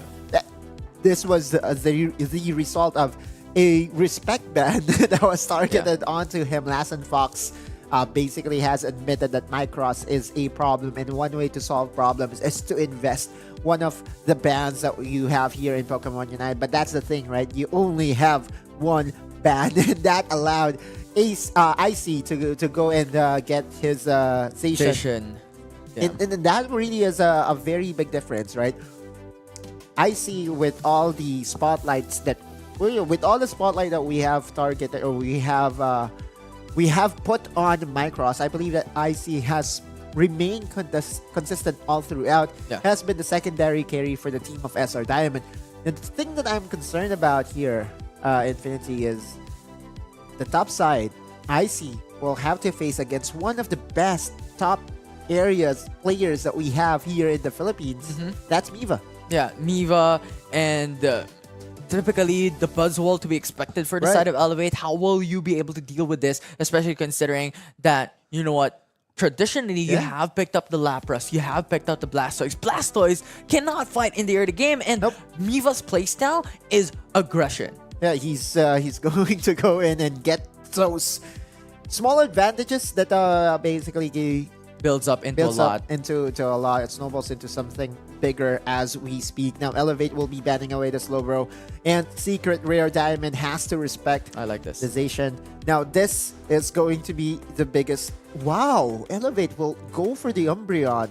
Yeah, this was one of the patterns that Elevate has done consistently up against Talon in the upper bracket semifinals, wherein every time they went into the purple side selection, Umbreon will be prioritized. Right? Okay. So, Elevate, I know for a fact that, they favor their EVs. There was one game, I remember that Elevate did go for 3 EVs. Or was it Talon PH? But, the same logic applies. Concept applies, yeah. SRD Diamond though, will not hesitate and give their best player his favorite Pokemon, and that's the Leafeon. Yeah, the Micross special, if you may, Yeah. locks it onto the Leafeon already. Clefable, a very good sustain coming in for the side of SR Diamond. Inteleon is still open. If ever they want to double down when it comes to pokes, Elevate already Right. has a very good front line comp in their game Trevenant. number 1, right? So Lapras and Trevenant, though, will be locked in by SR Diamond. So this will be a very tanky composition thus far because, Yeah. as always, they want that space for Micross. Does have a lot of control as well. All I know is that Miva will play a very big role here for Elevate. A Shua's comfy RR. pickup, Oh. and there you go. This is within our expectations, Yeah. for sure, right? Elevate is not going to shy away in picking the Zoroark for themselves. So it's about fighting fire with fire. The only thing here for Elevate though is that their fire has something that that fans it even more with a comfy. Yeah, but the expectation says Shua is gonna go Zoroark for sure, 100%. So Right. Shua has been using it time and time again, but the surprise factor is Comfey. So they're double downing Yeah. onto Shua's power into the Right. central area and that possibility for early aggression. Yeah, if it becomes a 1v1, it will never be a 1v1. We have to note that Shua will most likely have the support of Comfy for throughout the entirety of this game number 1. Not to mention that Miva is self-sustaining on the top side. So if we are just going to look at those two potential matchups between Icy and Miva and Shua and Micross, I believe that Elevate was just able to run away with things by locking down Comfy. Yeah, definitely yes. It's pretty much right now in this series, it will be the Shua show for the side of Elevate and it will be a Micross show for the side of SR Diamond. So for the viewers watching at home, eyes on these players because Yeah. that will be something of an importance for both these teams as a winning condition. Yeah, all other players for sure will bring in what they can pitch in. And it's all about the early game aggression for Secret Rare Diamond. If you can control their invades, if you can make sure that Micross will not have the same playground that he's been enjoying for the entirety of this day, then chances are Elevate will still come out on top. The favorites in this matchup should still be Elevate, given their history and given their play from yesterday. Yeah, the degree of world champion caliber teams here right now for Elevate. Can they beat or can SR Diamond beat this team to go into the grand finals? Such a huge stakes on the line. Right. You've already mentioned this. The winning team in this series will secure a spot in the regional stage. Right, and that's the reason why I think that this is going to be the most important match of the day. I know that the grand finals brings in a lot of prestige, especially towards the champions, but being able to represent your country, being able to represent the Philippines just has a different sting to it, and that to me is going to be the goal here for both the squads. Elevated Secret Rare Diamond game number 1 is underway. Yeah, and Secret Rare Diamond understands that, what, they consistently is being invaded. Elevate consistently does this. They want that invasion towards the side of SR Diamond. So Umbreon goes towards that side, but look at the position of SR Diamond. Right. They brought in Pikachu onto their central area, and you have Wow. Trevenant and Clefable who goes in for the invade. It's a chess match right now, and again, Comfy just trying to disrupt their tempo right now with the range advantage. Shua gets the first KO with the help of the Mew. Yeah, the Umbreon comes into the back as well. Easy Swift to go through with extra damage, and that will be the first KO as you have mentioned. Elevate will secure it. Right. And at this point in time, Oh. Micross already reached level 4, Yeah. and that is the power spike secured. Exactly, and now it's his time to get his own advantage. Was able to get a KO onto Comfy. Additional XP is definitely the goal here for Micross and his team. This duel between Shua and Micross, round number 1. Who is going to win? Because this, to me, is definitely the most exciting matchup I can ever imagine for lower bracket finals. Absolutely. Elevate with the performance of SR Diamond as well. Dependency onto the Micross in the prior series, Right. keeping themselves all throughout the lower bracket. Oh, This it's a will be such an 2v1. importance. Mike Ross has to force out the eject button, but she was catching Slow. up. It's just so much damage and mobility.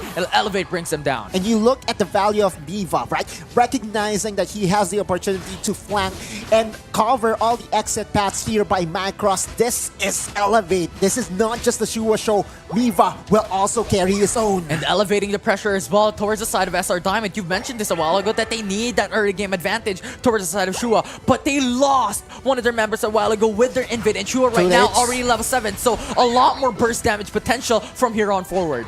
The trade-in of Comfy's presence from Miva to the Zoroark show, it's really baffling right now. It's really puzzling right now that it kind of puts Secret Rare Diamond on the off guard. But so far, so good. SR Diamond is not that far off from Elevate. In fact, you know, XP-wise, you would say that Elevate is actually enjoying a sizable lead.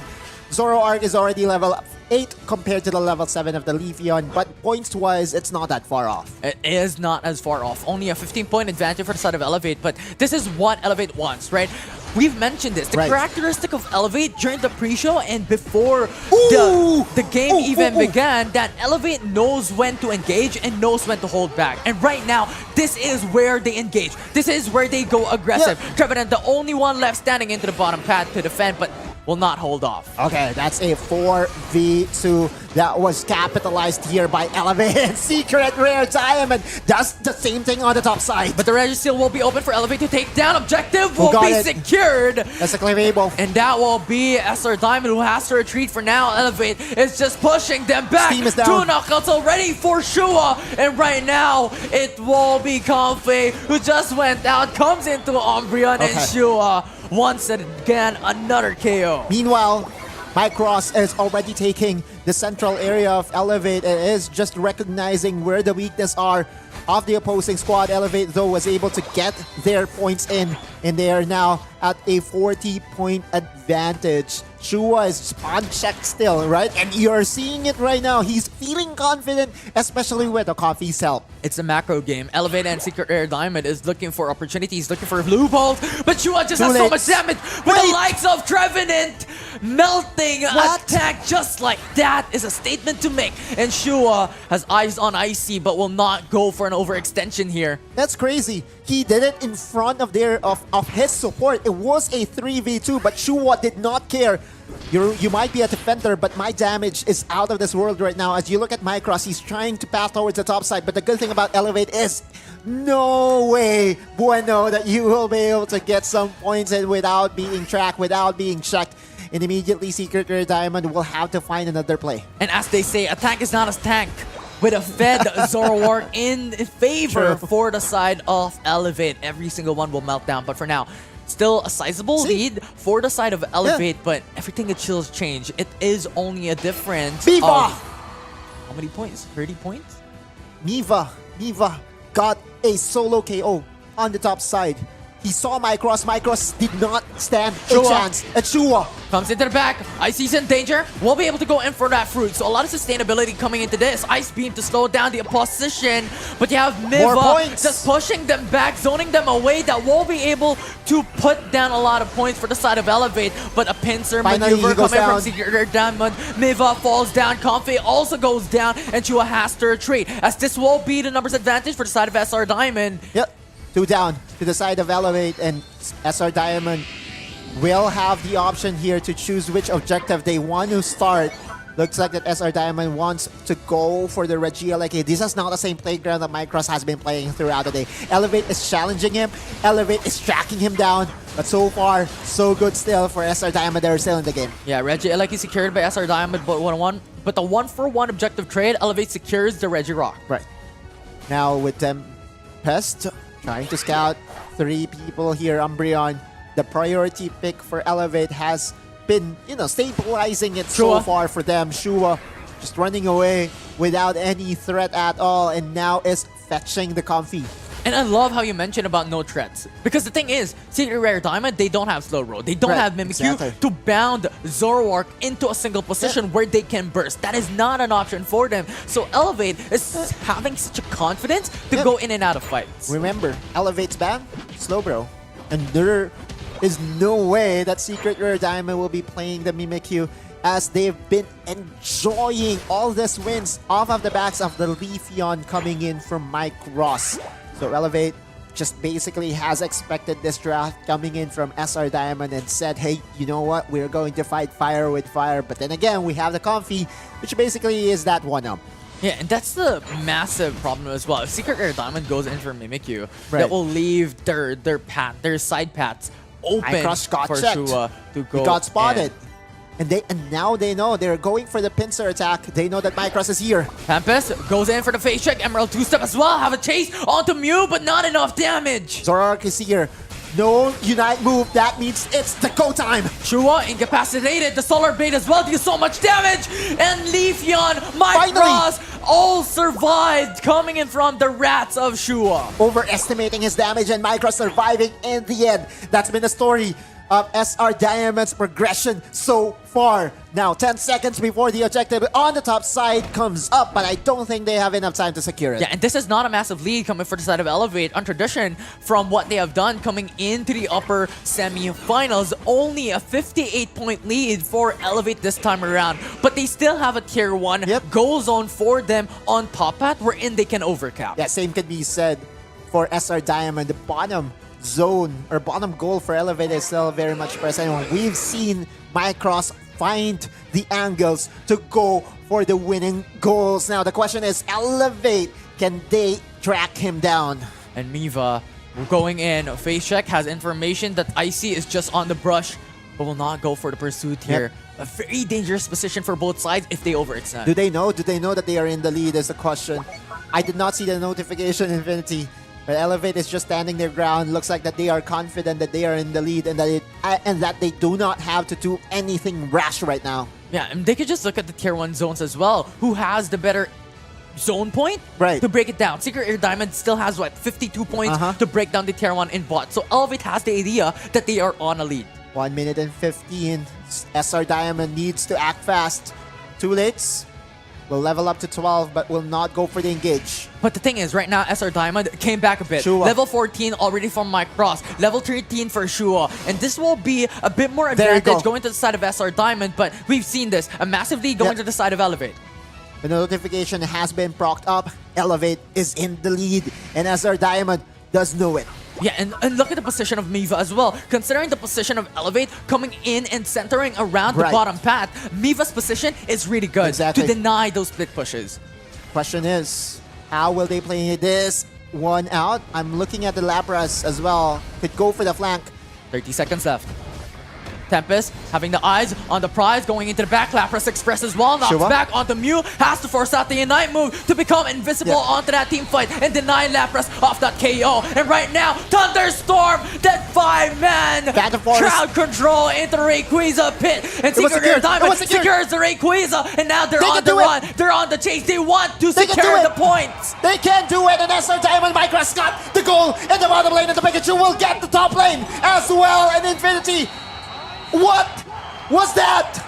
SR Diamond with one Unite move, with one shot to success. Pikachu secures the Rayquaza, and Secret Rare Diamond turned things around. Flipping it all in the end, and with the perfect timing as well, SR Diamond finds the Rayquaza and will be getting the 1-0 advantage against Elevate. And Elevate is now on the disadvantage. This series was meant for them. They wanted to go into the grand finals, but SR Diamond became the challengers here today. The date between Elevate and Talon PH might just get disrupted here by Secret Rare Diamonds. Once Diamond in a row, now shining brightly amongst the stars. Absolutely fantastic there. It is golden for Secret Rare Diamond. How much they have improved throughout the day. They creeped themselves into the lower bracket, and now they are here into the lower semifinals, the lower finals, lower bracket up finals. against Elevate to get this match point in the series. Elevate was doing everything correctly, right?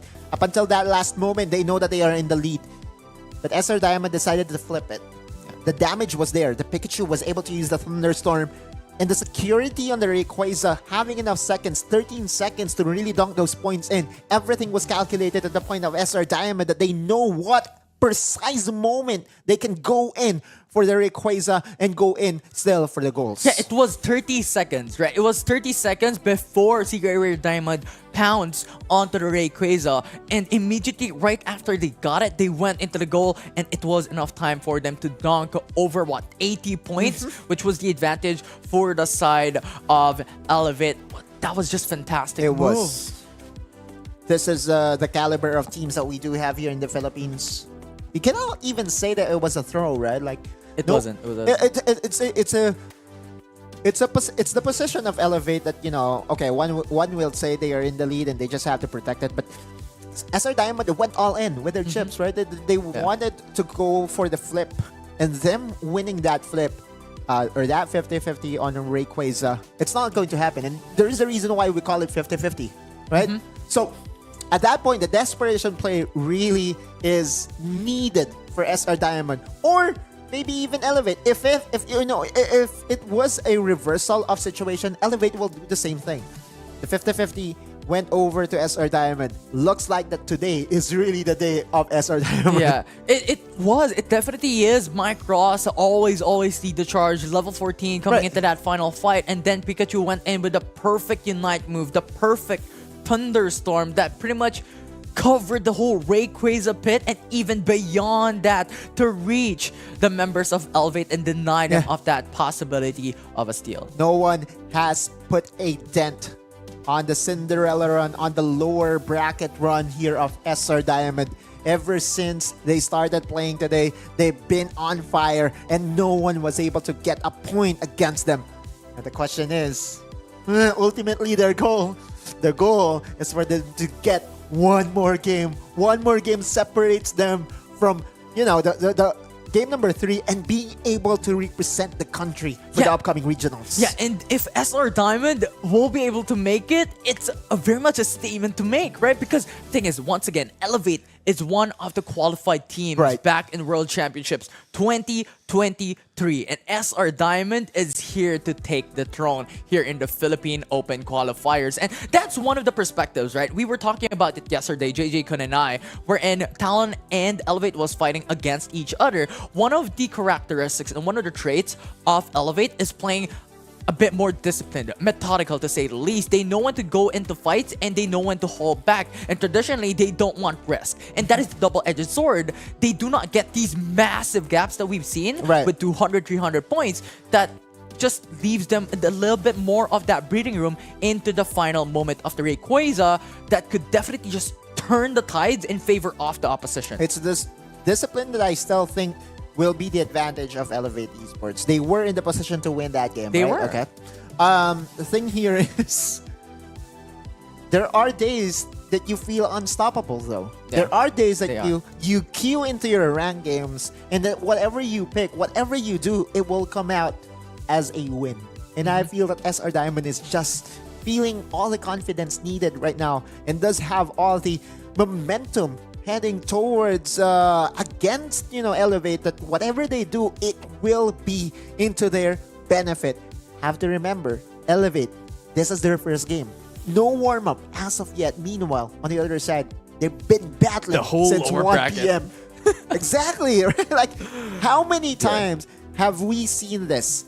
Lower bracket runs in where the momentum will just carry you on and on, and again, just bring out not just 100% of your potential, but even exceeds that. 200% coming into these matchups today. I mean, the warm-up, as you have stated, the momentum of the likes of Mike Ross, the whole squad, is just too much to bear coming into this series. But if there is one team that can make it through here in this 3 games, best of 3 series, that will be Elevate. Elevate still has the stars, the fighting still has chance. Miva, still has Shua, still has a team that is intact. We got the chance to interview them, right? Yeah. They said that it's not about changing players, it's about sticking as 5 regardless of the results of the tournament. And we saw last year that they were the runner-ups during the World Championships, which means that they have the experience advantage. It will be put to use today. It will be needed. Every bit of it will be needed to survive One more Definitely game. is. And I like the mindset of Elevate as well. During our interview, Yeah. off stream and off camera, coming into Pokemon Unite Asia Champions League, is that they've mentioned that they always have that focus on their games. They always have their focus on themselves improving, rather than in looking into other teams, and rather than looking into other teams and Yep. you know what, we have to do this, we have to do that. They want to improve themselves coming into the series, and that is something. If Yeah. there is an adaptation that they could do, that is what Elevate could I achieve just here yeah. in Game 2. That said, then I think it still is going to be a slow pro ban for Elevate. I don't think they are the type of team that will respect ban a Leafeon.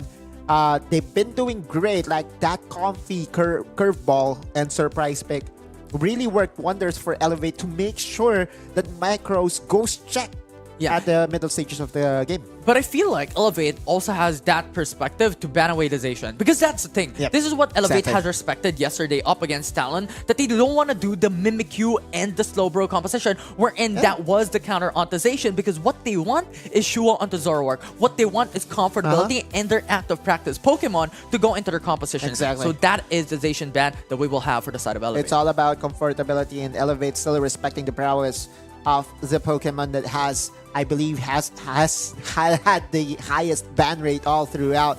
Clefable is going to get picked up here by Secret Rare Diamond, but immediately Elevate goes for the Umbreon, as you said. That's one of their priority Pokemons.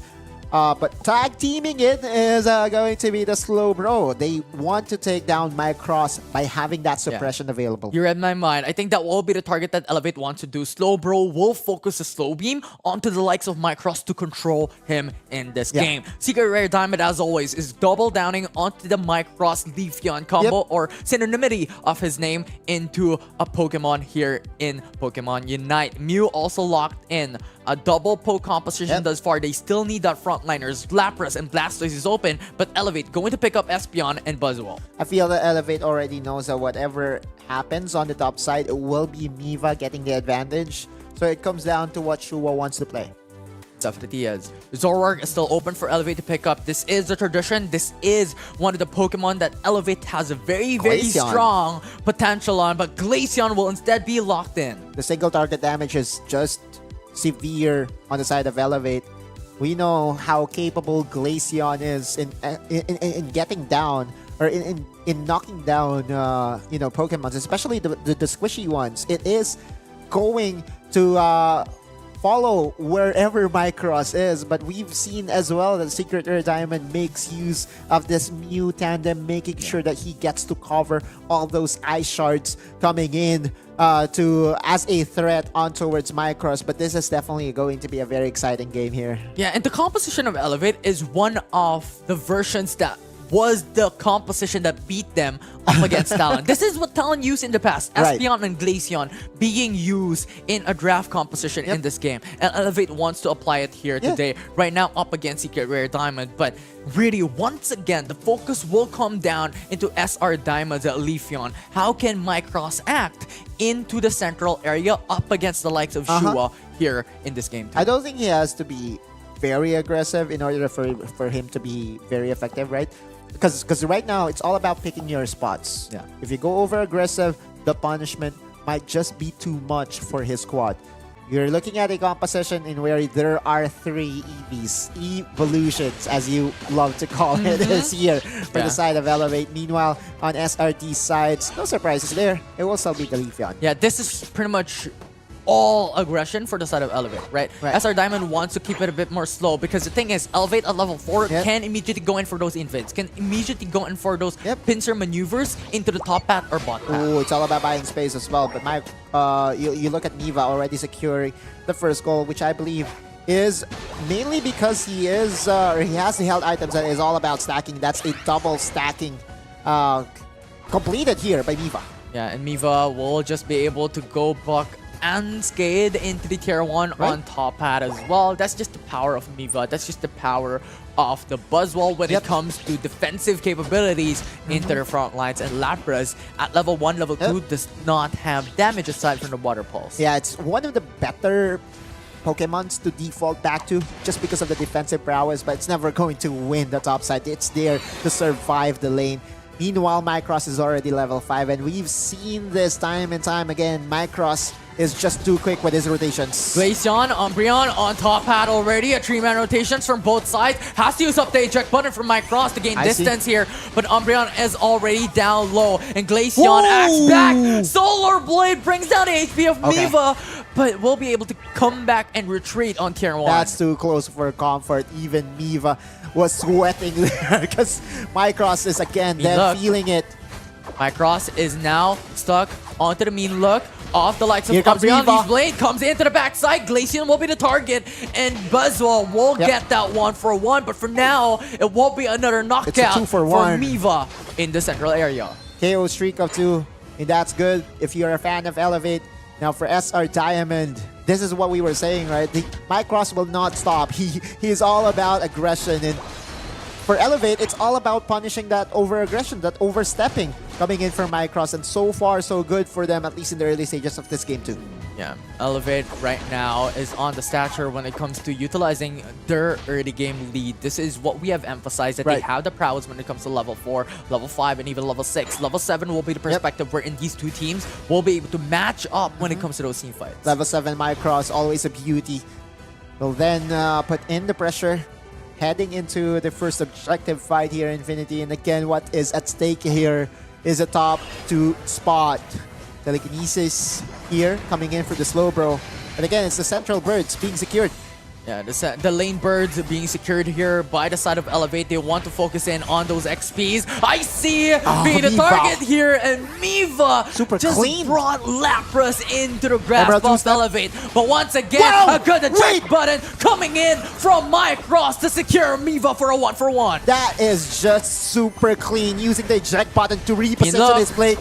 And that will be Mycross getting 2 with the backup of Steam and Hua. And all of a sudden, SR Diamond might just have found themselves in the lead once again here, Infinity. Looking for the dunks, but there is the Glaceon. Here comes the retaliation, Miva. Miva now will be able to secure a knockout into the top path. 2 already down here. They know they don't have Mycross already, so they have to retreat for SR Diamond. And so now the Regieleki will be targeted here by Elevate. SR Diamond is feeling the pressure. Mycross just a couple of steps away from here. Steam, though, will not be securing the steal. Elevate secures the objective here, and Trevenant falls down, so SR Diamond just has to go back into the tier 1 and defend. Yep, and now even the Slowbro is enjoying his path here onto towards the bot side. SR Diamond defense mode on the top side, and I believe that Elevate will be content with whatever they got on the top side, and will just let this Regieleki get eliminated here by SRD. Yeah, what they want with the Regieleki is the experience and also the AOS energy points, and also the time that they will be bought for Elevate to go into the bot path to go for Reggie. And so now Shua was able to help Slowbro get some dunks in here in the bottom lane. Numbers advantage on towards the Reggie Rock takedown. Elevate, they want this now. Trevenant in the front lines, Emerald into the back, Emerald 2-step, Glaceon or Espion rather, is down with 1 HP, but Glaceon will be able to answer back. Mew falls down. Alright, that's a very good pushback, and that would mean 1 more takedown.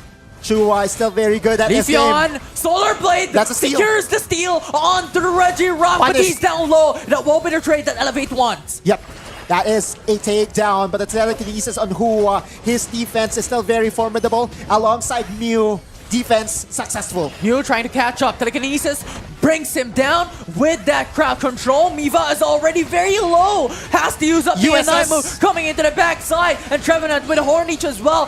Stacks them up. Elevate is now pinned down. Umbreon goes down. Yeah, no damage from Elevate as of yet, and SR Diamond is feeling confident right now, but they will hesitate, they will pull back, they know that they have to remain disciplined. Elevate and SR Diamond trading blows here in the bot area. Back and forth, SR Diamond and Elevate still is on even level playing field. Yes, Elevate has the 40-point lead, but time and time again, SR Diamond looks value to someplace else. 5 seconds before this Reggie Aleki joins the fray once again as Mycross gets the head of Shua. Oh my! It will be Shua who goes down. They have no more Glaceon to come into the Regieleki fight. But Espion wants another perspective as Mycross will be the target here. Wait! Espion with the Unite move secures Mycross! He got him! And no slow beam for now for Tempest, but it's all about buying time for his carry to join back. Here comes Shua once again! Chua comes in right now, already up here in this matchup with Regieleki. Already available for both these sides, already up and running. Chua comes through, massive amounts of damage coming to the backside. Icy just has no escape. Micros is already down low, has to run away, and Solar Blade won't be able to delay time. Chua has to retreat, good eject button as well as Umbreon takes damage instead. Micros is still very slippery, still very good at this game. And this game is super close. Infinity, the lower bracket finals, is delivering. And now this are the 4-man rotations coming from both sides. Elevate and Secret Rare Diamond with Slowbro and Trevenant down into the bottom path. They want to defend their tier 1s. Regieleki now being started by Elevate. Emerald 2-step. Going into the backside, connects onto Espeon and Glacian as well. But Miva answers back. Micros is deleted. He's down. Micros is down. And opportunity for Elevate. It's a very close battle. Elevate has the numbers advantage here, but Elevate secures the Regieleki. Miva into the front lines with the mean look. There's no escape for Clefairy, Clefable. And that is going to be the Regieleki escorted onto the tier 1. Icy. Even Icy is going Being down. poked down, but Icicle Shards coming for Shu, and now Trevenant just has to leave. Massive points. Micros, though, on the other side of the map is trying to channel some points and trying to control the damage that is being done here by Elevate. And in the end, it still is a very close game. No, check that. Elevate is well in the lead. Elevate turn things around. They were able to go in for the dunks in tier 1 on top path, but Micros, yes, he was eliminated. But once again, these macro level plays for the side of SR Diamond. They want to utilize the other path as well to gain points. Action continues. No one stopping both these teams in finding the angles of trying to slow down the game in their favor. Now SR Diamond 108 points with Elevate 181. The notification will pop up and they will know that Elevate is well in the lead. 73-point advantage for the side of Elevate here. Rayquaza is now up, and it will be Secret Rare Diamond that has to force the issue. Slow down. That's the goal for Elevate. They don't want game number 1 to happen once again. Just calling back.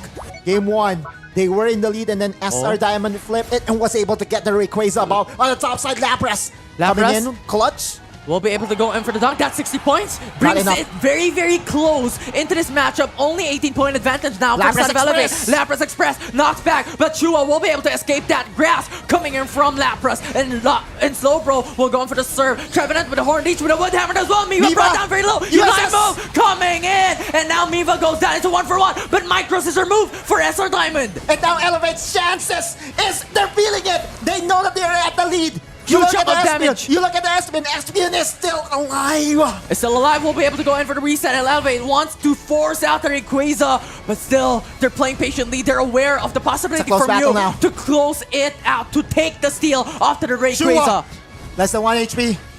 Needs to get back. Needs to be safe here. And you look at the Mew. Saving his teammate is a Slowbro. They have to go in for the reset, but Miva forces out the fight here. But Leaf Yard comes through. Perfect time with a Leaf Blade as well. One knockout already. Elevate under numbers disadvantage. Miva falls down as well. They can force this. SR Diamond, though, has the option to still go on the top path. They know it's very easy to score some points. The road into the lower bracket. This is their time to shine. They want to beat down Elevate, one of the world qualified teams. And with a team wipe, SR Diamond secures their Cinderella story down from below in the lower bracket. They secure the win against Elevate to secure the grand final spot here in POACL Philippine Open. Elevate's journey ends tonight, and SR Diamond are the new kings of... Not yet, but yeah, you get what I mean. But they will be facing against Thailand PH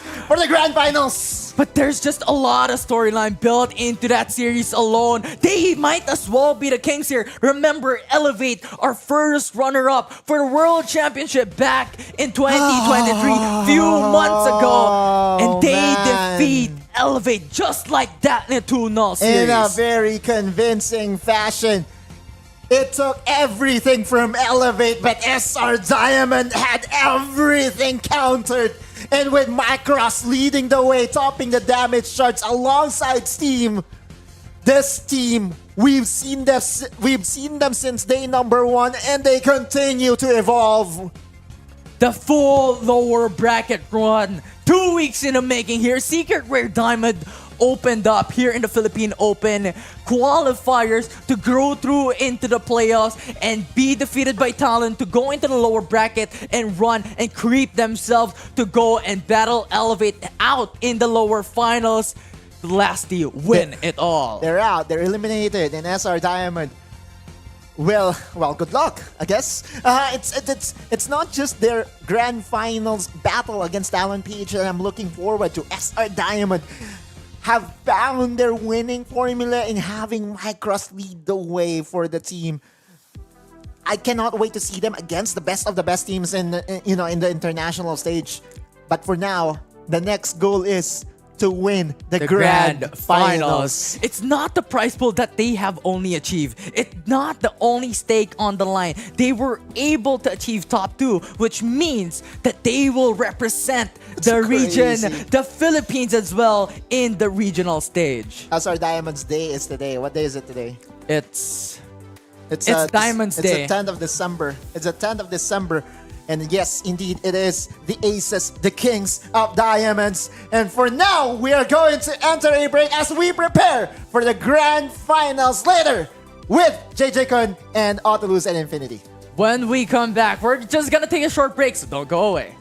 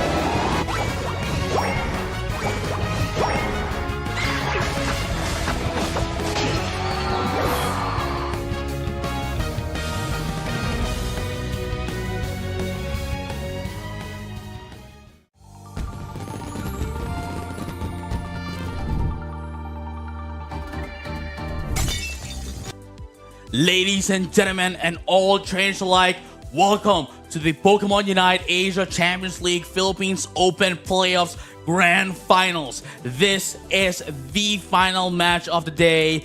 The Grand Finals best of 5 with Talon PH having a 1-point advantage.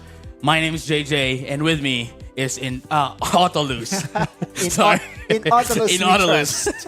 But yes, this will be a rematch, believe it or not, here, JJ Kun, because again, they matched against each other during the round number 1 of the upper bracket finals, and we all know the history. Talon PH was able to get the upper hand 2-1 against SR Diamond. But there's a big however. The first point in that best of 3 series did actually go to SR Diamond. Yeah. So that was the moment in where we thought, hey, you know what? Talon PH is beatable. No, yeah, I mean, that has been their series for day number 1. Talon, always losing the first match and then coming back up at the last 2 matches. But you know what's up as well? This being a very smart, amazing matchup. And with that being said as well, we have to give thanks to our official telco partner, Smart. Smart is still the Philippines' best mobile network, having the fastest and nationwidest coverage in the country, as awarded by Ookla of speed test of intelligence data for speed and coverage during the quarter 1 to 2 of 2023. All right. So with that being said, Odo, let's give a bit of a rundown of what happened throughout the tournament. Starting off with our prize pool. This is what they're going to be battling for. Wow. 20K as our prize pool. Yep. Of course, for both of the teams here, Talon and Sacred Rare Diamond has already secured that 4K USD. Now they're fighting off which one will take home 6,000. Right. And, for the rest, we have here for the 3rd, 4th, 5th, 6th, 7th, and 8th. And man, really, this is the culmination of everything that we've been, watching and looking out for. Yeah, money is nice for sure, but it's all about the legacy. It's all about being crowned the champions. We look into the bracket here, upper bracket. This is what we were saying. Talon PH versus Secret Rare Diamond. During round number 1, they forced down Secret Rare Diamond. And so Secret Rare Diamond had to crawl all the way. The Cinderella run, definitely. And here we have it. Let's give a bit of a background to both of these teams, right? Talon PH, really strong team, 9 to 12 plays in the World Championships. Secret Rare Diamond, though, they've quite surprised us. They lost on the qualifiers. The day 2, they've lost to Talon as well. And as you have mentioned, this is the run back. This is the revenge match that Secret Rare Diamond has been looking for. And again, Secret Rare Diamond has been winning 2-0 straight, including Elevate, the first runner-up in the most recent World Championships. It's unbelievable, this run. The momentum that they were able to gain, but by gaining the confidence from their first match of today, it's just unbelievable. Mike Cross has elevated himself to superstar status. IC has been a very formidable top laner as well. And we also have to commend, of course, their support who every single one of the members here of Secret Rare Diamond is just absurd. Right. And before we head over to the draft, I'd just like to, because we're not going to be able to see them, right? We're not going to be able to talk to them. So I did ask them as well if they can give us a bit of a message for their fans, right? So for SR Diamond, this is what they want to say, especially for to their fans as well. First, we thank God for this victory, and we could not have done this without His mercy. And to everyone supporting Secret Rare, not just to us, but Pearl as well, we thank you, and we hope to give you a good fight in this upcoming match. And for Talon, it's they were quite speechless, especially with this surprise coming in from SR Diamond, right? And they can't say anything at all but to focus on their match and say good luck to both of the teams. Wow. We talked to Talon PH heading into week number 2, and we were asking them of potential challengers from the first batch of teams, and all we know, or all we can really take away from that conversation is that Bertie had was surprised by the Yep. level of play that all these Filipino teams showed during the first week of eliminations, and carrying on. Now we have SR Diamond, winning that game against Elevate. It just goes to show that the play style and the teams of the Filipinos are also elevating. Right, and I mean, it's a huge evolution for all the teams here. Talon PH has Yep. been waiting since yesterday, so this is going to be the first official match of the day. I just do hope as well that they have had their matchups, their warm-ups, going into the grand finals, because if they are not heated up just yet, sure, they might have a one-game advantage against that of a Secret Rare, but man, Secret Rare is a Diamond is not a force to be reckoned with today. Thing here, JJ Kun, is that 1-0 is a good prize to have, right? After winning the upper bracket finals. But I feel the momentum, the confidence is Right. definitely on the side of Secret Secret Rare. Rare Diamond. One narrative or one argument that you can make is that are they still okay? They've been playing for the entirety of the day. Do you think the stamina will come into play here? No, yeah, I mean, I already mentioned that before the finals here, Right. that the only opponent. See, here's the thing: like, they have the momentum, they have the motivation, they Yep. have everything, right? They are on the roll. They are in the zone. Yep. I'll tell you that. But the biggest problem here, the biggest opponents that they have here is not even Elevate, not even Yep. Talon. Sure, they are formidable, but the biggest opponent that they do have here is the mental stress, the mental fatigue that they have since playing earlier in the day, being one of the first matches of the day, and continuing on Yep. until now. it also has something to do with, are they content with Yeah. just being part of the top two teams to represent the Philippines as a Right. region? Because that can also come into play with their dance here against Talon PH. We've seen this numerous times, right? Okay, so we're content. We're happy to be here. But there are also teams that will not be content, that will be greedy, that will really want that crown of being, titled as the number one team for the Philippines. Again, they have now secured the slot for that of the regional stage representing the Philippines, and now they're going to be going into that of a battling Indonesia, battling Malaysia, Singapore, and what do you call this? And one more team, one more region, and now they're not even fighting for the prize pool. It's about, as you have mentioned, the Yeah. prestige of being the number one Yes. in the Philippines. And man, I think Secret Rare Diamond is not going to stop anytime soon. Oh man, that's the story that I'm looking for, right? I don't want them to be content with what happened earlier, right? Knocking off Elevate is already a very prestigious moment for them and for the statement. organization. A statement, as you may say, but it doesn't stop there, right? Like Talon PH, if you are able to get this win against Talon PH, that means that you are ready for the international stage. And at the same time, we have to reiterate as well that sure, this might be a double elimination bracket, but for our grand finals, Talon PH only needs to win twice, and Secret Rare Diamond, despite going to be might be able to win here, but they won't be able to get any resets at Yep. all. So they need to win 3 times in this set of best of 5, Right. where Talon is already up by 1. Yep. Also had the advantage of scouting the whole day of tournament here. They also know that fatigue will come into play here. And knowing Talon PH, it is just about recognizing where they're good at. And right now we have to just address the big elephant in the room. Mike Cross. Mike Cross. Do you think he can be contained by Talon PH? It's going to be a really hard thing to say. Yeah. Elevate and Talon PH plays very and vastly different. Yeah. Talon PH here can go in for a glass cannon composition, whereas Elevate, as you can see, they were trying to control the game as much as they can, but in terms of being able to match up against Secret Rare's Diamond's play right now, it's going to be a tough call.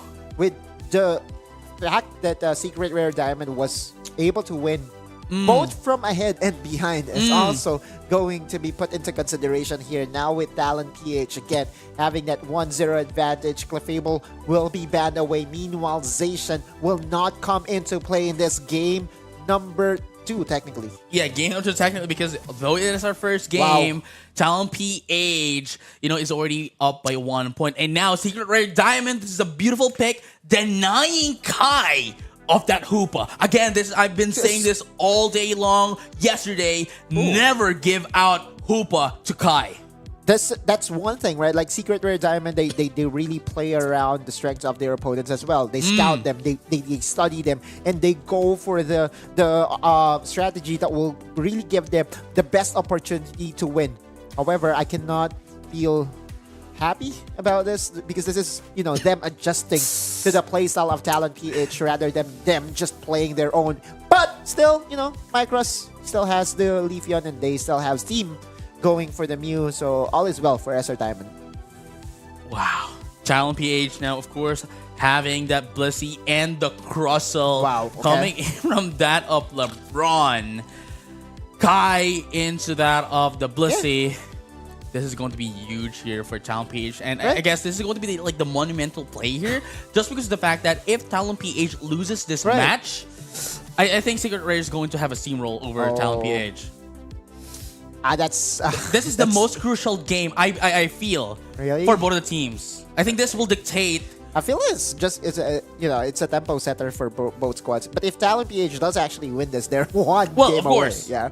Yeah. So I think this is going to be SR Diamond rounding up their draft with the Trevenant and the Lapras, and then Espion will be locked in here for Talon PH.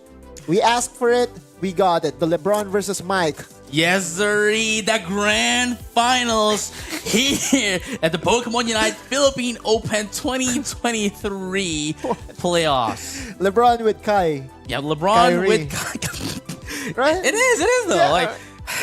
LeBron and Kai here against Micros, dude. Against Micros, and I see ice in his veins so far because he has been very solid in the top area. But we can't wait for game number 1 to start here, JJ Kun, as we already know what we have in their draft. No Dragapult, none of that. None of that. No new Pokemon and the new just patch. the comfortable picks here and there for both of the teams. All right. The Mimikyu will also be very pivotal for Talon PH. That is that one Pokemon that can lock down the Micros. But yeah, we'll see. Easier said than done. But here we have it, ladies and gentlemen, and all trainers alike.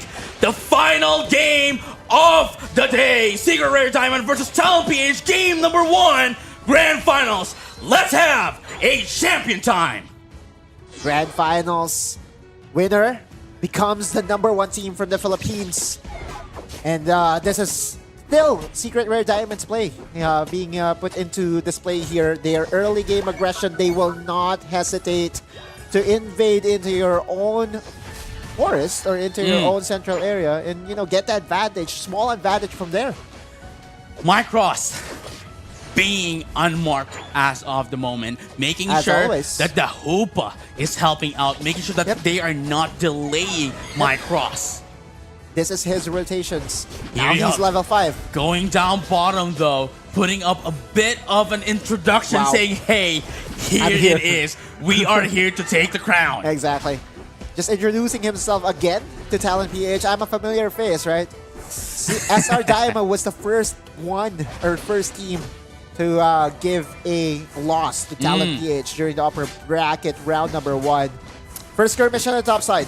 It is going to be quite a damage here as it is, Micros taking down most of the birds here up top. Meanwhile, Rubix, one of the more experienced players from Talon PH, has just gotten the first goal. And this is exciting because, again, those are the small things that you will say, oh, okay, that's just, the first goal. But the XP advantage that comes into it is really being maximized by the best of the best teams. Right, and here we have it, of course, just trying to, if you can see here, they're just ignoring everyone else just to put in their stacks. But with 11 points, I don't think will be able to put on those points. There's a little bit too much for them to put it in. And there's no invade for Mike Cross this time. He's Not yet. respective. He's respective of the prowess coming in from Talon PH. Has to remember that Mimikyu's there. Oh, here you have it. Mean look into Mycross. That's going to be the first KO of the game here. As Talon PH don't want Mycross to be left unchecked. And now Talon PH early in the game putting Good up the hammer. pressure against from Secret Rare. And now Rubik's trying to get away here with the help of Sync 1. Super tanky, super tanky. And the first Pokemon to go down is Mycross. That's Talon PH sending a message that this is not the same game that you played all throughout the day. We are here to challenge you over and over again. And now that Sync 1 is very close to level 9, the threat of the play-by-play is definitely going to be there soon. For sure. Play rough and play with me is going to be up in just a few seconds as well as we see the major objectives. Yep, 5 seconds. What will be the preference here for both squads? Mean Two look. lanes? Too late. Gonna get checked in, but it's not gonna be enough though. They just want to get a bit of a poke here. Yep. Everyone's playing a bit safe here. Meanwhile, Mimikyu, Synquad might just be able to spot out Mycross, but he's extra safe. He's hiding in the bush. Hiding in the tall grass indeed. Won't be able to see Mycross just yet. Too late, And it's now down. that's gonna be too late. It's gonna be going down to the Trevenant Wow. without any defenders. And now Mycross looking for that opportunity to come in. On the top side, Crustle is actually enjoying the area by himself. Now Talon PH is daring SR Diamond to go in. Oh wow, Mycross just pushing in some points here, letting them take the Reggie Rock. But look at this right now, they might be a little bit too late here to get in. But Hua is going to down. be taken down here by Sync 1. That's going to be 1 down into the side of Secret Diamond. Maybe make that 2. 2 is going to be taken down as well. That's Shadow 2. Sneak misses. Where is Mycross as of the moment? Mycross going down, but He's not left to their the lava. own Wait. base though. Not to their own base, and just like that, they just got trapped in by Town PH, taking down Sync 1 Yep. with them. It's a 1-for-1 for sure. But the dance is not yet over. Reggie Rock open for the taking for Talon PH. Team just trying to get away here. Town PH secures the Reggie Rock. Now only the Reggie Lecky is up left for our LeBron. first set of objectives. But look at that, LeBron gonna be able to take down the Trevenant once again. Mean look into Icy. Not gonna be able to help out Wow. the team. And now they are freely allowed to disengage. Talon PH had the advantage there, surely. XP advantage, top side. You're seeing LeBron already level 10 right now to the level 9 of the Lapras. And although the points, it's not telling us as to Not much. who really is at the advantage. Talon PH, I feel, does have the momentum advantage right now. Icy gets locked Oh, down. Psychic Slur is going to be popped out as well. Midnight Prance as well, taking out a bit of a shield here, but they're going to be able to take down Chillix as well. Icy almost taken down. Yep. Small HP right now, going to be able to recover with the Citrus Berry, but it's not going to be enough though. Yep. Here comes the 2-7 Emerald. It's going to be popped out as Play well. with me! Play with him is going to be popped up to stop Mycross, No! but gets away as well, but taken Okay. down here by Rubik's. That's one of the big threats up as well. Coming in with a ringside and bound, going to be able to take down Rubik's. Immediately answered back. 2 KO. Sync 1 is down as well. Hyperface Fury Here comes into the LeBron. side beam. LeBron with the X Scissor just to push away Hua, but it's not enough. And going to be able to take down the Blissey as well. Two and legs is down. one more 2 legs going to be answered back here by Resets. LeBron. Reset Steam. Oh, he's lucky. He's lucky that LeBron was not ready for him. But you can see the play here by Talon PH. The discipline to have the Mimikyu to just mark Mycross, and that's it. But Sacred Rare Diamond right now in the lead in terms of points, but still doesn't Hua. say a lot here. Let's find out for the extended team. I guess the surf here, and the Rumble Rouser doesn't remove the crowd control into that. Mew's gonna be able to take down that Two Espeon. legs down. The tool is gonna be down Emerald as well. two-step. Emerald 2-step into the solar blade. Gonna be able to take down LeBron immediately. 2 for 1, but they're not stopping anytime Yep. soon. Sky has been taken down as well. The long range folks are here connecting onto the members of Talon PH, and they know that they cannot just give this away. Synquan is still here. They can still challenge Talon PH, waiting for their members. To attacking the play rough into that labyrinth. Psychic Slayer is going to be popped up, knocking up a lot of Rubik's. the Sacred Rare Diamond, but it's not going to be enough though. Rubik's going to be taken down as well. Ice is going to be taken Play down rough. as well. 1 for 1 trade. No man, 1 for 2 trade coming in from Sync 1. They are not stopping. And they want more, securing this Shadow Reggie Sneak. Alecki. But is it going to be stolen? Not quite yet. Talon secures the Reggie Alecki. That was A prolonged team fight. The Talon PH ultimately won and will even have the advantage with Reggie Alecki allowing for a 50-point slam on the top side. Talon PH controls the game off of that beautiful play. Overcapping, destroying the first squiggle, putting up a lot of pressure into the side of Secret Rare Diamond. There is still now a new objective for the taking here in the bottom area, and it took them how many minutes in that fiesta on the top side? More like 6 minutes of back and forth, and this is how close the game is. Talon PH's Secret Rare Diamond, a grand finals classic over and over again. Now Too Late though is going to get spotted here, going to get locked down. Talon PH is smelling that they are in the lead. And they're just trying to read the map. Where will Secret Rare Diamond respond? Again, Rubik's, commendation to Rubik's, knowing when to pull out that mean look, especially to Too Late, not allowing it to be the defensive wall that Micros needs. But here we have it, Rayquaza is going to be popped up here. The Rings Unbound is available. It was just a Hyperspace Soul.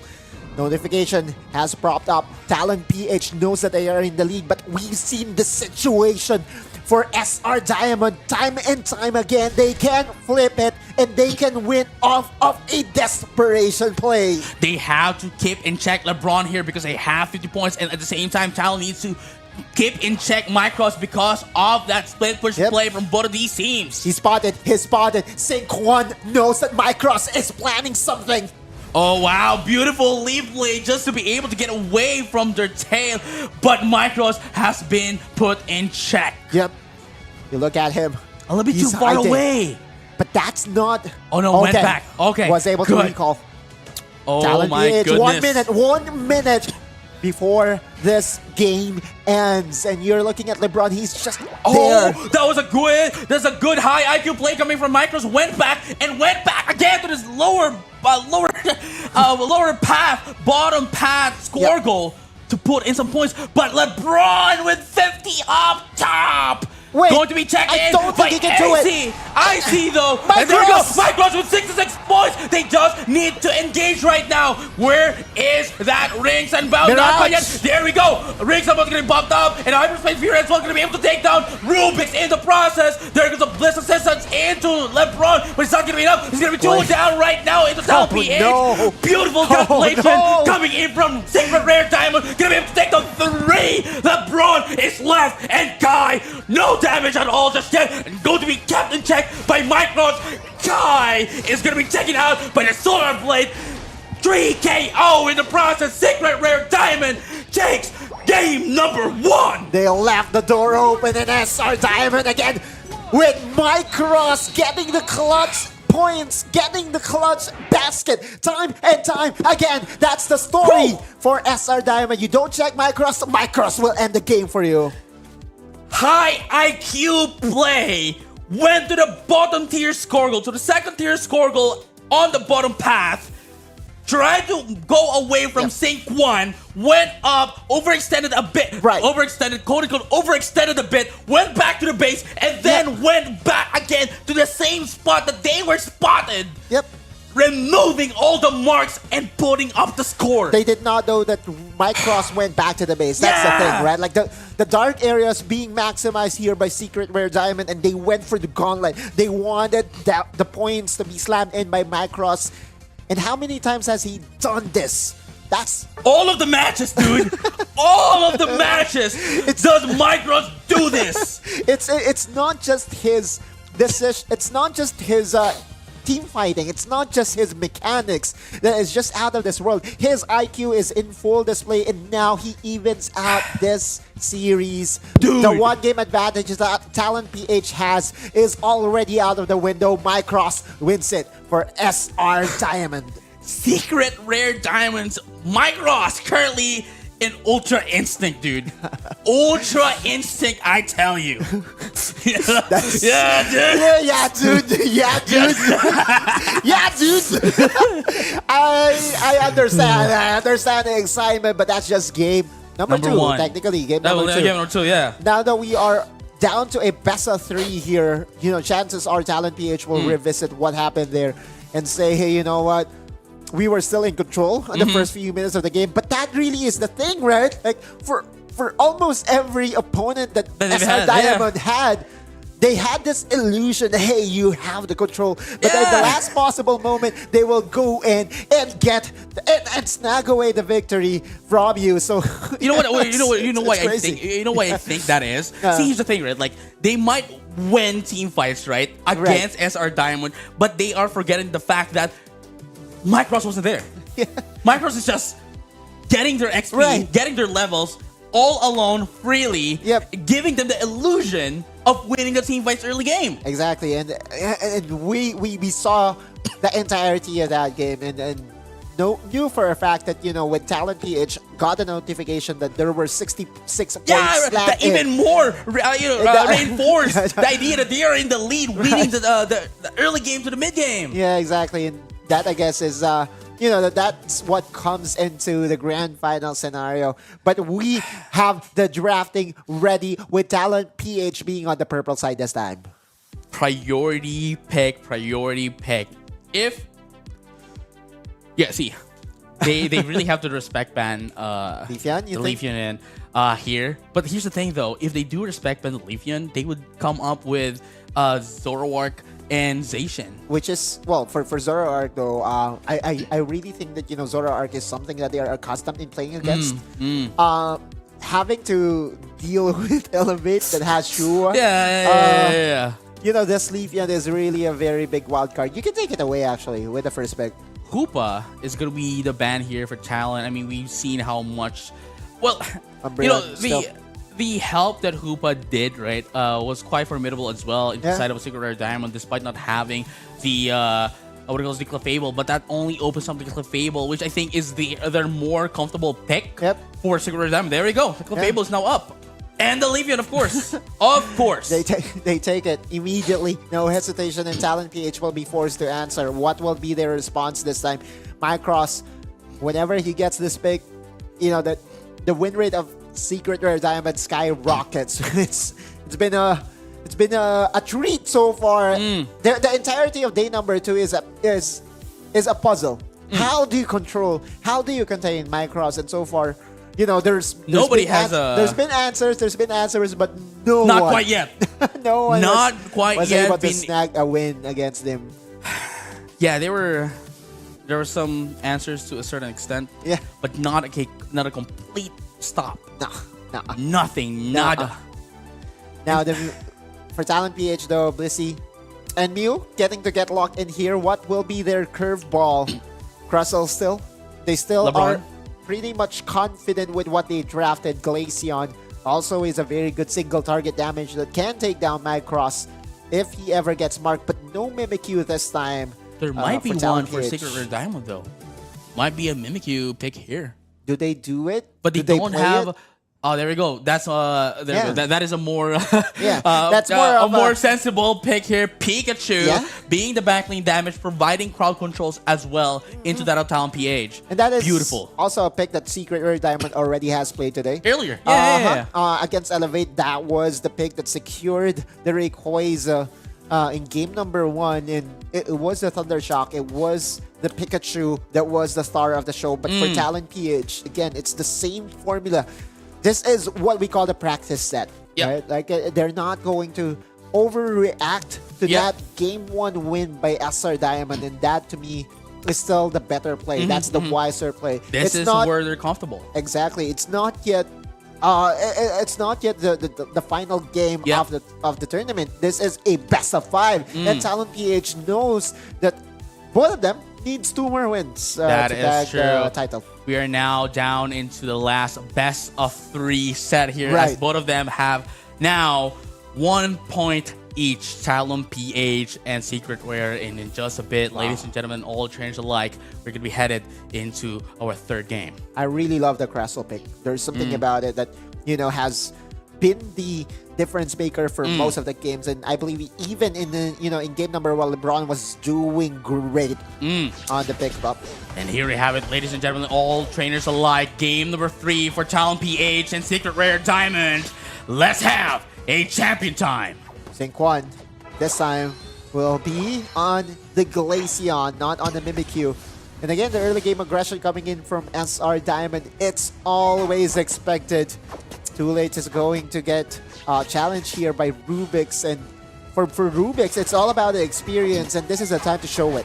Yeah, for sure. And at the same time, though, it doesn't matter for them right now if Yep. they lose, because all they want to do Wait, is Macross. deny them. Macross, though, getting a little bit Very too confident. overstepped, though. Overstepping quite Yeah. a bit with 3 Pokemon into the center Talon PH. He wanted to help his squad, wanted to invade once again, but easily That was a got little bit too denied. early, dude. Exactly. Not yet even level 5. And, the common formula for SR Diamond is Macross shows up already level 5. Oh, yeah, for sure. But here you have it. Down bottom, Talon getting a bit of an HP, getting a little bit of XP and points here. Sync one being the one on the central Yep. area as well. Now coming in down Yep. bottom, and now they are going It's to a be trade. able. They're going to be able to pressure down, secret down bottom. Yeah, it's a trade. SR Diamond focused the Top. birds on the top side.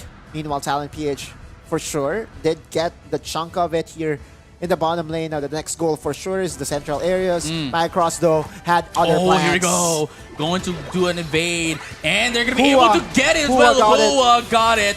And here we have it, a bit of a team Yep. fight here. Early team fight before the central burst. Okay. But that is going to be Lazy's down. Sync 1, going to be able to take down Kai in the process. But LeBron is down as well, including Rubik's. Wow, that's a 2-for-1. And Macross. Free score. How many times has Macross done One this? more stack. Bang. That's the second stack. How about make it 2 more? Nope. Never mind. Crossel is already here. But SR Diamond again well in the lead in the first few minutes of the game. Wow, this is quite exhilarating right now. And True.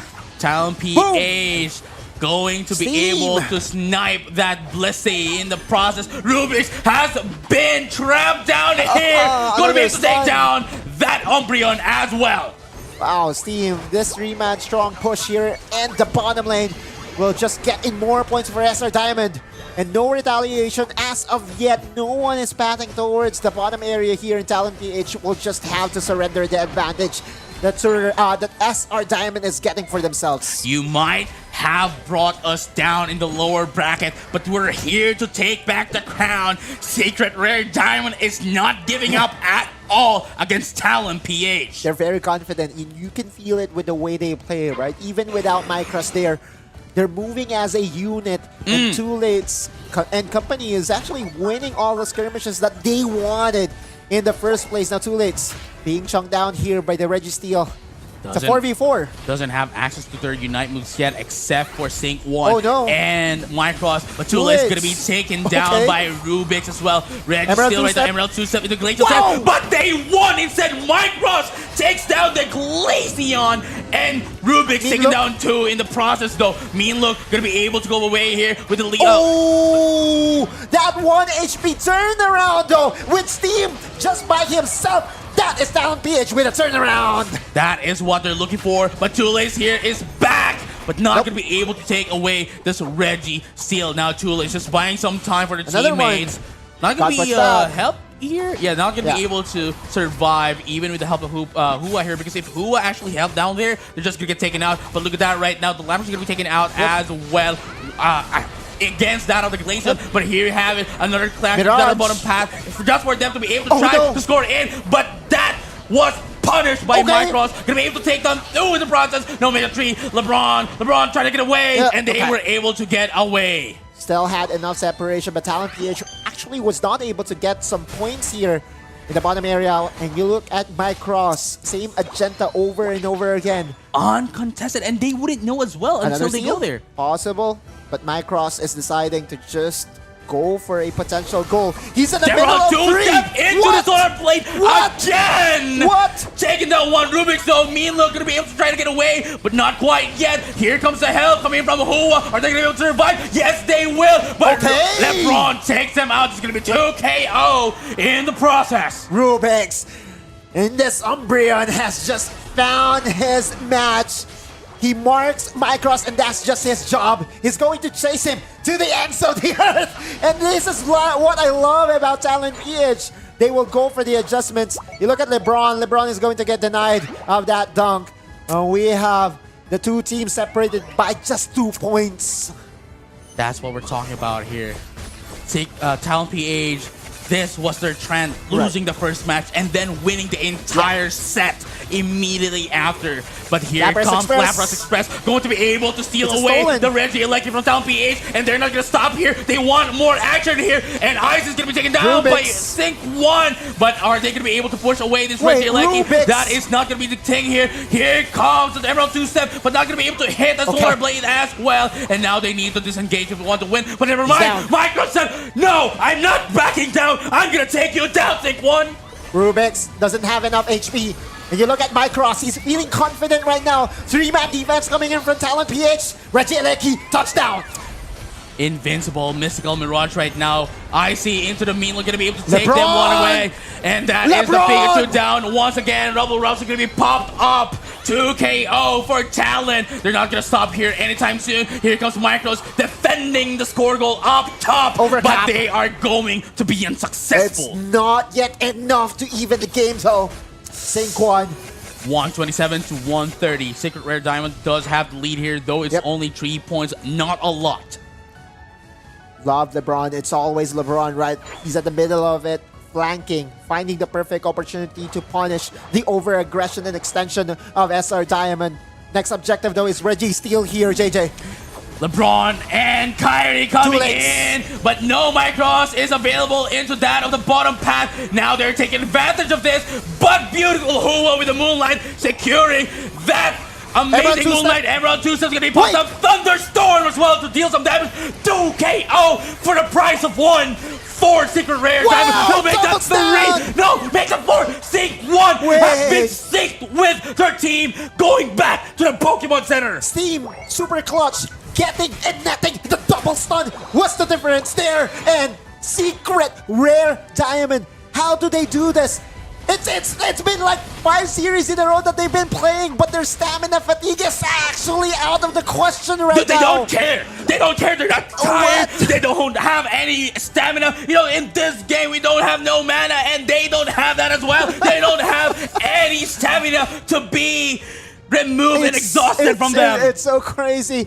Looking at them right now, they're now in the lead, and they will be propping the notification that SR Diamond does actually have the advantage just a few seconds before this Rayquaza spawns up. Secret Rare Diamond does have a 51 lead here, but Town PH It's Micros. once. Town PH Wait, wants to get what? in. Seems getting popped up, but Thunderstorm Teamfight. is not going to be enough for them to take it out. But there you go. Lapras Blaze Express, Up out to 6 3. got cancelled. Lapras Express take out Micros. 3 and steals them away. Diller Wait, to he's down, he's LeBron down. is going to be able to take down that Micros. 3 is going to be down to the side of Secret Rare. That's going to be 4. And the Clef Fable being out left. That is a team wipe LeBron for the win to initiate those KOs. And Secret Rare Diamond finally surrenders for game number 3. And that's what we're talking about. The trend of Talon PH losing their first matches and winning the rest. This might be the start. It just blew out of the gate right then and there. That team fight that was forced by Talon PH, Secret Rare Diamond did not expect it. And in the end, Talon PH got the clean wipe out. That's a 5-0 immediate surrender coming in from SR Diamond. That was beautiful What? for Talon PH. What happened was Talon PH did not care about the Rayquaza. They immediately forced Right. in that lower first tier score goal down Yeah. bottom, and now Secret Rare, despite having a positional advantage towards that of the Rayquaza, they got. I don't know, man. Like they got forced in to defend the first tier score goal, and now everyone is scattered around. Talon PH was able to capitalize on this. LeBron with the axe scissor.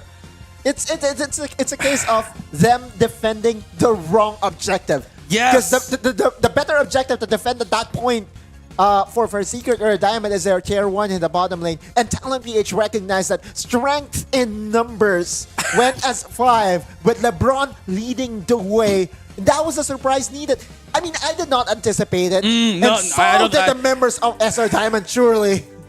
I did not anticipate that as well, dude. It's a It was a Talon surprise, PH. right? Like, it's a championship play. You'd think, right? You'd think that Talon PH, sure, they are, forcing in that first score goal, sure, right? But what surprised me is Secret Rare Diamond's reaction towards that. Again, they had the positional advantage towards that Rayquaza. They had the opportunity to get that while they are scoring in, and man, they would have had a better opportunity if they were able to get and took the risk with the Rayquaza. Yeah. That's up for discussion for sure for the team because they have to go back to the drawing board. That's true. What was it really better to concentrate their efforts to take down the Rayquaza? You look at their squad. Is it really a good? Is their damage really good at taking down objectives that fast? You do have the Leafeon that does have the Solar Blade. You do have some form of damage as well from the other carries of Secret Rare Diamond, but I feel the heat of the moment, right? No, they yeah, recognize of course. threat that the Talon PH was doing something Scoring. very good. Exactly. Something out of this world, something that you wouldn't have expected Talon Exactly. to do. And honestly, even if I was on that end, yeah. I would do the same. Yeah, you I would do the react. same. You would react. They were demanding for you to react. And the Talon PH again with the experience advantage that they have. Because that play, I tell you, that's a championship play right there. No, yeah, I mean, being in control of your opponents, being in control of the game, that was everything. Yeah. That was everything that we need to know about Yeah. Talon PH. No more, explanations needed there. Yep. That is the team that got into the grand finals first. And now that's match point. Match point indeed. All they need to do now is win one more, Yeah. and they become the crown champion of the Philippines. Yeah. Which is the goal for Talon PH. Since day number one, when they were formed, it is just for one objective, and that is to win regional championships, That's local true. championships even. And now, Secret Rare Diamond, after suffering their first map loss of the day, that's... it's so crazy to think about it, that they've been on a, 10-game win streak? Right? So... It's what? it's been like 1, 2, 3, 4. This is their 5th game, I believe. Yep. So like 8 games, Eight- eight maps, 2 zeros, including Elevate. So 9-game win streak, right? Heading into that game. Hey, this is that was a 9th. That was a 9th. Yeah, so this but- is the 10th. Yeah. Yeah, this is the 10th. Yeah. That's our Diamond and Talon PH. We are now going to enter a break because, our players really wants to get into it. And SR Diamond, No, they're gonna be heading straight into the game, yep, dude. we are, we're going to ban away the, SR Diamond is going to ban away the Hoopa. And Talon PH will be responding. Dude, with we're the banning the Session break. Session ban. We're banning the break, dude. We are going I straight thought into for a second the game number 4 will allow us to have a break, right. No, I think they don't want the momentum to go away as well. That might yeah, be true. it. That might be it as True. well. But Talon PH is stealing away the Leafeon, and this is what we were talking about before we Yeah, start the yeah, game. yeah. That this is one. You don't of- have to ban it, Yeah, right? you don't have to ban it. You just need to steal away. Yep. And Talon PH, this was because this was their composition Yep. to win against Elevate, the triple EV, EV. the triple EV against them, Yep. and we might be able to see it once again. Secret Rare Diamond, though, I think the last 2 picks here would definitely have to be Wait, that's a double supporter? they. I think what's gonna happen here is here the main sustain here would have to be Clefable, and then we have the damage support. Sorry, not damage support, but rather buff supports here coming in from that Eldikos. of the coming from that of the Blissey, but at the same time it can also work up with their X as well. But Talon PH, though, here comes the triple Eevee with the Eldegoss as their Main supporter. main supporter. Again, it can push down, it can do a lot of damage, it can Wait. poke you. Again, Zoroark. there you have it. That's what I'm talking about. That was what I was going to say. They Yeah. have the Zoroark open, though still not having that Zay shit. Sorry, I'm Trackable. This is wow. This is 5D chess coming in from Talon PH, a 5-head move of anticipating of it. Having, Secret Rare Diamond will go in and will put all eggs in one basket, and that is on Zoroark. Now, one way to dealing with him is consistent DPS coming in from Dragapult. That is true. And here's the thing. And I think like Talon PH is doing the same thing. Just because of the fact that number one, everyone is very squishy. The only one that is Umbreon. tanky here is Umbreon. Yeah. Sure, Eldegoss may be able to put in some sustains, Right. but considering that Leafeon and Espeon, Yeah. Glass Cannon, sure, They do- but still very squishy. Dragon Bolt is the same. Yep. Huge damage output, very huge DPS, but very, very squishy. They do have a good amount of damage too, right? They can burst down the Yeah. Zoroark. What they say, right? The best form of crowd control is KO. That's true. So That if is true. you KO Zoroark, Nothing else is a. nothing else matters. That is true. And at the same time, right?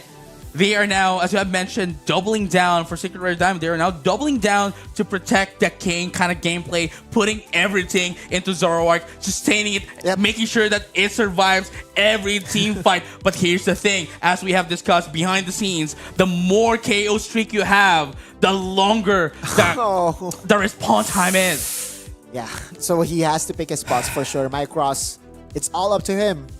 Secret Rare Diamond is asking him to carry them into the championship. And here we have it. We're gonna have a bit of a pause. This is not a game yet. Yeah, I'm staring at the settings right now. We are both staring at the settings as of the This moment. is the grand finals, and it should have a quick pause, of course. It's the opportunity for us to thank Smart That is true. for being the official teleco partner. partner of Pokemon Unite Asia Champions League 2024. That pause was quite smart as well. I know. Time for us to create smart of being still the best. Being the best mobile network in the Philippines, having the fastest network and nationwidest coverage. In the country, as awarded by Ookla of Ookla Intelligence, right? Data for speed and coverage in the quarter first and second of 2023. Now, Ookla, for those that doesn't know, which at first I did not know, is it's like they check everything, right? They're the trusted embodiment of checking speed, coverage, and all Uploads that. and downloads and all that. So Well, they're like the Michelin. Does that make sense? Because of our food. I'm hungry right now. For internet. Right. For internet. They're like the Michelin for internet. Wait, what am I thinking? But anyway, that is Smart.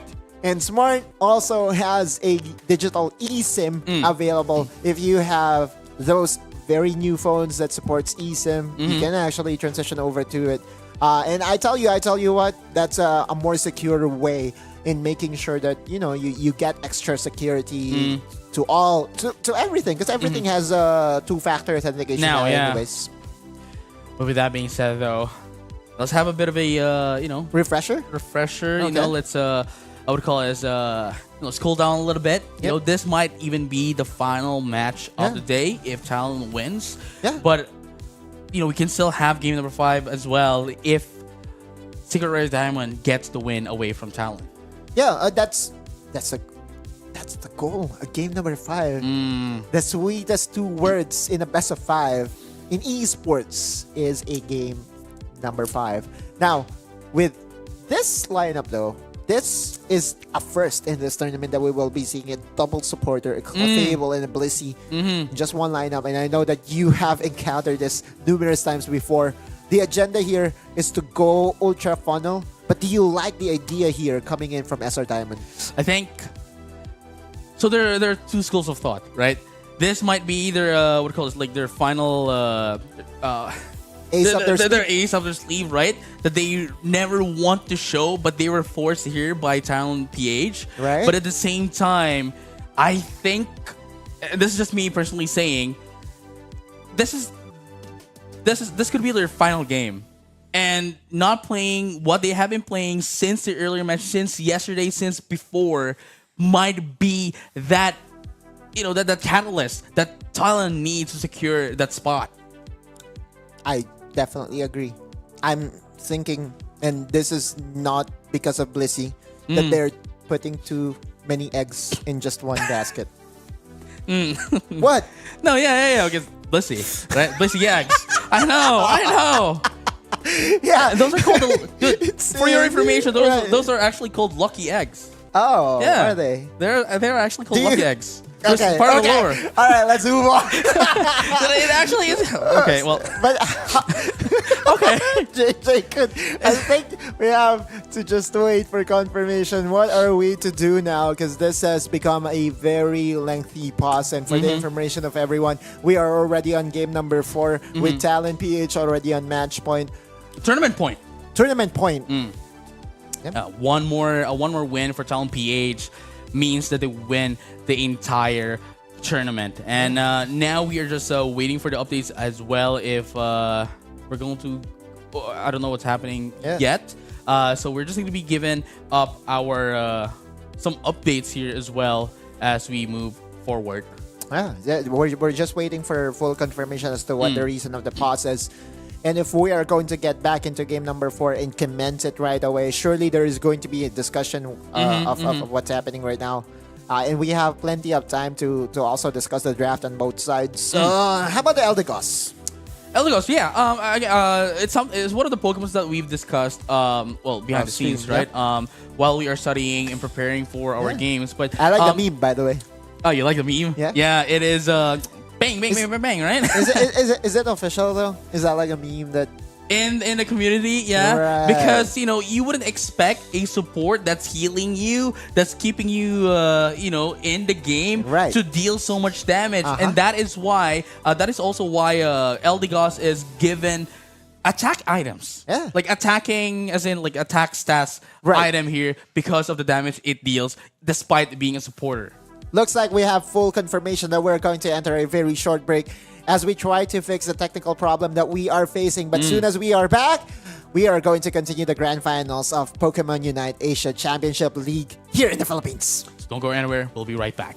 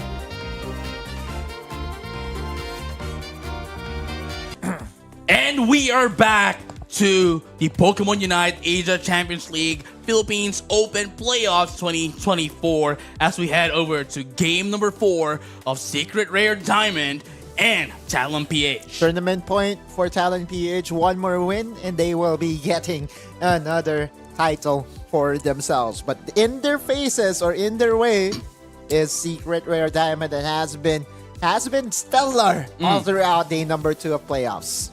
Now, actually, I think we still haven't been able to get the update as to what's going to happen with the draft. I think we're going to continue. I think we're going to continue. Yeah. Yeah, With the same we're draft going here. to continue with, again, There we all go. in.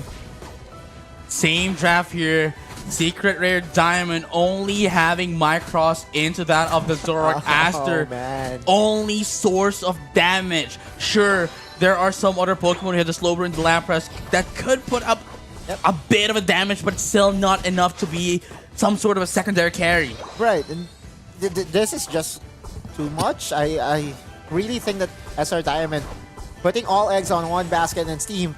This is not the this is not the Pokemon that we often see him play. Oftentimes he's the long range pokes, the carries, Right. and Aldegos just chunking him down bit by bit. Was able to get the first KO. So LeBron here now having access to the Leafeon. We've been so used for that Leafeon into the hands of Micross. Now it's on Talon PH, showing how much they are going to try to get as much as they can. Micross. Drakloak trying to get away from Sync Meatloaf. 1, but Meatloaf's going to be popped out as well. Micross right now is on the disadvantage, gets a 3 KO. Talon PH is getting the pressure, getting the advantage, and it's not going to give it away. That's not the way you want to start the game, especially as Zoroark. This is one of those Pokemon that we know is feast or famine, and LeBron is here to challenge him once again. LeBron almost gotten taken out, but that amazing Solar Blade is going to put a lot of damage, and Sync 1 takes out Micross once again. LeBron, blocked by LeBron, is what happened there. And now, Talon Esports, they are continuing the pressure. Hooah! Go down! I see Mean Look by Rubik's as well. And there you go. Sync 1 putting down AC. Again, Steam down. Like, what? They can't do a thing. And No, they don't. You look at the They can't. desperation. Micross under-leveled, and he's feeling 4 the pressure. KO for Dylan. Dylan, being this accelerated, can be the focal point of the offense here, coming in from Talon PH, and there's really nothing that SR Diamond can do now. We are looking at a repeat of the history. Talon PH losing their first match against Secret Rare and winning their last 2 games against them, and we might be able to see that once again. LeBron takes down the Blissey into the side of Secret Rare Diamond, and one more IC in having a huge struggle defending the first tier's Korgel as Talon PH pressurizes them a lot. Micross trying to make a play. Mean Look again and again. Connected Down onto him. from the Psychic to Dylan. Lair. Wow. What a statement here by Talon PH. And that's 150 points in just 3 minutes. They're in complete control. Secret Rare Diamond now at the More after points. 3 minutes in the game still don't have a single point. And you look at Micross, he's Again! just ultra desperate right now. Being sent back to the Poke Center time and time again with Talon PHs. They're just enjoying this right now. They're just making their presence felt that SR Diamond cannot contain them. You're at a loss for words. I'm at a loss for words right now, dude. This is, again, the thing about putting all eggs on one basket. They are clearly being- lacking and being controlled right now by Talon PH. And being controlled by Talon PH from the start of the game till now, stealing away the Regieleki for themselves, taking down Icy, taking down Micross. Yep. This is just too much. And so now they're going to have the Regieleki touch down. Steam being in the way is not enough. And that is another gold taken by Talon PH for themselves. 320 points to 18. Another KO coming in from LeBron. And I guess this settles the debate. This Who's the GOAT? Who's the GOAT? LeBron. LeBron is the GOAT!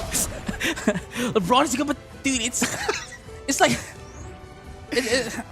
I cannot sugarcoat this, dude. It's a landslide. Talent PH is dominating by a huge mile, and it's like you're watching a. You know what happens, It's right? like- I know that there is no Sableye here, but there's a confused Ray happening right now to the members of SR Diamond. They don't know what to do. And this is just Talent PH capitalizing on oversteps left and right and dominating it from minute number one. Though. Saquon is being taken out finally. Bliss assistance is going to be popped up into Icy. Going to be able to take down LeBron as well. It's not over. Rubik's. It's way past midpoint here in the game, Yep. and they are losing by a mile away, but this might just be the thing that they're looking for. Wait. This is it. There we go. Ruby's Wow. going to be taken down as well. This is the opportunity that they need to Wait. capitalize on, and there we have it. Chole is going to be able to put in some scores again, Okay. but they are going to get punished in the process. That was without their carry. That was without Mycross. Mycross was busy getting some points here in the bottom area and is Rubik's setting here. his sights on towards the Reggie Ice. Rubik's is here. Are they going to be able to get this Unite Reggie? move. No, got He's stolen by Rubik's, despite popping off the Unite move Nightfall Days still was not enough to get the Reggie Ice. And Talon PH, everything that could go right did go right for them. Lapras Express delivering two Sockets more clear. challengers, but it's just nothing compared to Talon PH. Here we go. Mycross trying to redeem themselves, but not enough. 4 versus 1. Technically speaking, with the Reggie Alecki, Yep, it's too much. it's too much indeed. No tier 2 goals on the top side. Reggie Alecki is threatening to touch down onto the tier 3. It's not often that we see this, but this is what happens when a one-sided domination such as this happens. It's not over though, but you could see that the sizable advantage XP-wise, level 13 Dragapult, level 13 Leafeon, and level 13 Espeon. All the damage dealers from Talon PH is very well equipped right now. Talon PH has been steamrolling since the start of the match for game number 4. Again, remember, this is tournament point, and they are in a amazing, huge lead against Secret Rare Diamond. They're just waiting right now.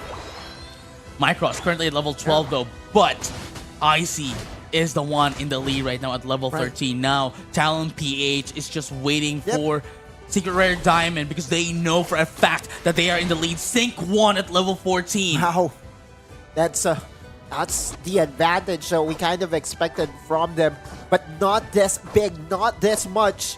In 15 seconds before the Rayquaza spawns up, that will be the only miracle that can bring back SR Diamond into this tournament.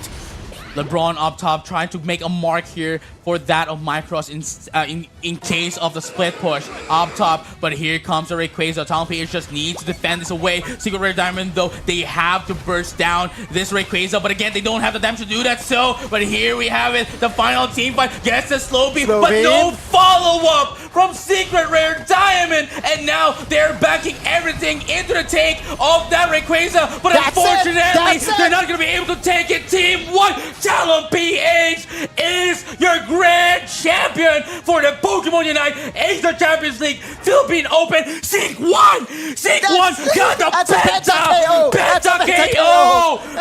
Penta KO for Sync 1! That was the best way to end it all. Talon PH on the Dragapult. It was challenging at first, but Talon PH, when they got their bearing, they did not stop. And Talon PH is the one true king from the Philippines. Congratulations once again to Talon PH being our first grand finalist and being our champion of this tournament. 3-1 is the scoreline, and this is not even close. This is not the Secret Rare Diamond that we saw from the entirety of the day, this is definitely not the play that they will be bringing into the regionals. Cause for sure, this lineup, it's too flippy, right? Like, it's putting too much onto Micros. And the secret formula or the recipe for success for SR Diamond is for Micros to be one of the threats, while Icy and Steam still is able to, be that threat against the opponents. But Talon PH was able to corner them one by one. LeBron, by the way, is the GOAT. Right, GOAT. LeBron! LeBron, dude. But here we have it. The grand champions. Man, Talon PH. Yeah. And we have them on the line. Wow. We have them on the line. Here we go.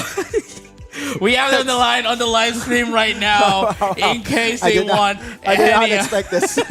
Because we're not gonna have them, right? We're not gonna have so them there's on going the to be no broadcast. interview, but yeah, go ahead. Yeah, so here we have on the line Talon PH. So we'd like to know what is up with you guys. How are you guys feeling?